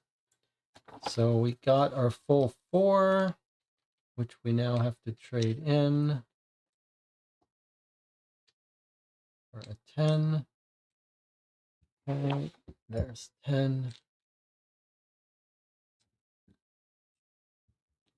Okay, and now we've got a prime directive mission. The Dorseys finally reached Felvar, but there's a new hurdle in the search for the USS Ephemeris. The planet is home to a pre-warp civilization. This is like a tour of Star Trek. Starfleet's prime directive dictates you must do everything in your power to avoid being seen and potentially influencing how their culture develops. Captain Markham orders you to assemble an away team and investigate the surface wearing isolation suits, making you invisible to the naked eye. From orbit, scans indicate the Felvarans' stone monuments contain crystal deposits with emitter properties. If a Starfleet crew had landed on the planet, they may have used them to amplify a distress call. Examine the monuments. Be sure to stay on the path between them to avoid any interaction with the Felvarans. Okay. So here we are. Quickly, we're on another one. We're supposed to stay on the path and examine the monuments. Okay, so we start here, and we're supposed to go to this one and look at it, and then circle around and go to this one and look at it without meeting that guy. That seems tricky. All right, well, let's give it our best shot, and we'll cheat if we need to. All right, stay on the path, huh? Looks like it's about best place to contact. It might be there.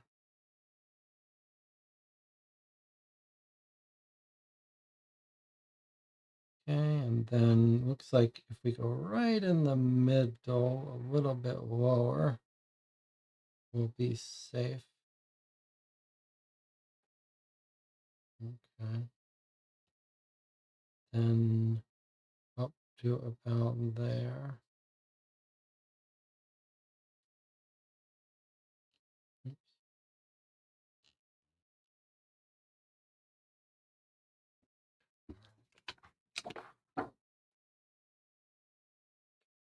All right, so I walked right off the edge and right into this guy, but I did make it to the green. So that's not a perfect score.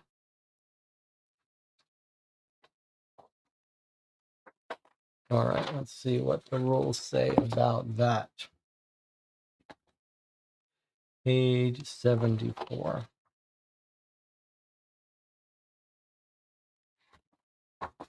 Prime directive. Okay, we did hit a red and we did hit a yellow. So lose 1 merit and lose 1 merit. We were supposed to gain up to 3 here. I'm going to take away 2. So actually, we didn't do any cheating at all on that. After returning to the Dorsey, your team reviews the findings. There's nothing to indicate that the Ephemeris crew were on the surface of Felvar. With so little left to go on, you start to worry your mission can't be completed. All right, so we didn't cheat. We gave ourselves full punishment. Now it looks like we've got an interesting puzzle. Okay. All right. Well, we're going to finish this Dorsey ship. The search for the Ephemeris has reached an impasse. Captain Markham is beginning her final report, preparing her final report for Starfleet Command when Lieutenant Larin alerts her to a transmission. It has been recorded by a remote telemetry probe on the other side of the sector, and it's possible it came from the ephemeris, but it's not on a standard Federation frequency. Captain Markham orders the transmission played on screen, but it comes through as audio only. The words are disjointed as static keeps breaking into the recording. This is a priority one. We have engaged and require assistance immediately. Recreate the transmission audio wave following the changes in pitch, then match the transmission to its type of frequency on the next page. All right, so 4 potential merits to win.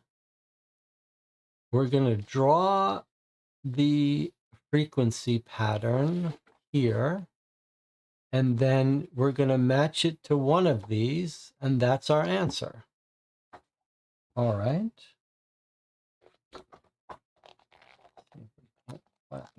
Oh, okay, well, I guess it's already off.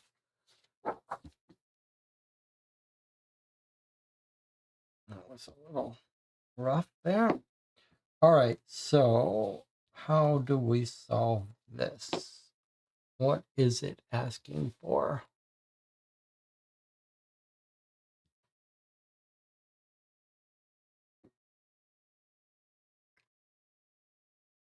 Here's the pattern.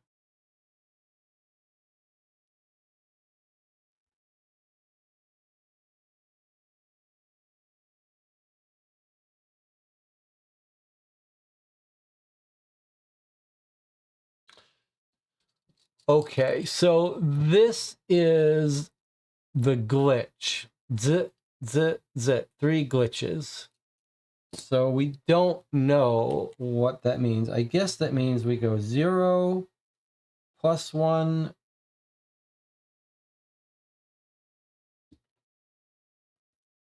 0, I guess +1, -1, something happens.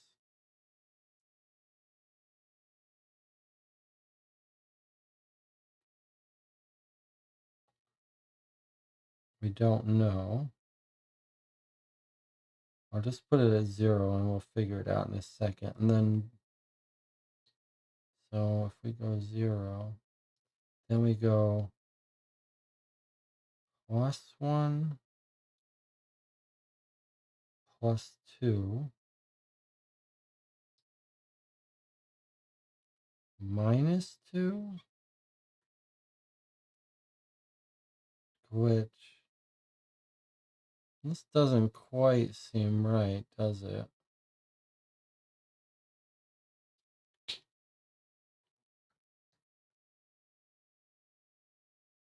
Should we do it the other way?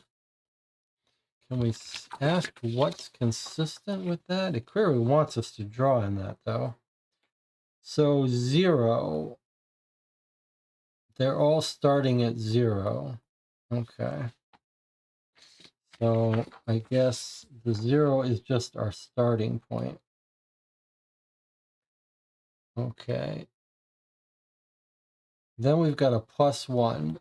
That looks like it's only consistent with this one, this one, this one, or this one. So we know it's not a theta wave right away. Okay, so I think +1 just means +1 then a -1. So that looks like a +1 and a -1. +1.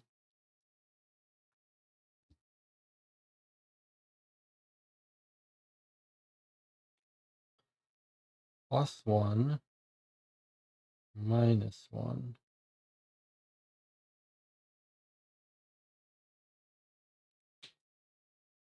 But looking at these, it just looks like it's a hoop.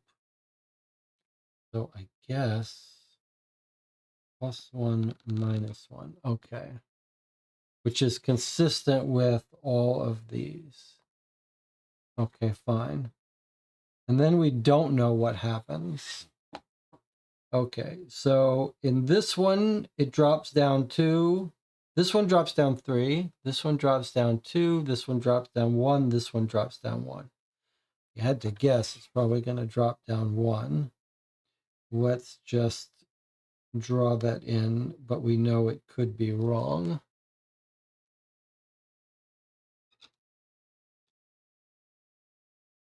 Okay, then up 1, up 2.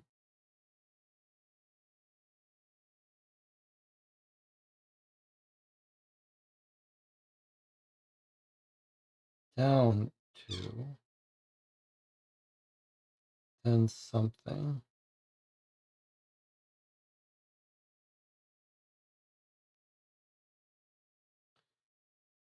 Then up 1, up 1. Then we don't know. Then down 2, then up 2.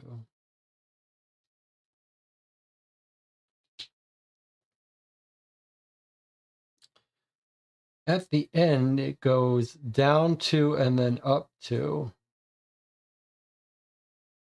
That's only consistent with this one, right?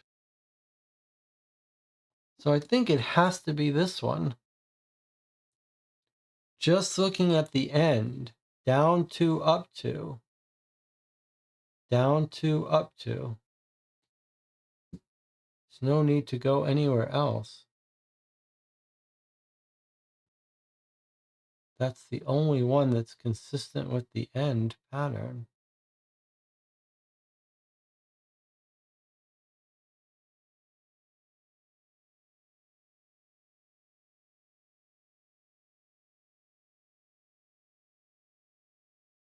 What do you think about that? It's a little odd because it doesn't require doing any of the rest of the stuff. But if you look at the beginning, up 1, down 1, and the end, down 2, up 2, this is the only one consistent with the beginning and the end. Shall we look at the rest of it and make sure it's consistent? So somewhere in the middle, we have an up 1, up 2, and then minus 2. So I think that's happening right here. Up 1, up 2, minus 2. Then this is going to be a minus 1 glitch, up 1 glitch, up 1 glitch, down 1 glitch, minus 2, up 2. That's it. Radio is what I get. Let's check the answer. If we're wrong, then we're going to get demoted. Wave, I say, is radio.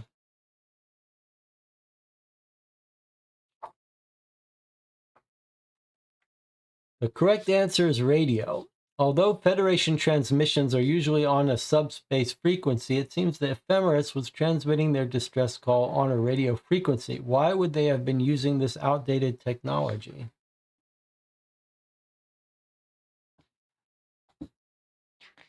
Okay, so we got our 4 points and we ruined our logbook. Okay, that was an odd little puzzle. I mean, I don't dislike that you could short circuit these puzzles if you can figure them out. It just was a little odd that it didn't really need us to do anything other than look at the end. Mission complete. But this isn't really mission complete, so I don't know why it says that.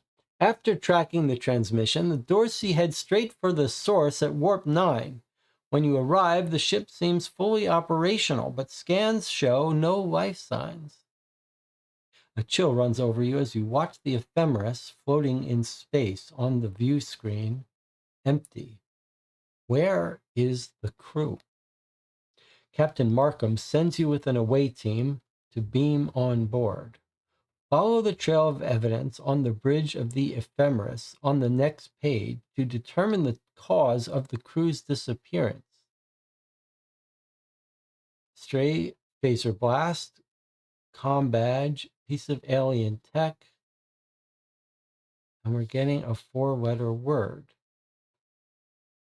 Okay, we got 2 potential merit points to win. What's okay? Interesting. Is it going to just draw a figure on here, or are we really going to use some deduction here? All right, let's see. It wants us to draw this, so I feel like it's going to be a shape or something.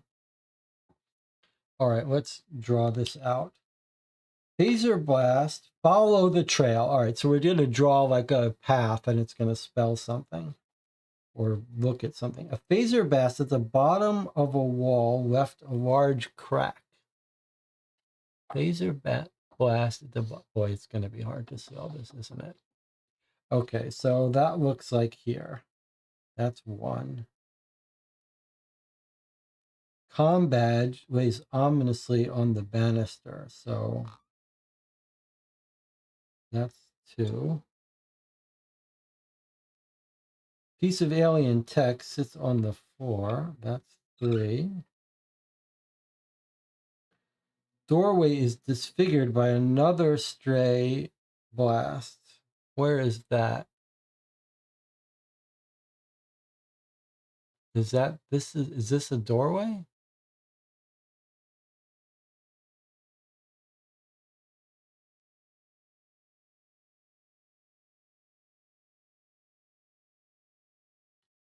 One computer was being used to research nanotechnology. That's here. Another computer has information on transwarp. That's there.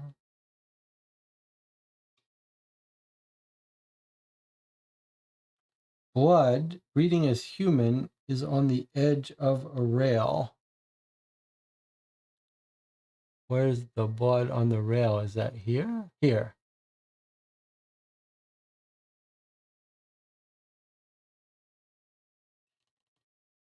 What on earth? What on earth?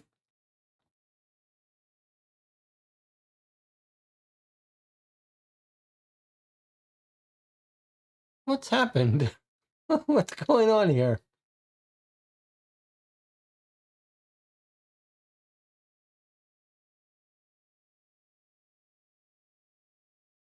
What have I done? Did I draw 1, 2, 3? Did I write 4 but draw this wrong there? Okay, but still.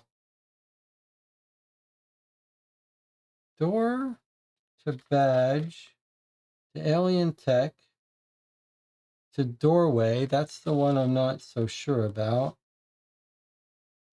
Why have I drawn all these wrong? What's wrong with me? Why am I so bad at some of these things?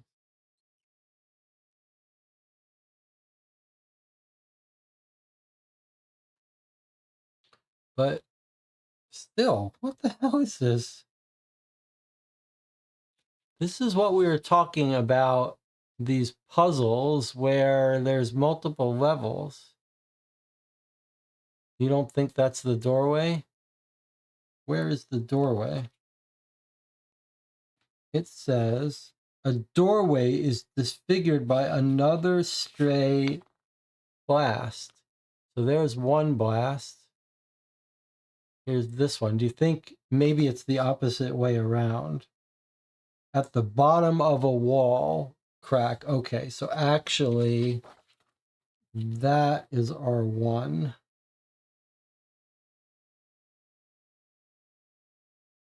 1 to 2 to 3 to 4 to 5 to 6 to 7. All right, that's starting to look a little bit better. Is that cube? Is that going to be the answer? Cube?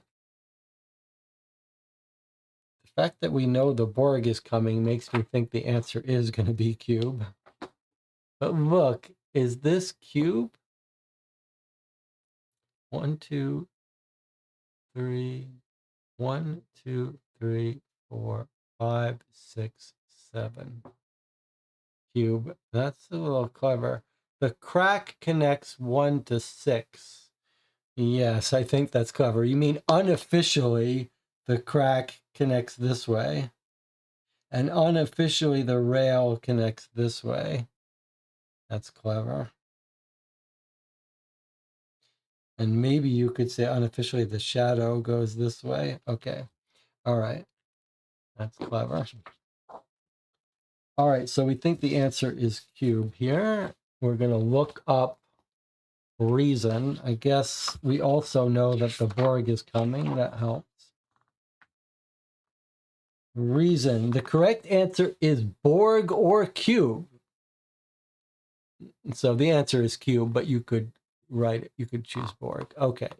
Your heart drops as you realize all the evidence points to the Borg. You beam back to the Dorsey to share the terrible news with Captain Markham. The crew of the Ephemeris are lost. I mean, the Borg was a great villain in Star Trek Next Generation. Okay, so we earned both of those tokens.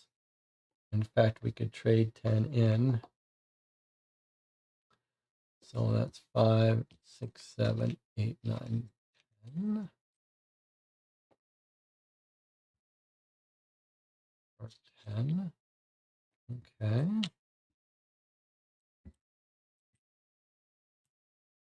All right.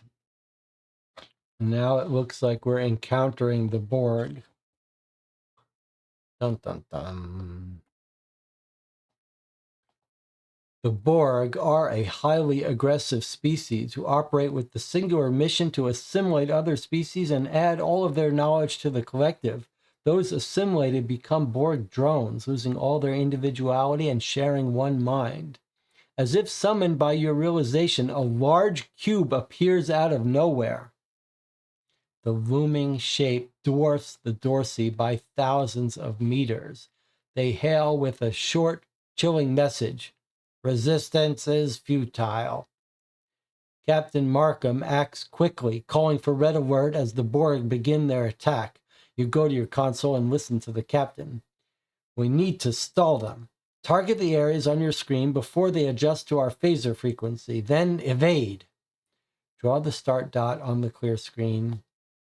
Engage the phaser banks to fire at the cube 2 weak points. You don't have to draw a path to the targets. Draw your flight path to the evasive position. All right, here we go. This is scary. Look at this scene. Look at how good that is. Okay. Wow, we found the Borg. That's not cool.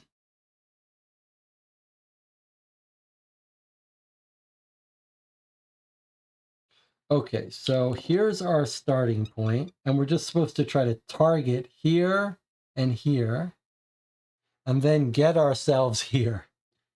Okay, well, that's easy to get ourselves there. All right, let's go ahead and do it here. Well, I'm just going to do this part first.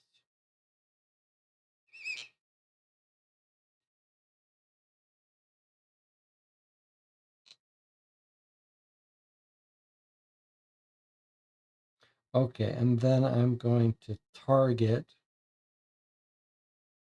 maybe there.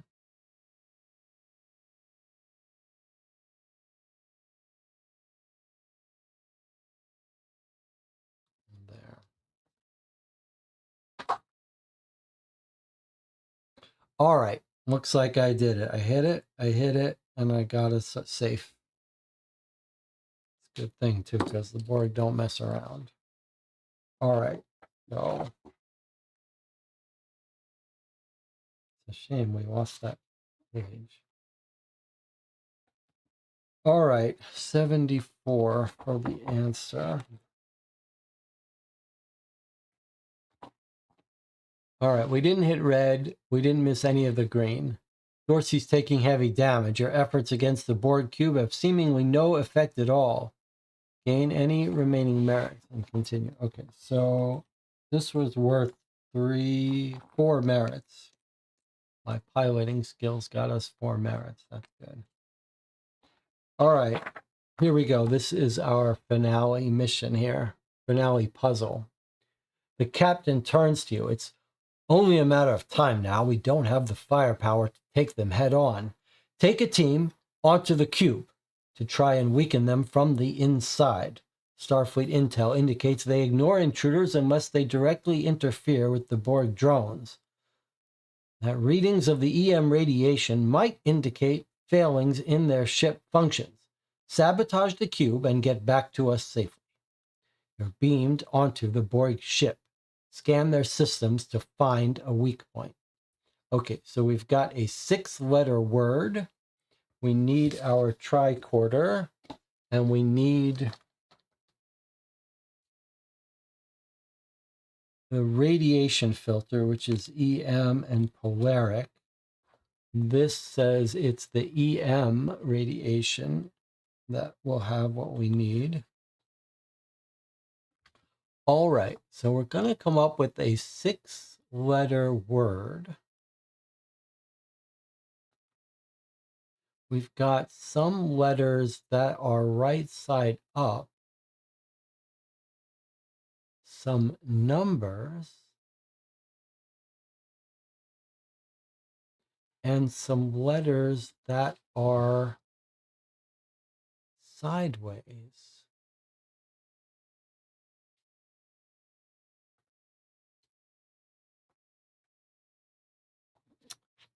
Oh, that is weird.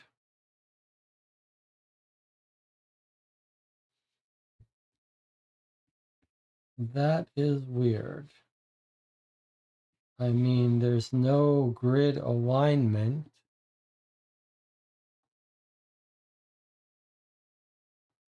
Find a weak point.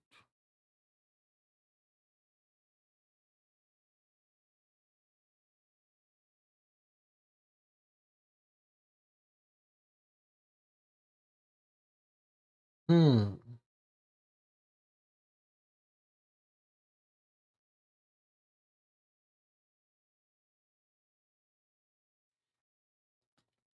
Find a weak point.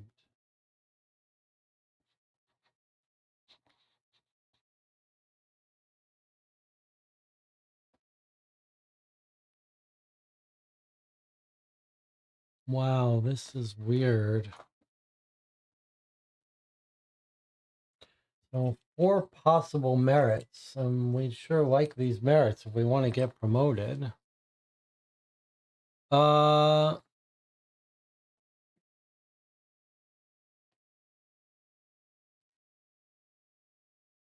So we've got letters right side up, letters this way, and same thing with numbers. They both have sets of numbers. Some of them are this way, some of them are this way.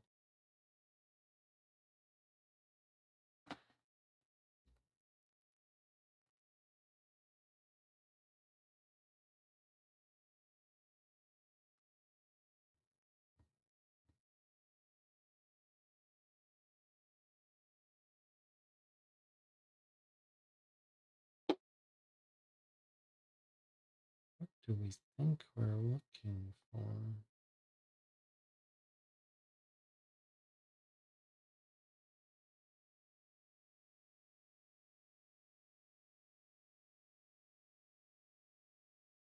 This is the finale puzzle, so it wouldn't be surprising if it was difficult.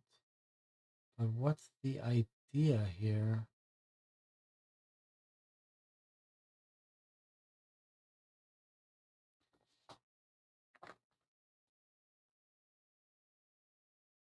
What's the idea here?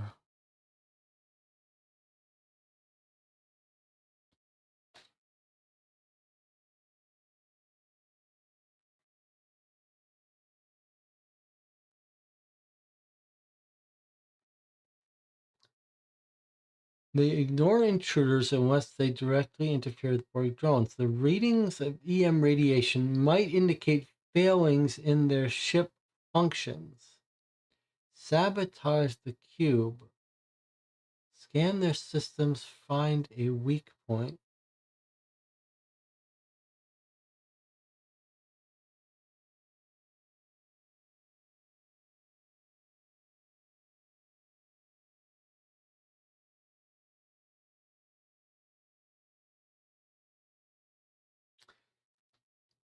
The Spamonite has already figured it out.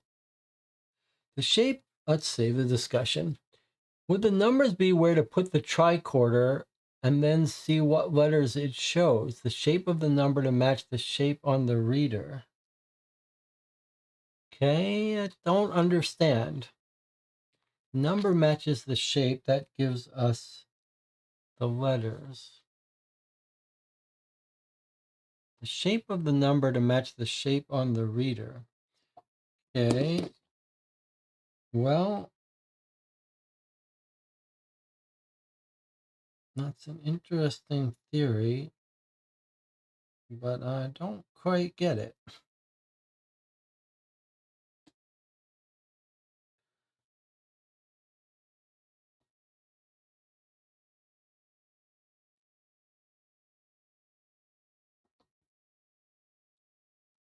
We've got shapes here, but I don't see how you're going to line them up with numbers, so I don't get it. But we do have a 1. But do you think it's like 1 pH?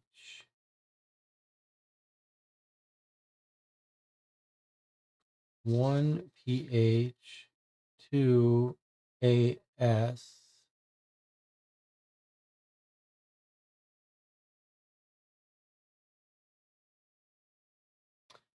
So I guess we're going to get phaser PHASER. Okay, so then 3 would be, where is our 3? We're looking for the ER, right? If it's phaser, it's going to be these.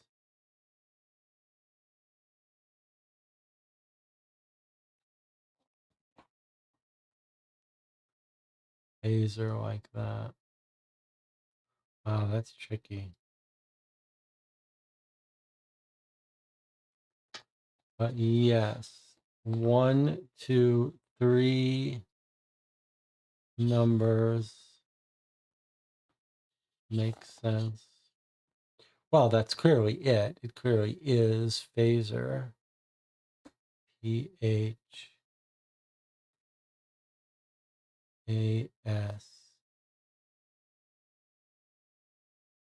All right. Clever work in the channel. That's pretty unintuitive to me. Or not unintuitive, but okay. I mean, I'm not complaining about that. I just don't know.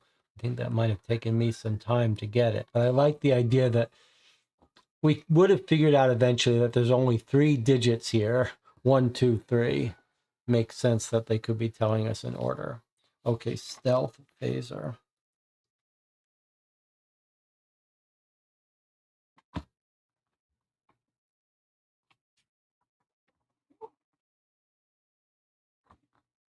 Correct answer is phaser. Your scans reveal a weak point in the coolant tanks around their warp core. Plasma coolant is deadly to organic matter. While the Borg have all sorts of machinery attached to them, underneath it all, they are organic. You order your team a safe distance away and have them shoot at the tanks before beaming back to the Dorsey. Okay, that gets us our 4 merit tokens. And we turn the page. Officer log. My team and I were able to incapacitate the Borg by exposing their drones to plasma coolant. Once back on board the Dorsey, we could see the Borg cube go dead. All of its systems powered down. Captain Markham ordered a round of photon fire, but only one shot got through before the cube powered back on. Its shields returning, albeit weaker. Captain Markham ordered a retreat as soon as their shields were up. She knew it wouldn't be long before the ship fully repaired itself, since it was enhanced by nanoprobes. Our ship was lucky enough to escape, but now I realize so many more were not. They're still out there, and Captain Markham suspects they will make a direct attack on the Federation soon. We need to alert Starfleet and prepare. Computer and log. Okay, let's see. What is our score? We've got 10, 20, 30, 33, 4, 5, 6, 7, 8, 9, 41. 41 points. We just made it to captain. All right, and then next up is captain's log. Let's read this and then we'll stop here. Our last final ship, the USS Radiant. Captain's log. The years since my first run-in with the Borg have been a trial by fire. The cube we encountered went on to initiate the infamous Battle of Wolf 359. That's a real thing in the Star Trek lore. Star Trek Next Generation. Although the Federation was finally able to destroy the cube, too many ships and the thousands of souls on them were lost. Since that fateful day, we haven't heard from the Borg, and Starfleet has been rebuilding its forces. Now it's my honor to serve as the captain of the USS Radiant, a newly commissioned Defiant-class ship. Is this where Cisco fought and had his interaction, Wolf 359? Can someone remind me about that?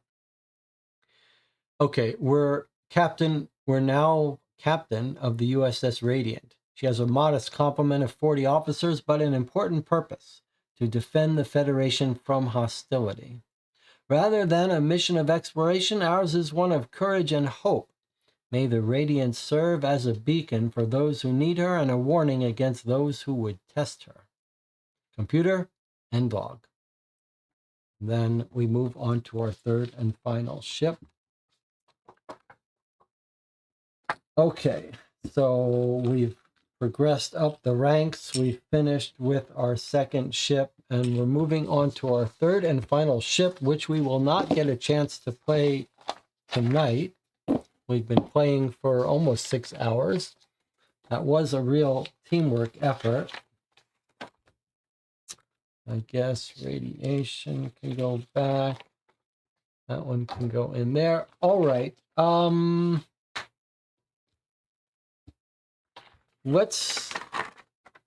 We have talked about it. There's not that much more to say. I am very impressed with this box. The puzzles are good. They are not trivially easy. The little tracing stuff goes very quickly. It's just sort of a cool down. Maybe if you were a kid or if you took it very seriously, maybe you could have a little fun with it, but it's just a sort of a break. All of the puzzles have some really clever little multiple step deduction where you're not just, it's never 100% trivially clear what you're supposed to do or what form the answer should be. They have all been able to be reasoned out. When we get the answer, it's very clear that the answer is correct. That's a mark of a good puzzle. We never had to brute force it and just fool around. If you're clever, it seems like you can solve these quickly. When you solve it, you know you've got it. And then the story arc here is like a tour of Star Trek. It captured the flavor of Star Trek, the philosophy, the sort of peaceful nature of some of it. We got a little tour of the Prime Directive, the Cardassians, the Bajoran, the holodeck. Now we've got Borg. Pretty impressive stuff here. For $25, and we're 2/3 of the way through, and nothing's getting destroyed. Far exceeded expectations. Let's see what the chat has to think. Tanisha said, I'm glad I finally got to play live. It was a good game. I imagine if I knew Star Trek, it would be even better. Any other thoughts? Anyone thought it was no good? Any complaints here? The only real complaint I have is just the jumping around and the narrative paragraphs at the back of the book. I think it would have been much cleaner if it was just start to front, go through pages. Put the hints in the back of the book.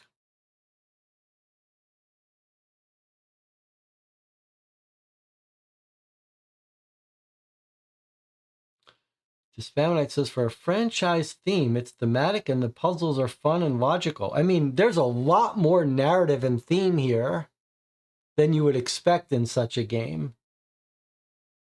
It is, aside from meeting famous Star Trek characters, it really is giving us a full tour of Star Trek, but also, you know, completely consistent. Like the Borg are the Borg and the Cardassians are the Cardassians. I don't know what more you could ask for, really.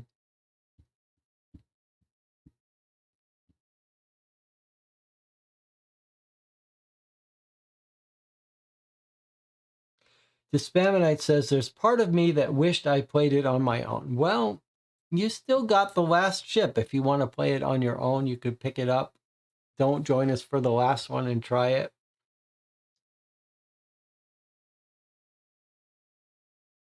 I wonder, people said the Indiana Jones one was no good. I wonder if it was actually worse or if we would like that one as well.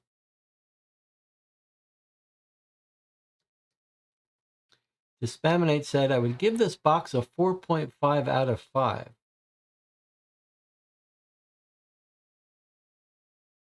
I do think minus 0.5 for the answers being in the back. That's pretty minor.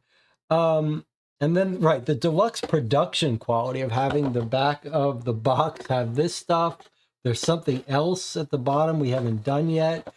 This beautiful thing with these pieces that slot in. Very cool. Now, I do think that it's going to be hard for a 10-year-old kid to solve these puzzles.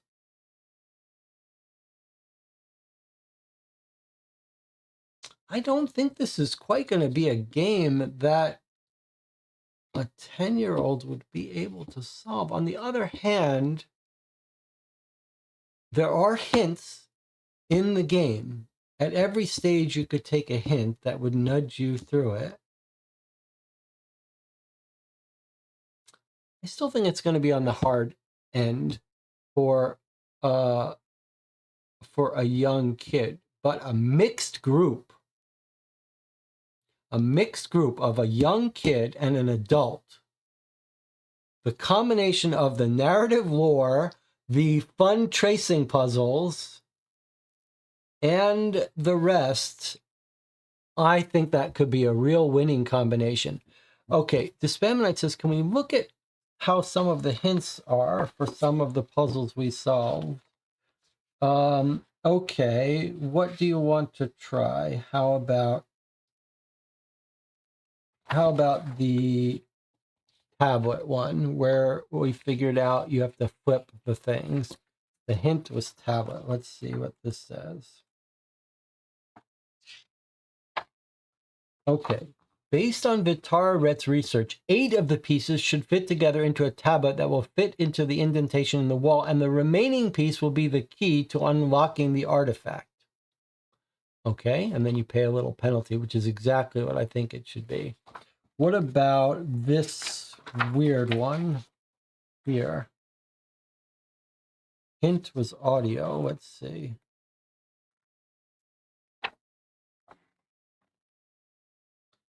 You start drawing at wave 0 because each number indicates the change from the previous point. The next 2 points are 1 and 0. Looking at all the possible frequencies, you realize the wave must always return to 0 at alternating points. Lose 2 merits from the puzzle spool. That's a little bit trickier.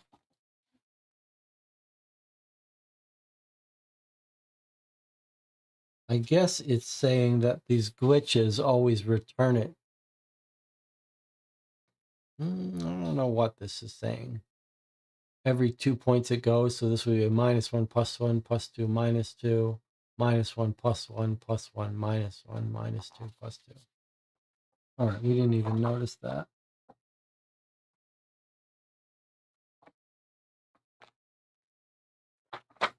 Let's see here.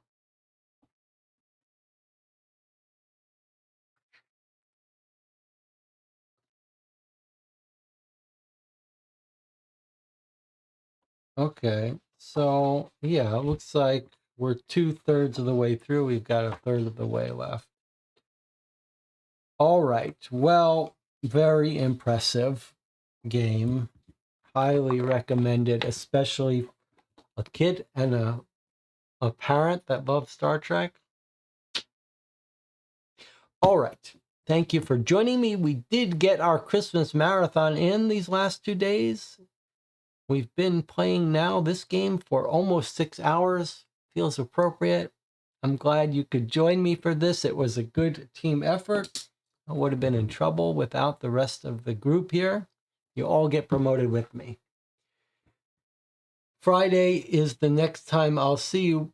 Well, I guess we have one more ship to play. All right, well, we'll have to figure out when to do that. It does feel like each ship is a separate mission, standalone, so it's not like there's anything we have to remember. So maybe we'll play this on the weekend. Maybe over New Year, something like that. All right. And then on Friday, we're playing Razorhurst Bud Alley. We're beginning it. I'm going to need to get some rest before then because that's going to be a big, heavy lift. Thank you for joining me. I hope you had a great Christmas. I'll see you next time.